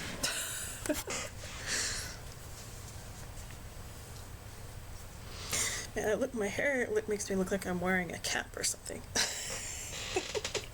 Because this is the style that it decided it was gonna fall into today. Who cares? More than anything, it just kind of, if it starts getting in my eyes, it bugs me.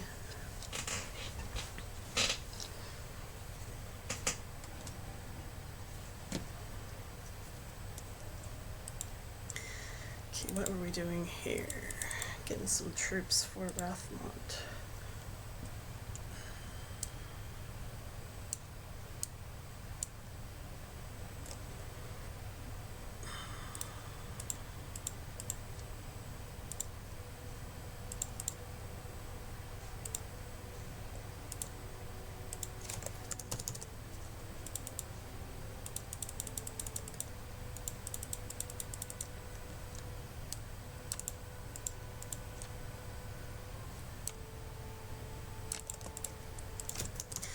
Leave a few troops in the castle for defense.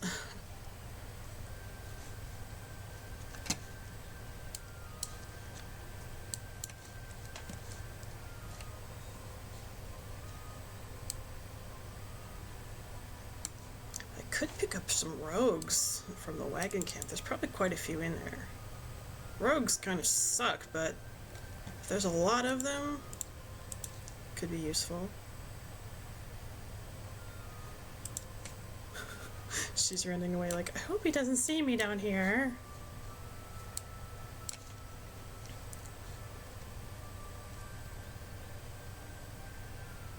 You did nothing? Yeah, like hell you did nothing.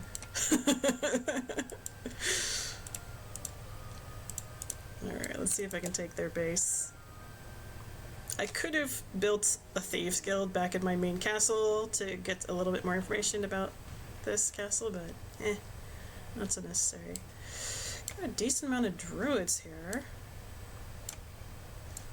Those druids are gonna go before my dragons do.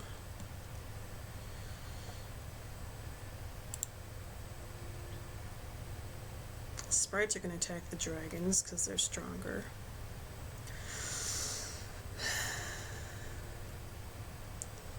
Well, everybody's gonna attack dragons first because they're the stronger of the two stacks, or the strongest. And if possible, I would like to minimize damage to my gargoyles because there aren't that many of them. The main reason I have these gargoyles is because of their speed. They help me go first in combat.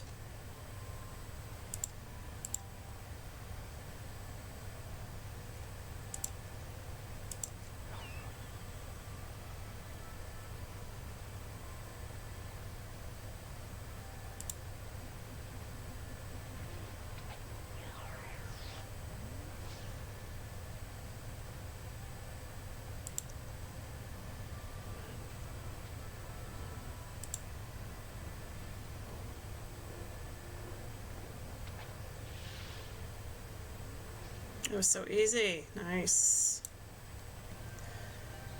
Ooh, I took their base, but I don't have enough movement points to get in there.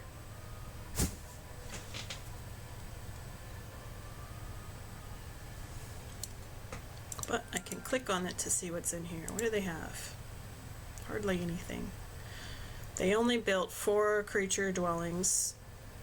This castle probably started with at least the Sprite Tree house. They could have started with the Dwarf Cottage, but we don't know. But they haven't upgraded.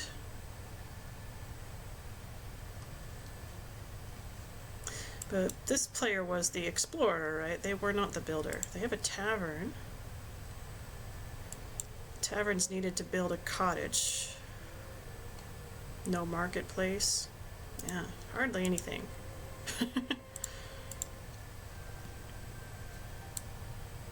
Well, since I'm standing right in front of the castle, she won't be able to come back in and get it. She has to fight me first. And I will kick her ass. Just to be on the safe side, let's move them away. Her phoenixes will go first because they have ultra fast speed. But I highly doubt she has more than one.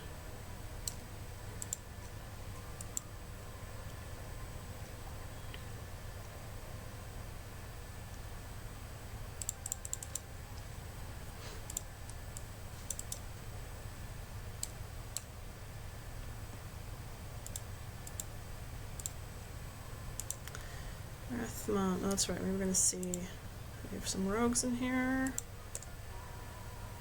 54 rogues. Seems good, right? Good, nice attack, but look at their defense and damage and hit points. Your red enemy just killed one of your yellow enemies. Ah, they're starting to fight each other now, even though they're allies, right?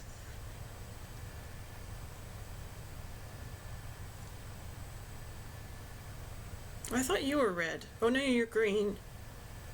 You're green? Green and blue versus red and yellow. Yeah, that happens sometimes when the AI starts to feel threatened and doesn't know what to do. It's pretty funny. Nah, I think I'll hold off on the rogues. I don't really need them. I kind of want to explore.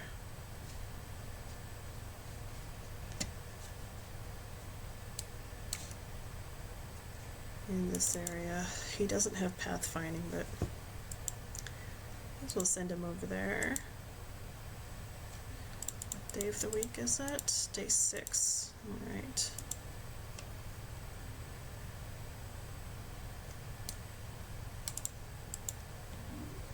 Upgrade! Let's get some Grand Elves. Nice. Okay. Yeah, she's not gonna try to fight me. She knows I'm stronger. Eh. Level 2 Mage Guild. Oh, haste and cold ray, steel skin, blight. Nice. Okay. Marketplace. Now I have 3 marketplaces. Excellent. I can also upgrade my green tower to a red tower. Here we go. Nice.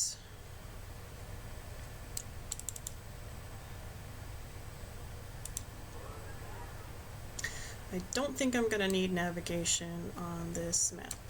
So I'll go with wisdom. And here we go, blue player. Oh, she's got 3 phoenixes! That was unexpected. Though I suppose it is fair, even though all the players probably started with tier 6 units, I had only 1 green dragon, because phoenixes really aren't that powerful. 1 phoenix will go down against 1 green dragon. Attack 12, defense 10, defense 12, damage. Yeah, they don't really have a whole lot. Too. She's got some good spell power here. Oh, you steel skinned the phoenixes. Well. Well. Okay, let's think about this here.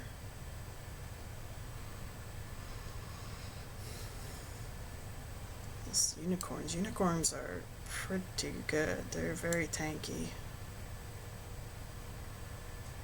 I don't really want to deal with them though, so.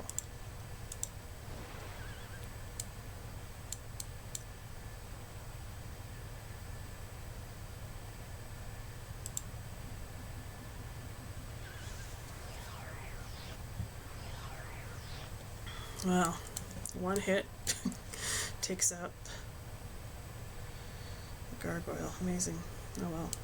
That's fine. I don't mind losing those gargoyles.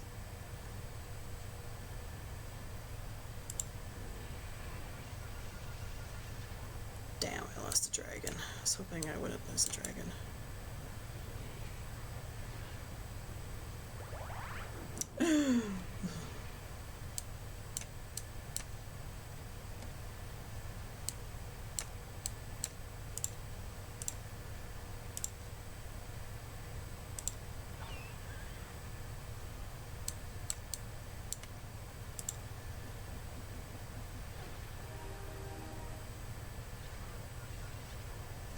Oh yeah, you cannot counterattack sprites. That's another good thing to know. Sprites are a tier 1 creature, but you can't counterattack them. Lucky for them.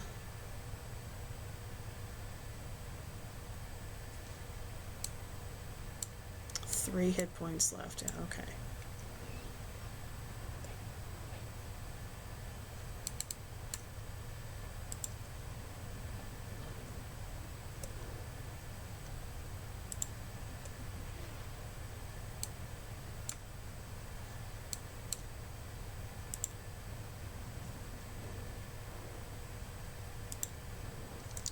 Alright, lost 12 gargoyles and a dragon. Oh well. Got an artifact. Pretty sure that was their main hero, though.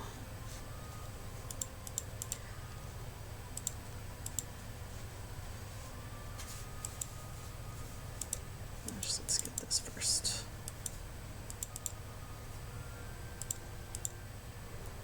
I now have 3 bases. Hey, gargoyle population doubles. Nice. So now I've got 32 gargoyles I can hire.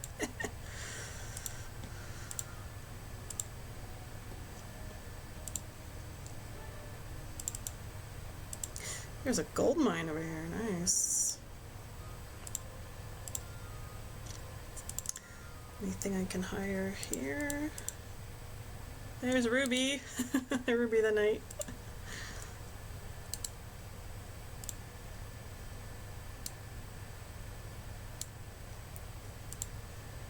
Oh, Grand Elves, they're very fast. May as well use them.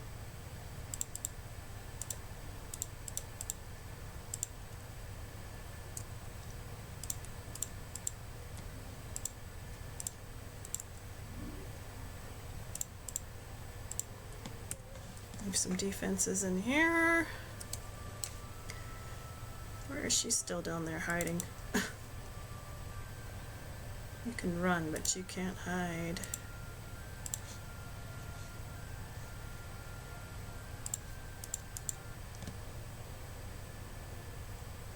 See, Aerie, I haven't been able to do much with 3 heroes on this map, so Aerie's just been spending most of his time at this castle, just hanging out.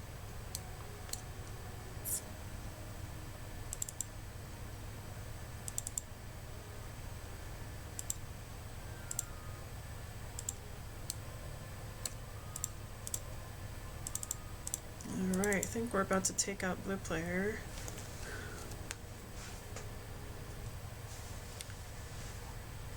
She has 8 druids also. She doesn't have much in the way of spell power.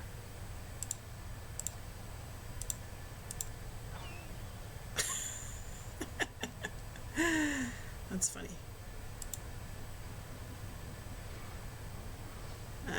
Probably lost that unnecessarily. Ooh! Ooh! Ooh! I'm sorry, gargoyles.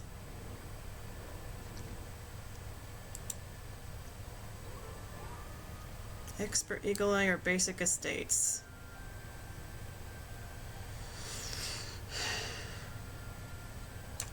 So, blue player has been vanquished, that's right. And who took care of that? I did. Gargoyles up here. I highly doubt those Grand Elves would want to join me, but I can always see. Oh, hell yeah! A group of Grand Elves with a desire for greater glory wish to join you! Yes! There were 40 of them in that group. Holy fuck. My army itself wasn't very strong, but my hero stats are really high now, so... Nice. Let's see. Oh, and I actually have enough money and sulfur to upgrade to a black tower now. Oh. Oh, oh.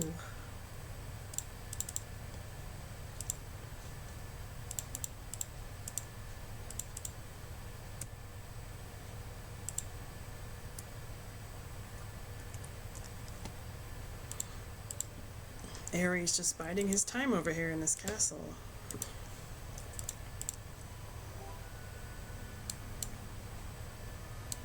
Pack of Archmagi guarding the gold mine.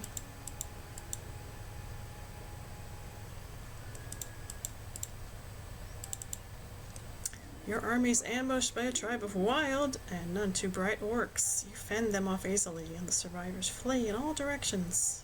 One of the orcs was wearing a polished spike helm, figuring it will make a good souvenir. You take it. You got tricked, uh-oh. What do they do? Spiked helm increases your attack and defense skills by 1 each. Nice.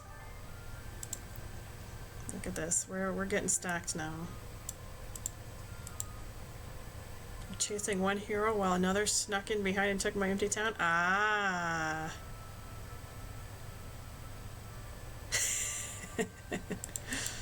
Yeah, they like to do that sometimes.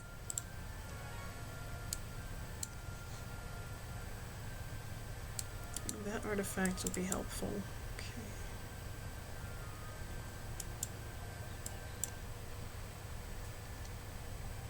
Ooh, I got lots of gems here. And I have 3 marketplaces now, so exchange rate's getting better. Buy some black dragons. Hell yeah. I'm gonna wait one more. Horde of wolves. Lots of mummies, lots of nomads. Gargoyles. Let's wait one more turn. One more.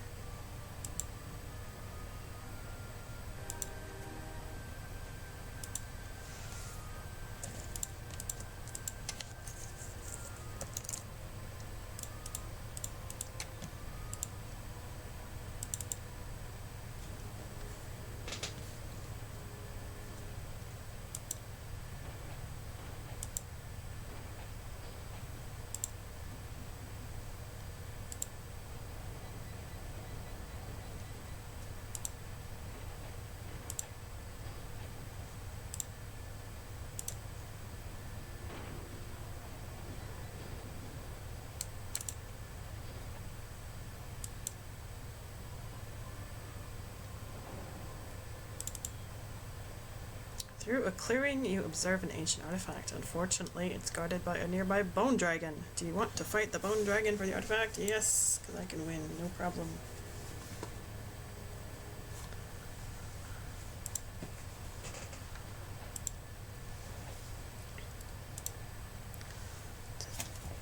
Oh. Alright, I just got this lovely Ballista of Quickness. Let your catapult fire twice per combat round. Surprised this lamp ran out of juice that quickly.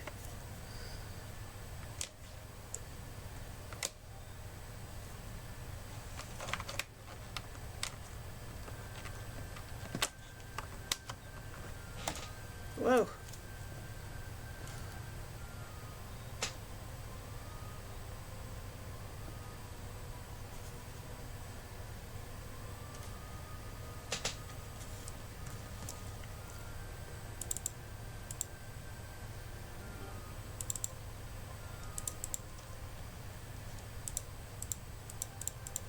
Three black dragons. Nice. Okay. What else do we want here? I never upgraded the maze. Got quite a few troops in here I could buy if I need to.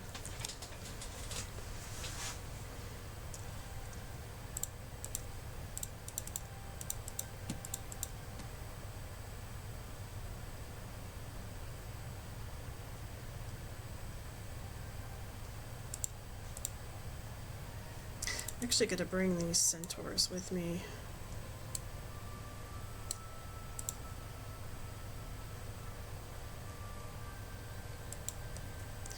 I wonder if I could take on those wolves with him. Let's try. They want to join me. Nice. It's those dragons. How many wolves are there? 50 wolves. Fuck yeah.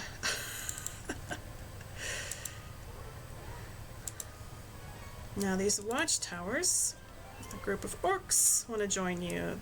These always get replenished every week. But orcs are very slow, so I'm going to put them in the castle for a defense.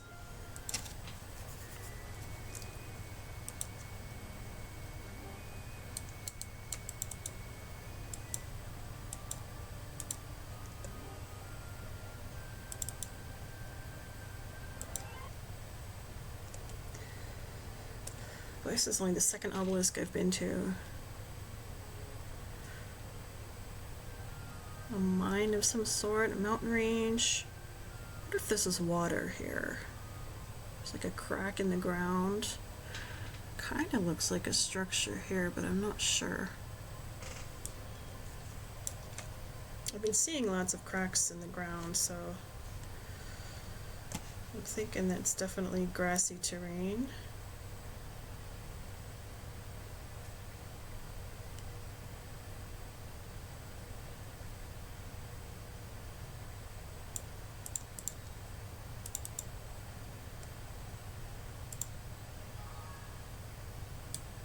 Lots of pikemen.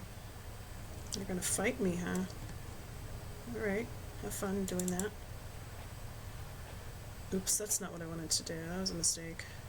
Oh well.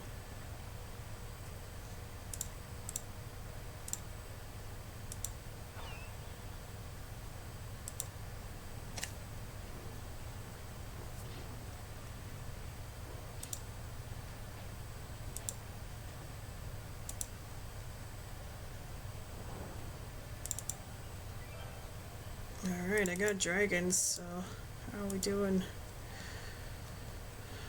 Our army strength has got to be way beyond them now. Here. You slowpokes stay there. I don't need them anymore. Wolves are also very fast. Nice.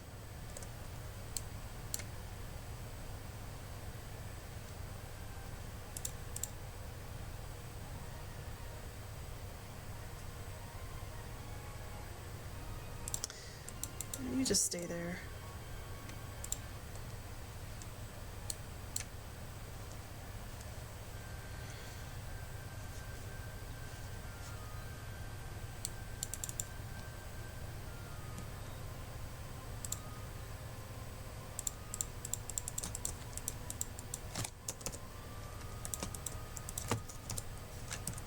That's so awesome. 50 wolves wanted to join me.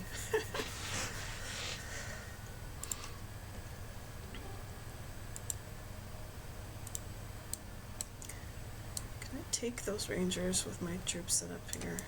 What spells do you have?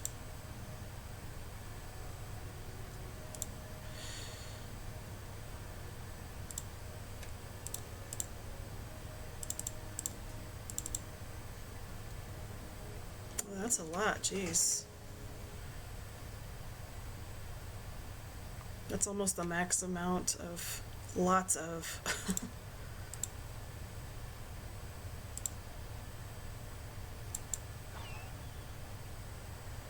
They're gonna go first after my boars go, so try to minimize the damage to the halflings. Still lost 14 halflings. Get my rocks in there to do some tanking.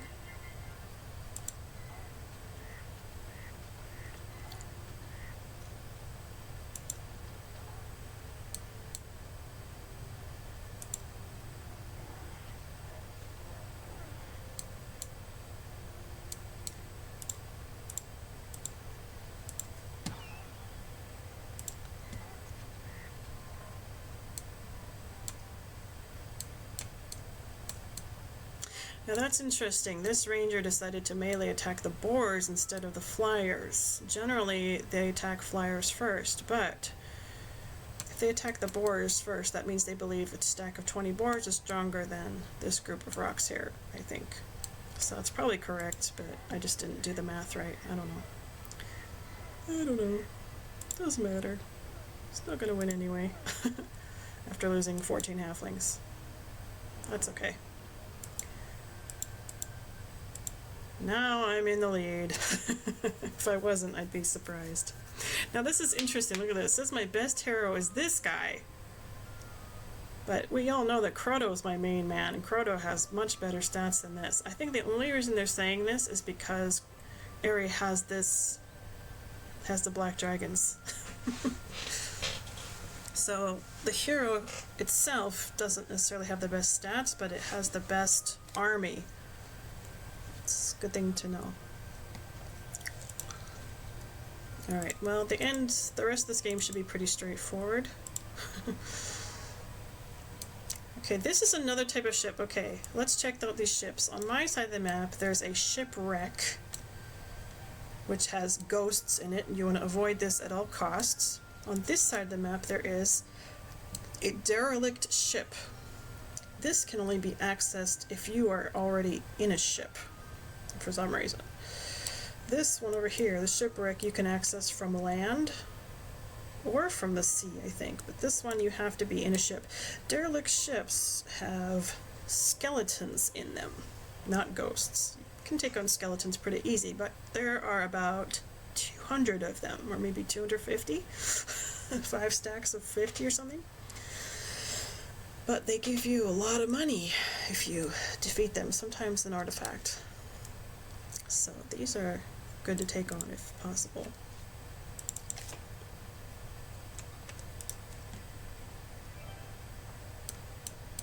Lots of veteran pikemen.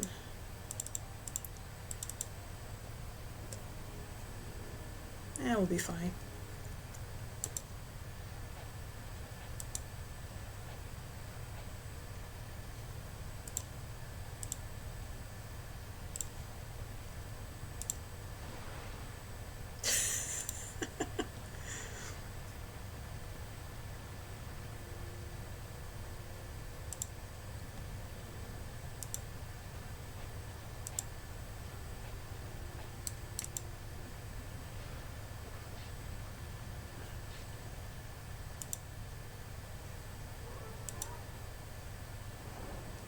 Treehouse. First time players don't know what a treehouse is. Safe structure. This is a sprite dwelling. You get sprites for free. There's 46 of them in there. I don't need sprites, so I'm going to put them in the castle here. Battle dwarves. Oh, I didn't go to this obelisk. Huh.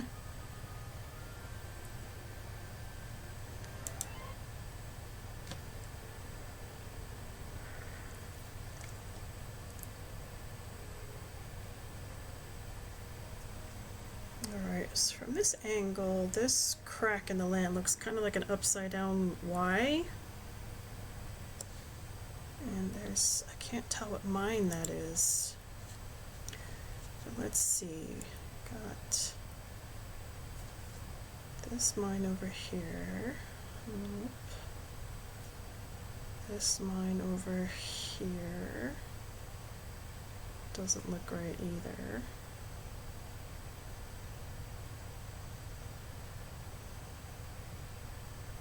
This mine over here.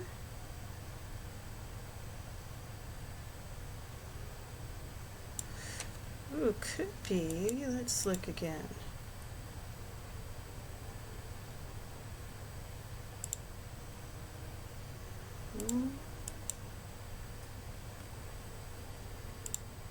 Aha, I think we found the right area.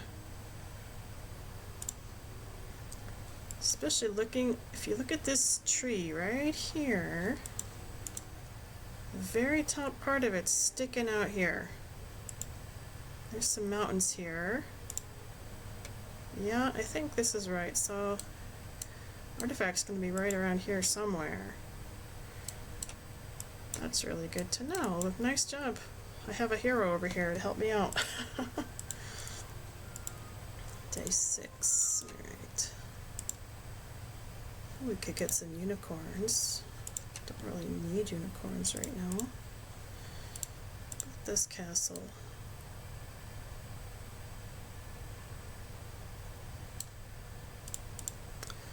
Where's Airy? He's over there.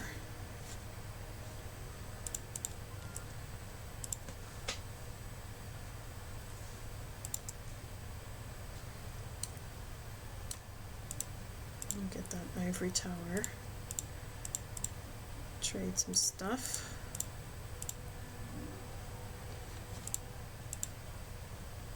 I haven't even built turrets in this place. I'm not at all worried. The most vulnerable castle is the one in the middle, right?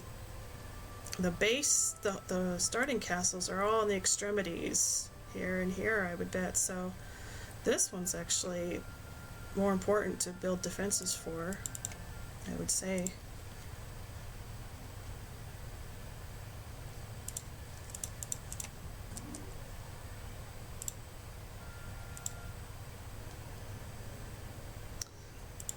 is fine. I don't know where the artifact is. Somewhere in this vicinity. Here, I have some more sprites that I don't need.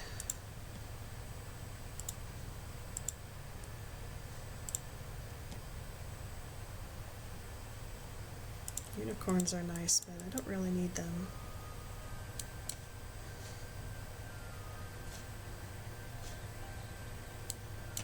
I wonder if those grand elves would join me. Let's find out.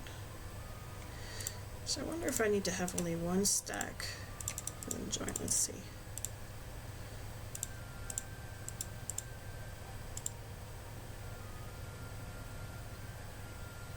No, they don't want to join me. That's sad. Too bad I don't have chain lightning. Well, I don't feel like losing all these elves, so I'm gonna reload this. Is that A1 steak sauce? It was. Okay. Day 7.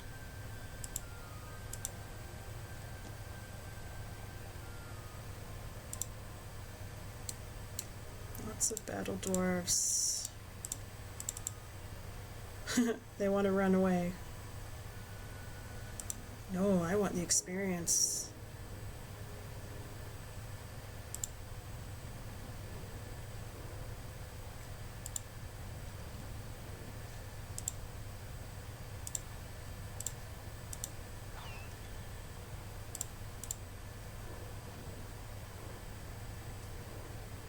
Don't even really need these wolves in my party.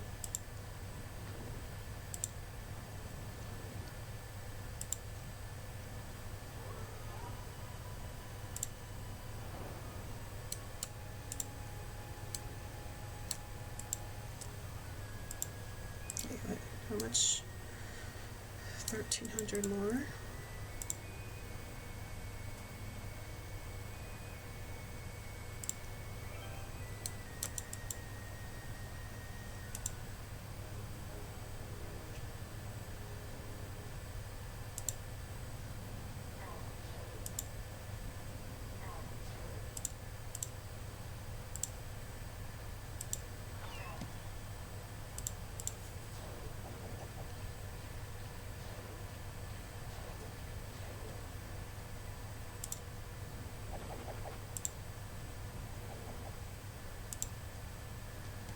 And that is why we went for dragons as quickly as we could. Even though it took a while to build up, it was worth it.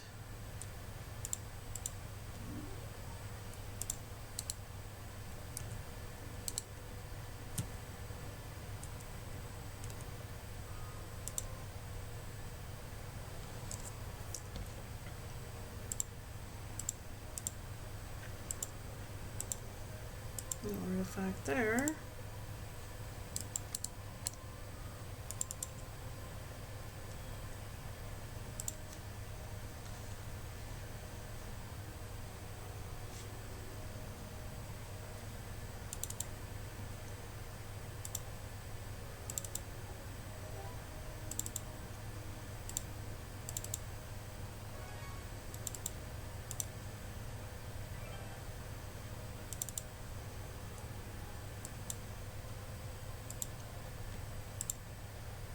Alright, now we got lots of money.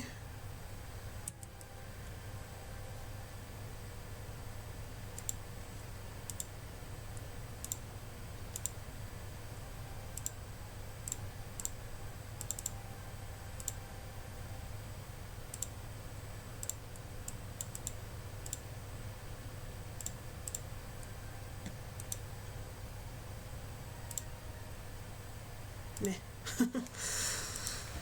Nobody's going to be attacking me anytime soon.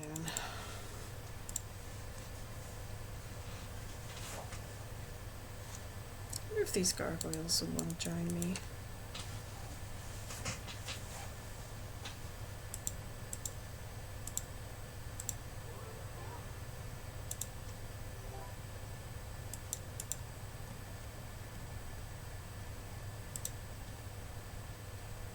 That's right, digging requires a whole day. Right, okay.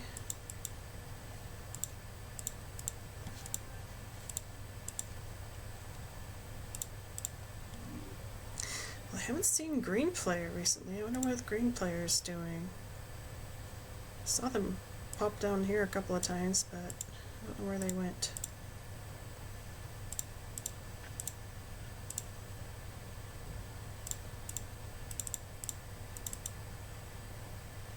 Oh, you don't want to join me, Sag?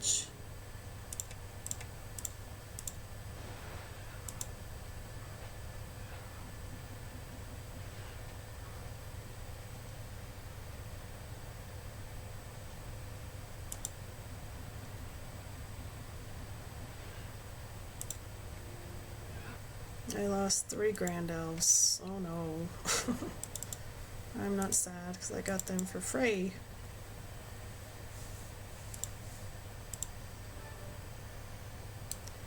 Pack of Archmagi. I think I can take them. They want to join me? Fuck yes!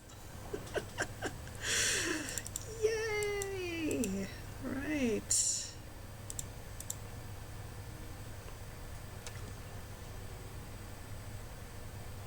Now I have 3 different factions of monsters, so my morale's suffering, but oh well.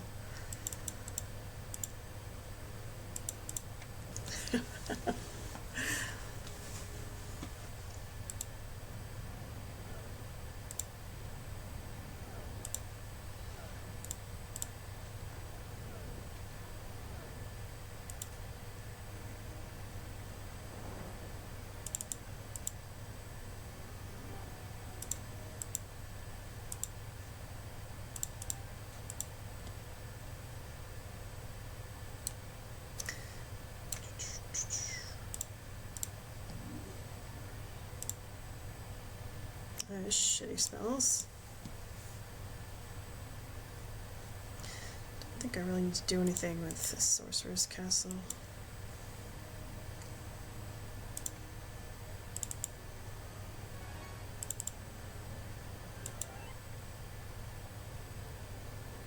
That's not very helpful.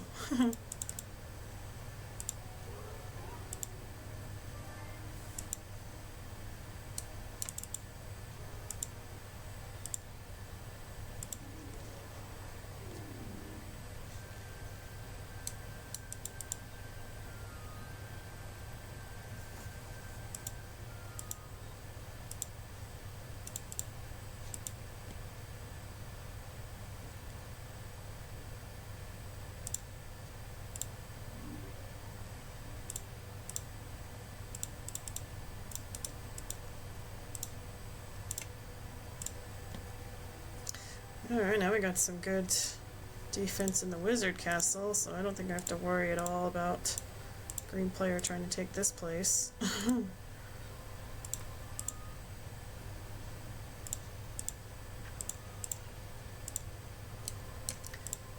Right, this one wanted 10 gems, didn't it? Is it worth it? Sure, why not?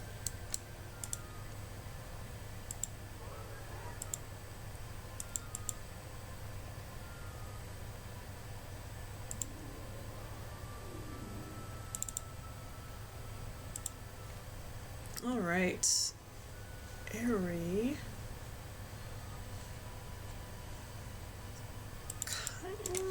Let's see. All right, I have an idea. Well, we'll move Airy into this area.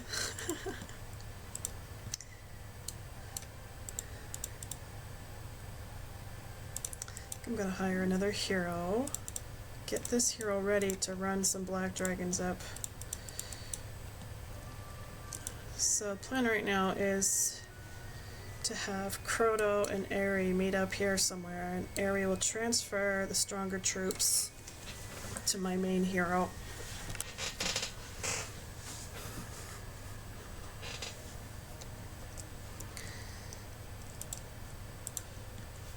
Ooh, purple player, hello.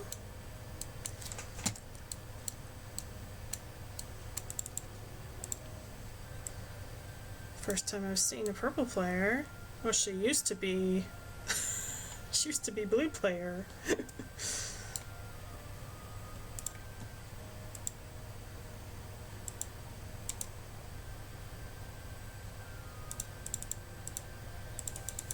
Ooh, sulfur mine.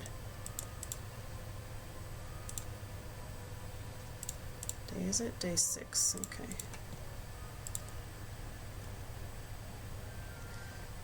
Grab these spells. Ooh, level 3 mage guild or a library. Let's get a level 3 mage guild. What have we got in here? Cold ring and anti-magic. Meh.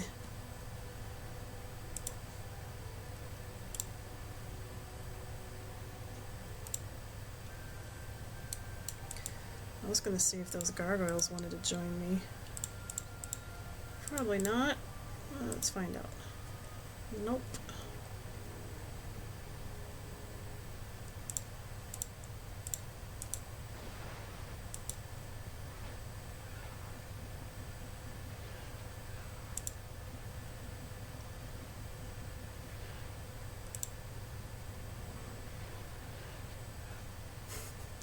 Lose 4 grandos. Oh well.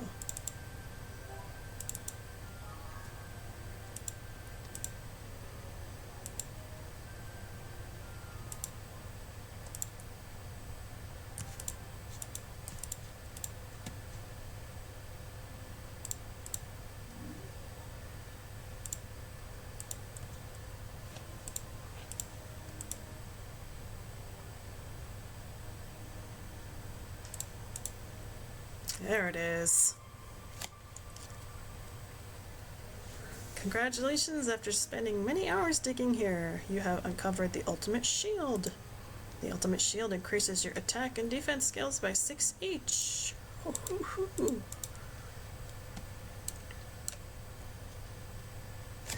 So, it wasn't plus 12, so I think there's more than 4 basic ultimate artifacts.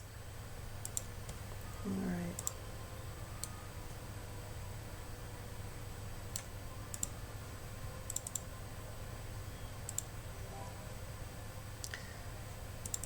Day 7.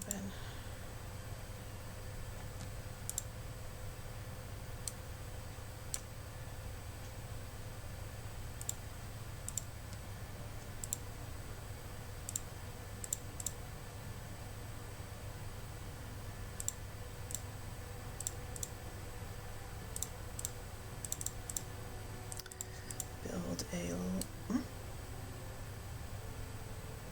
Oops, don't have enough sulfur. Now I have enough sulfur. Build a library. So after you build a library, you'll be able to upgrade the Archmagi Tower. And you get an extra spell for each level. Mass Curse, that's nice. Okay, I'm just gonna let him hang out there for a second.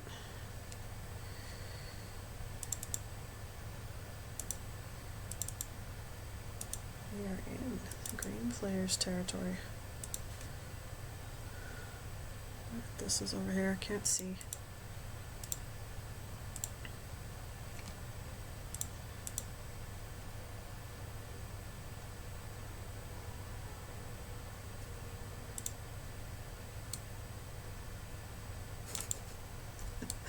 He's level 2 and his stats are amazing because of this ultimate artifact. It's awesome.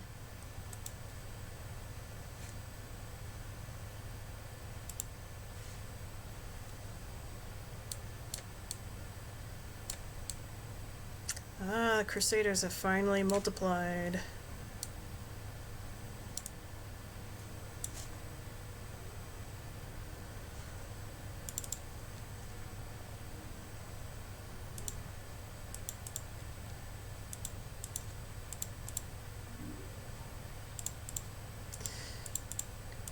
We can get all the Archmagi. They're so expensive.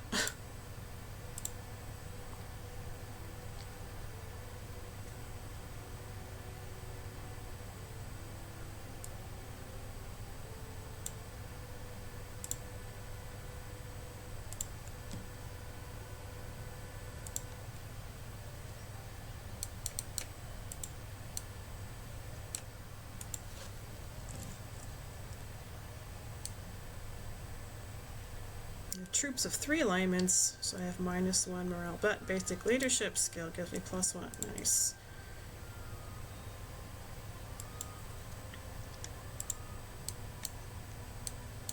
Okay, let's get these Crusaders out of the way.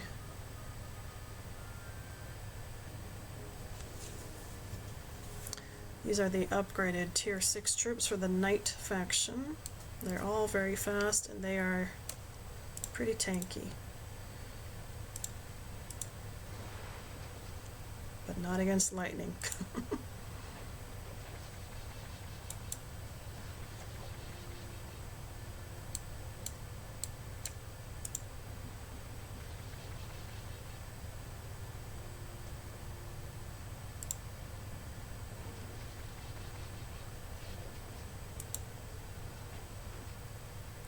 Being easy.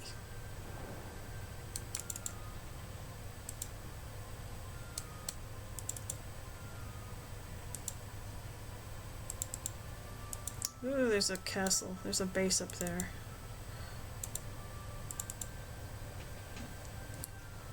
I don't need to visit any more obelisks.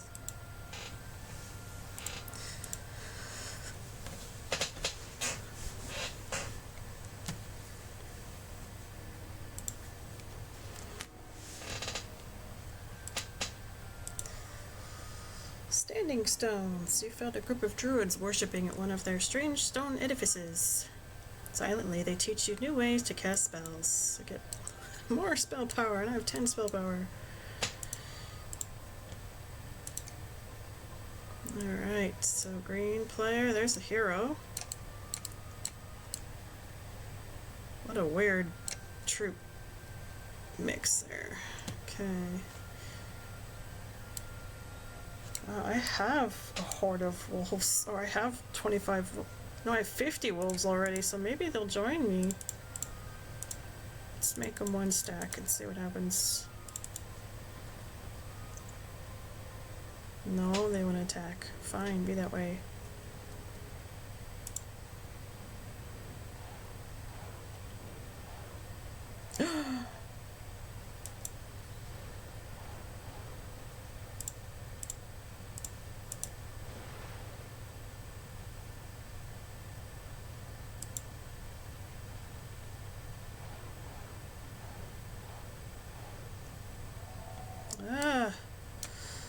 Suffering from bad morale.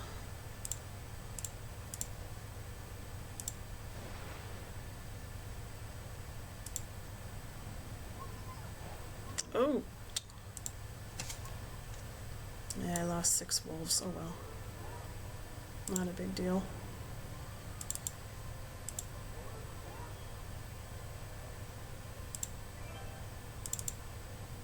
Clumsy giant has killed himself with his own flail. Knowing your superior skill with this weapon, you confidently remove the spectacular flail from the fallen giant. Yeah, the spectacular flail of +1 attack. Alright, nice to meet you, Aerie. Great to see you. Give me those. Give me those. You can have them, because I don't need them anymore. You can also have them.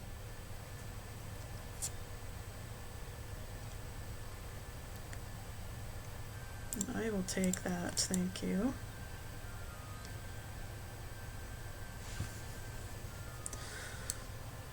Pendant of Death makes all your troops immune to holy spells. Well, that's only useful if you're a necromancer. I don't think I'm gonna need this.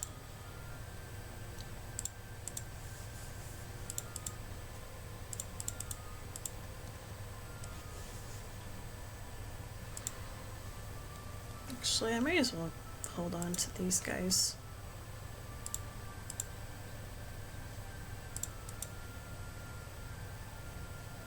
"24 Archmagi versus 44 Grand Elves." I think the Archmagi are better.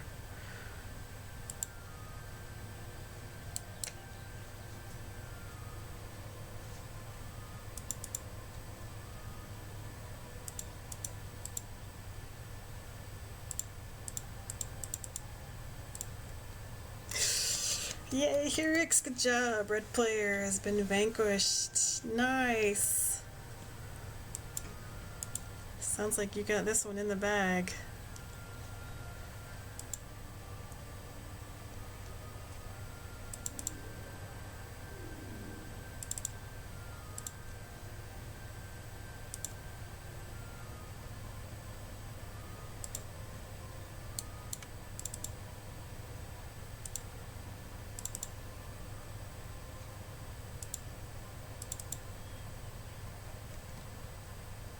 Here, you can have the Grand Elves.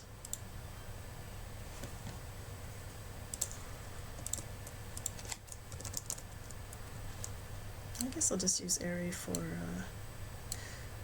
well, actually, no, I should probably change them, huh? 10936642. If I give this to him, he gets 7693. Yeah. Hell yeah.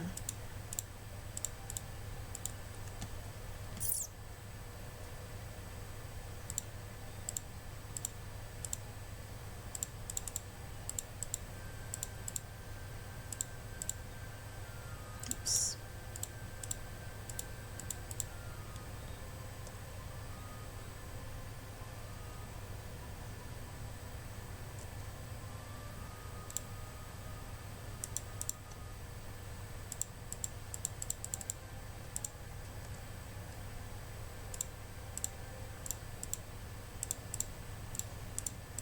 Alright, got those black dragons. Excellent.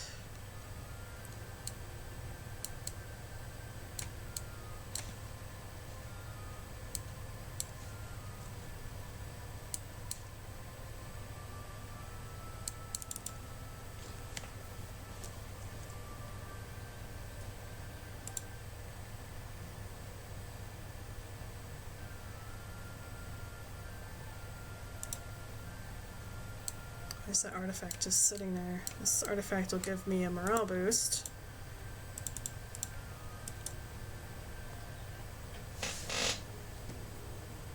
Got some decent defense in here.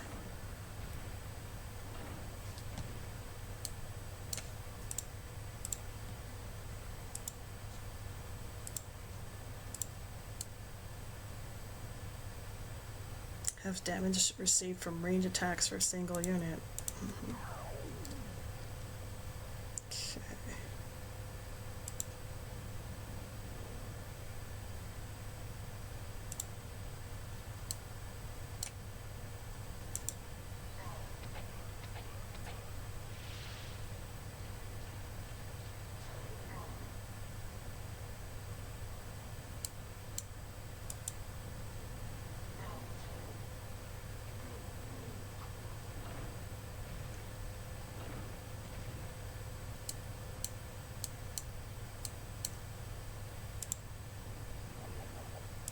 That was stupid. Why did I do that?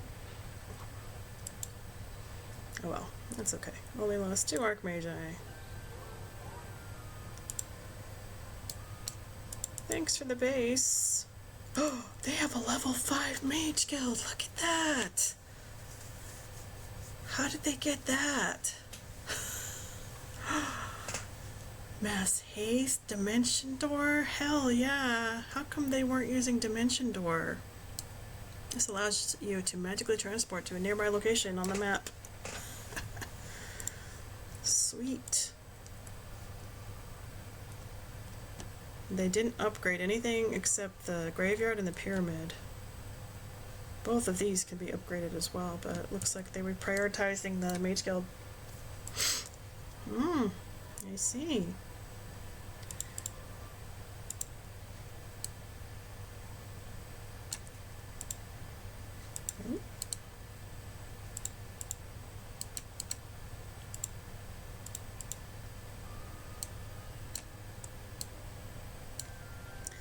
Just gonna hang out there, I think.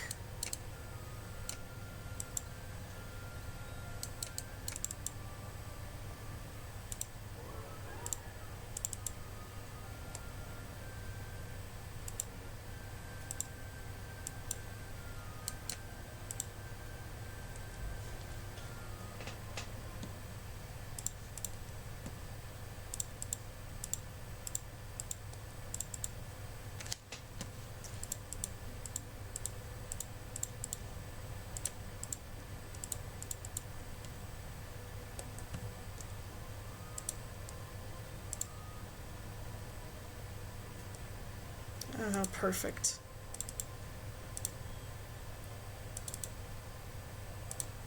Just enough movement speed. Alright, have some black dragons. Let's see.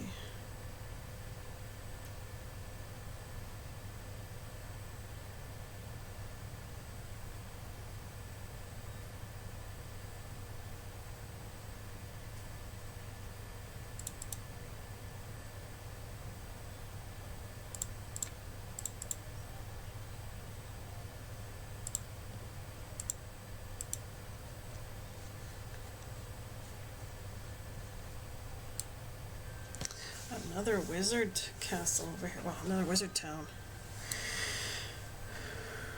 Alright, I was gonna go get that.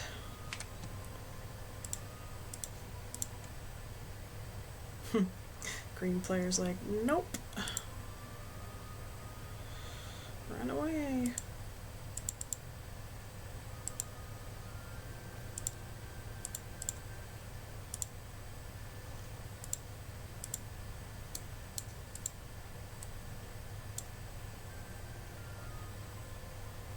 So here's how Dimension Door works. You can, as long as the cursor, the horse, stays on the screen, you can teleport your caster there.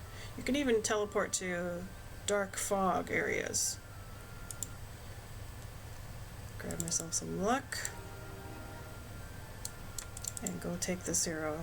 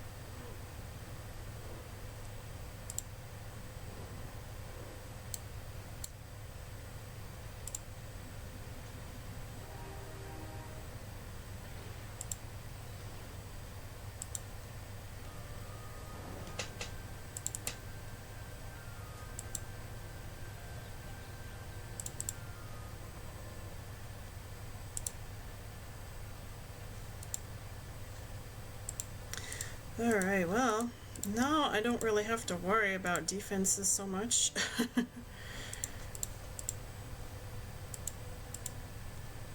Since I have pretty much the entire map covered.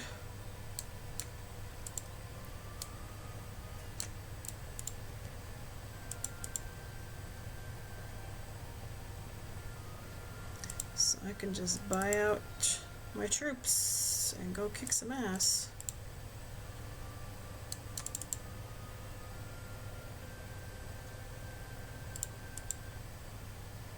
Oh, there's your dimension door.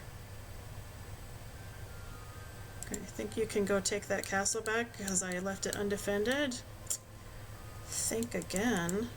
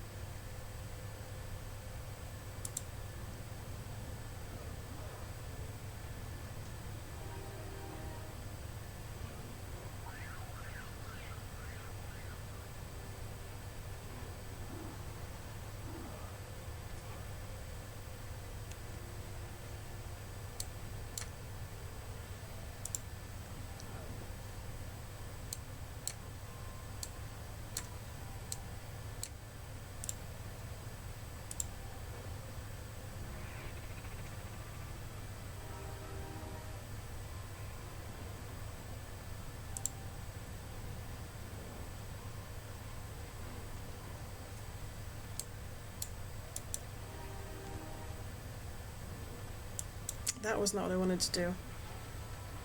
Oh well.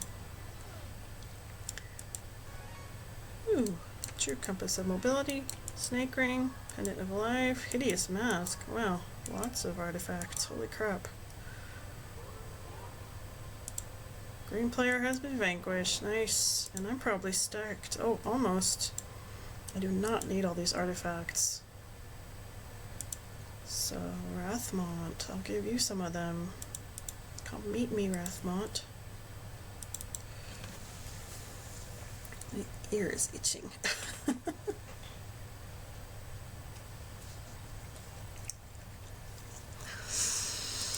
Alright.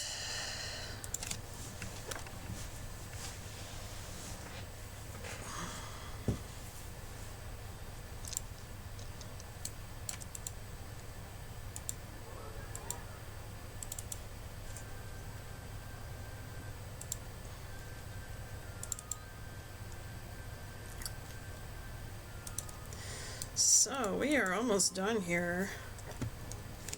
I'm thinking purple's not going to be that hard to take out because they were struggling so much in the early game.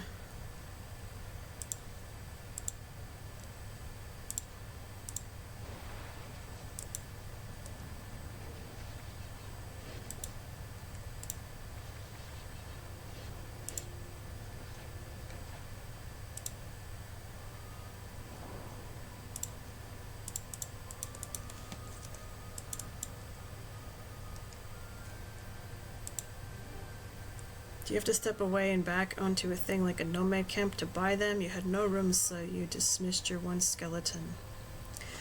I think you can press spacebar if you're still on the camp. I think.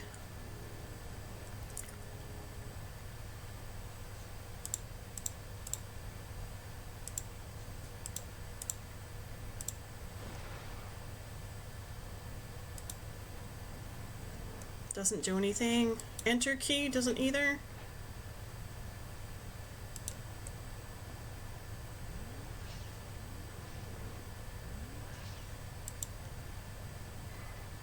I thought there was a way to do it, but I might be wrong on that. If there's no keyboard shortcut that you can find, then yeah, you're gonna have to do one step away, one step back. Kind of silly, but yeah.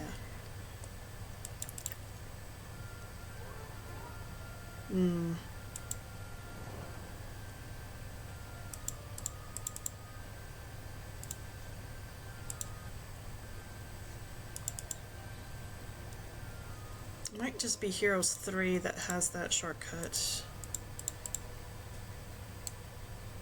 Into death spells. Immune to holy spells.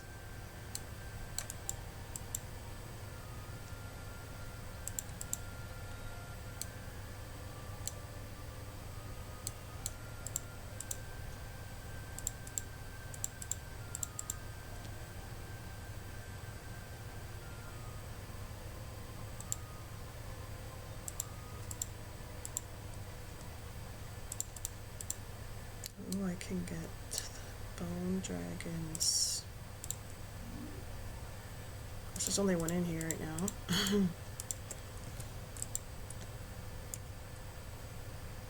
So we want vampire lords, don't we? Yes, sir. Yes, we do.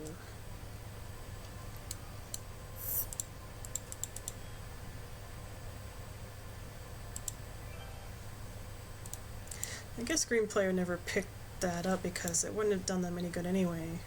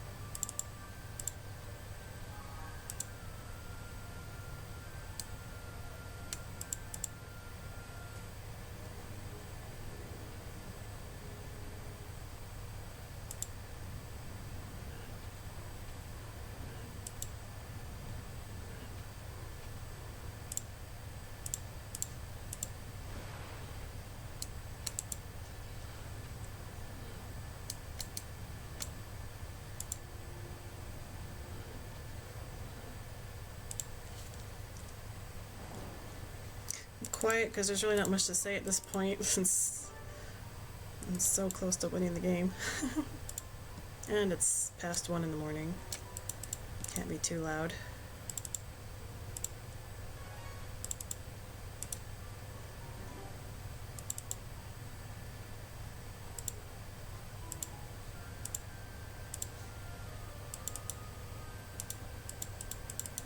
There's nothing over here, huh?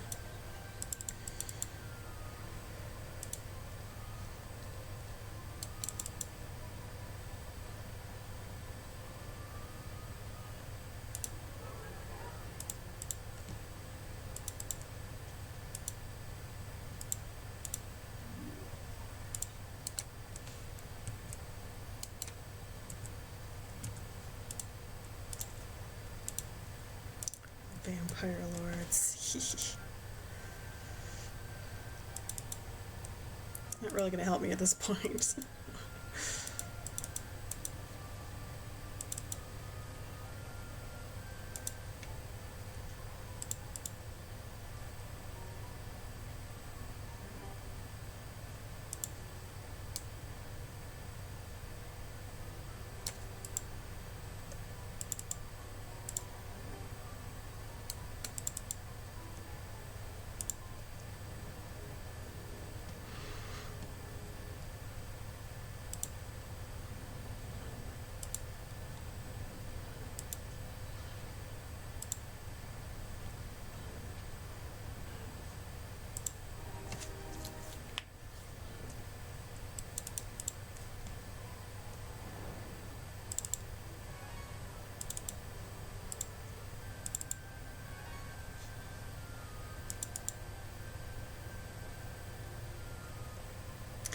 A lucky rabbit's foot increases your luck in combat. Nice. Come on, boars, join me. You're gonna run away, fine.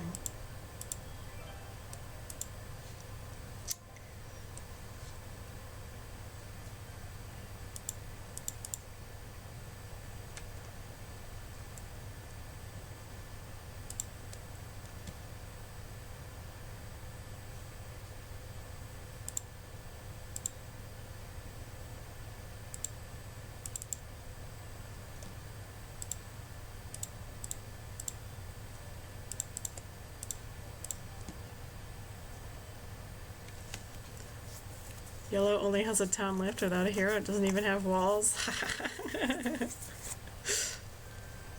You got it. You got it in the bag. What are you doing? Go get him.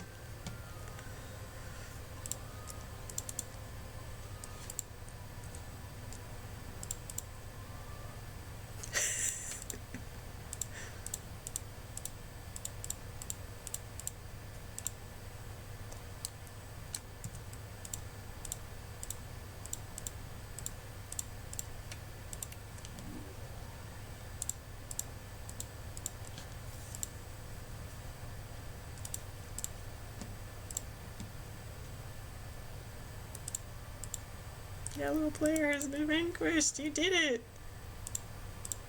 You won your first map. GG Herix. That's so exciting. Yeah, the enemy's beaten. That's right. That's how you do it.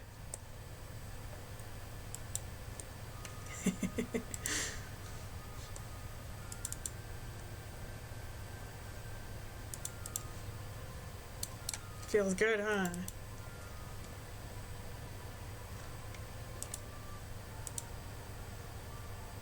Group of pikemen want to join me for greater glory? Alright, sure, why not?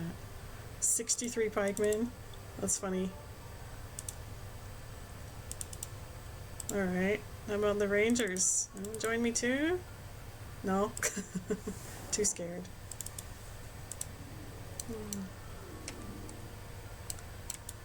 A pack of archmagi? They want to run away too. Come on, everybody's running away from me. Hey, not bad. Not bad for your first win. GG.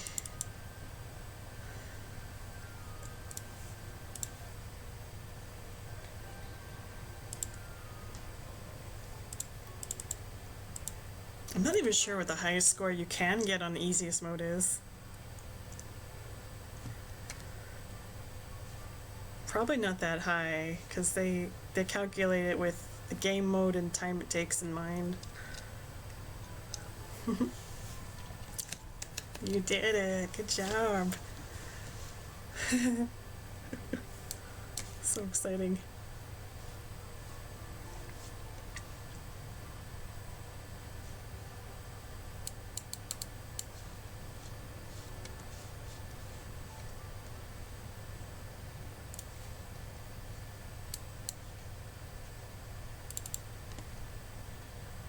I'm not far behind you. I'm about to win my own map here.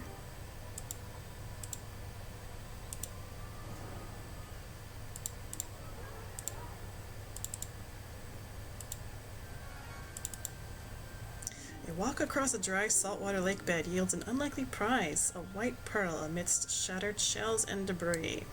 This increases both spell power and knowledge by 1 each. where, where am I? What day is it? Yeah, you get sucked into this game.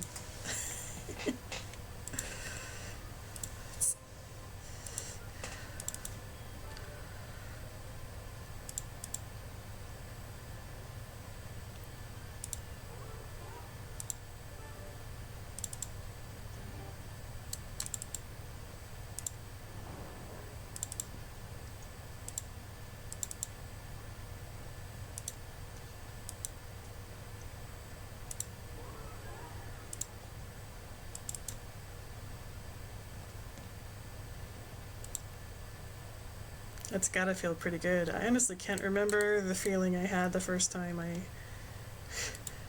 I beat a map. Sorry, I haven't paid any attention to my game. How's it going? Oh, it's going. I'm almost done with it, actually. Vampire Lords want to join me? That's hilarious. God, now I have...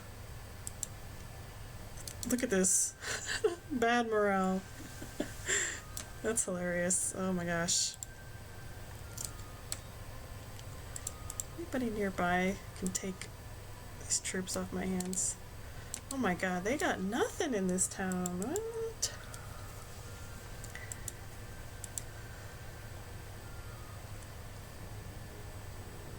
Yeah, I'm doing pretty well. Blood, yes, blood is the highest. Morale, treason is the worst.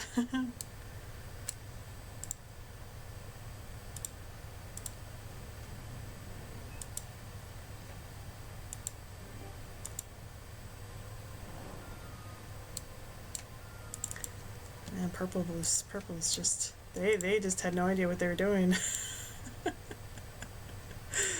Poor purple player, aww.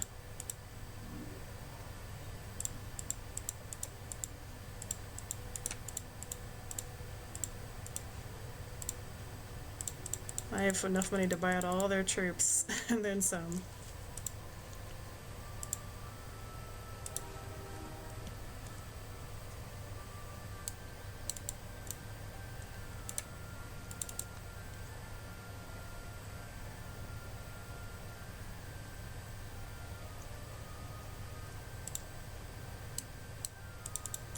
You got it.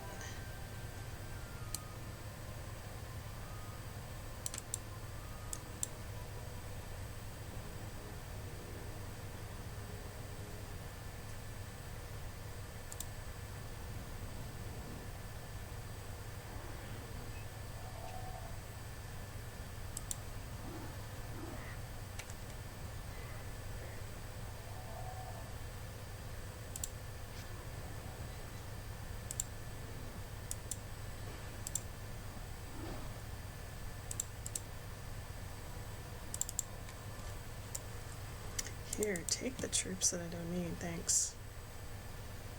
Oh, you can have them too.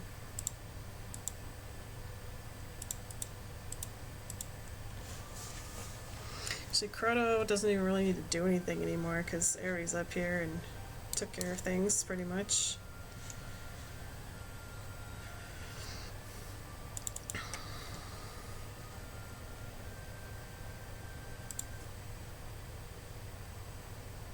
That's all purple's got left.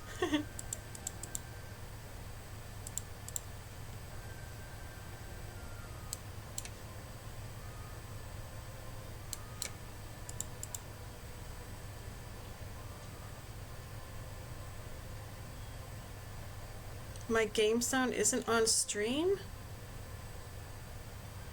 Maybe it's just really low.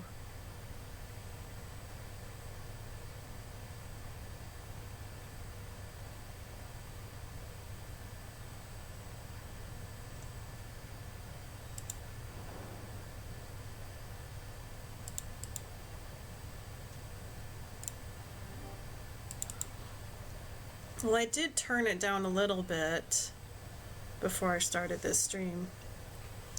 Maybe I turned it down too much. Well, I'm about to win anyway. This is the last battle, so we'll be finishing up. It's always something, isn't it?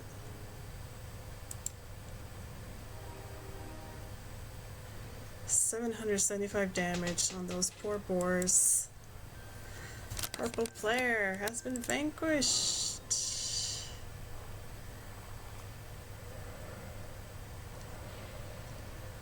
Royal Mummy.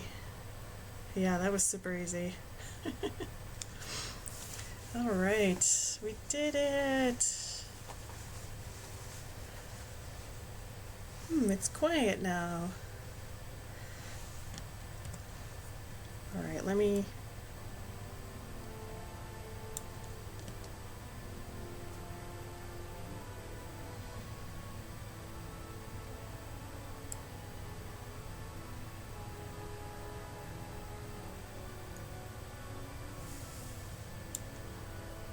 Is that better? Can you hear the music better? Here, because it's at the top of the screen. It's at the top of the screen. Oh, that one, it's not a one, it's just a divider, sorry. Maybe I should have changed it to like a comma or something.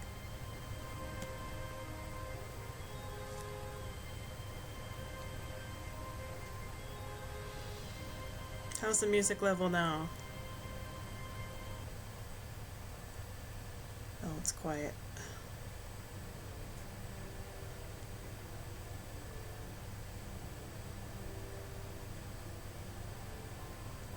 It's alright. I'll be checking my own VOD later anyway.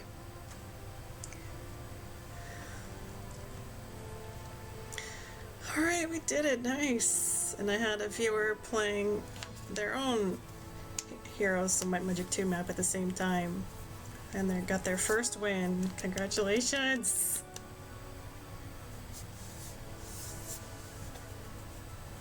My AC is louder. It's probably the air purifier next to me. Oh well. What the heck, man? Seriously. Turn myself down a little bit. Turn this up.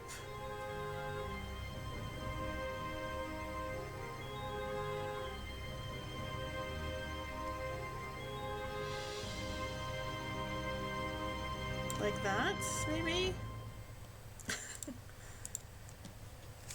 Alright, I don't think I'm gonna make the high scores. Nope. That's so weird because now these settings are way different than what they used to be like a couple months ago when I was playing this. I definitely used different settings then. Why? I don't know. I don't know. It's always something, isn't it? Alright, we did it. I hope today's stream was helpful and informative, especially as far as battle tactics go. Focused a little bit more on that today and talked a bit more about monsters, stack sizes, and different tier creatures. This kind of stuff is available online if you do a search, but it's nice to have this available to see during the whole stream today, I would think. And again, most of the steps that I put in this list were at the beginning of the game. do most of the micromanaging at the beginning, and as you progress onward, your heroes are just taking care of business on the map, basically. Now the game is louder than me? Oh, jeez.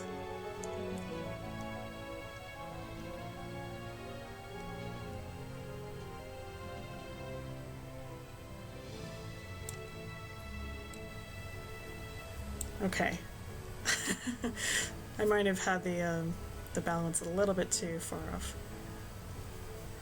Do I have the lists on the right from the other streams too? Yeah, I have these still. Yeah, I do have them saved.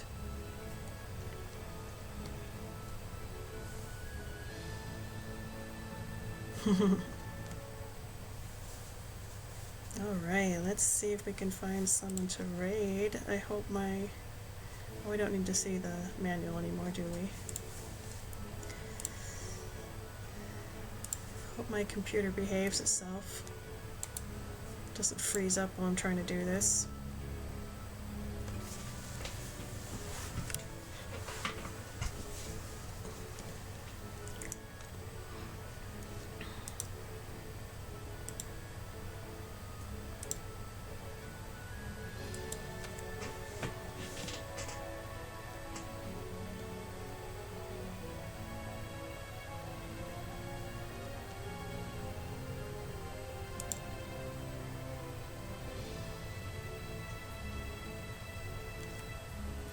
Alright, well, before we go into the raid, just want to point out a couple of things. I will put the VOD for this one up on YouTube because I imagine it'll be a lot better than the one from 2 days ago. And you can go to this URL here to see the VODs that I have. There aren't that many yet, but I'll be adding more and more.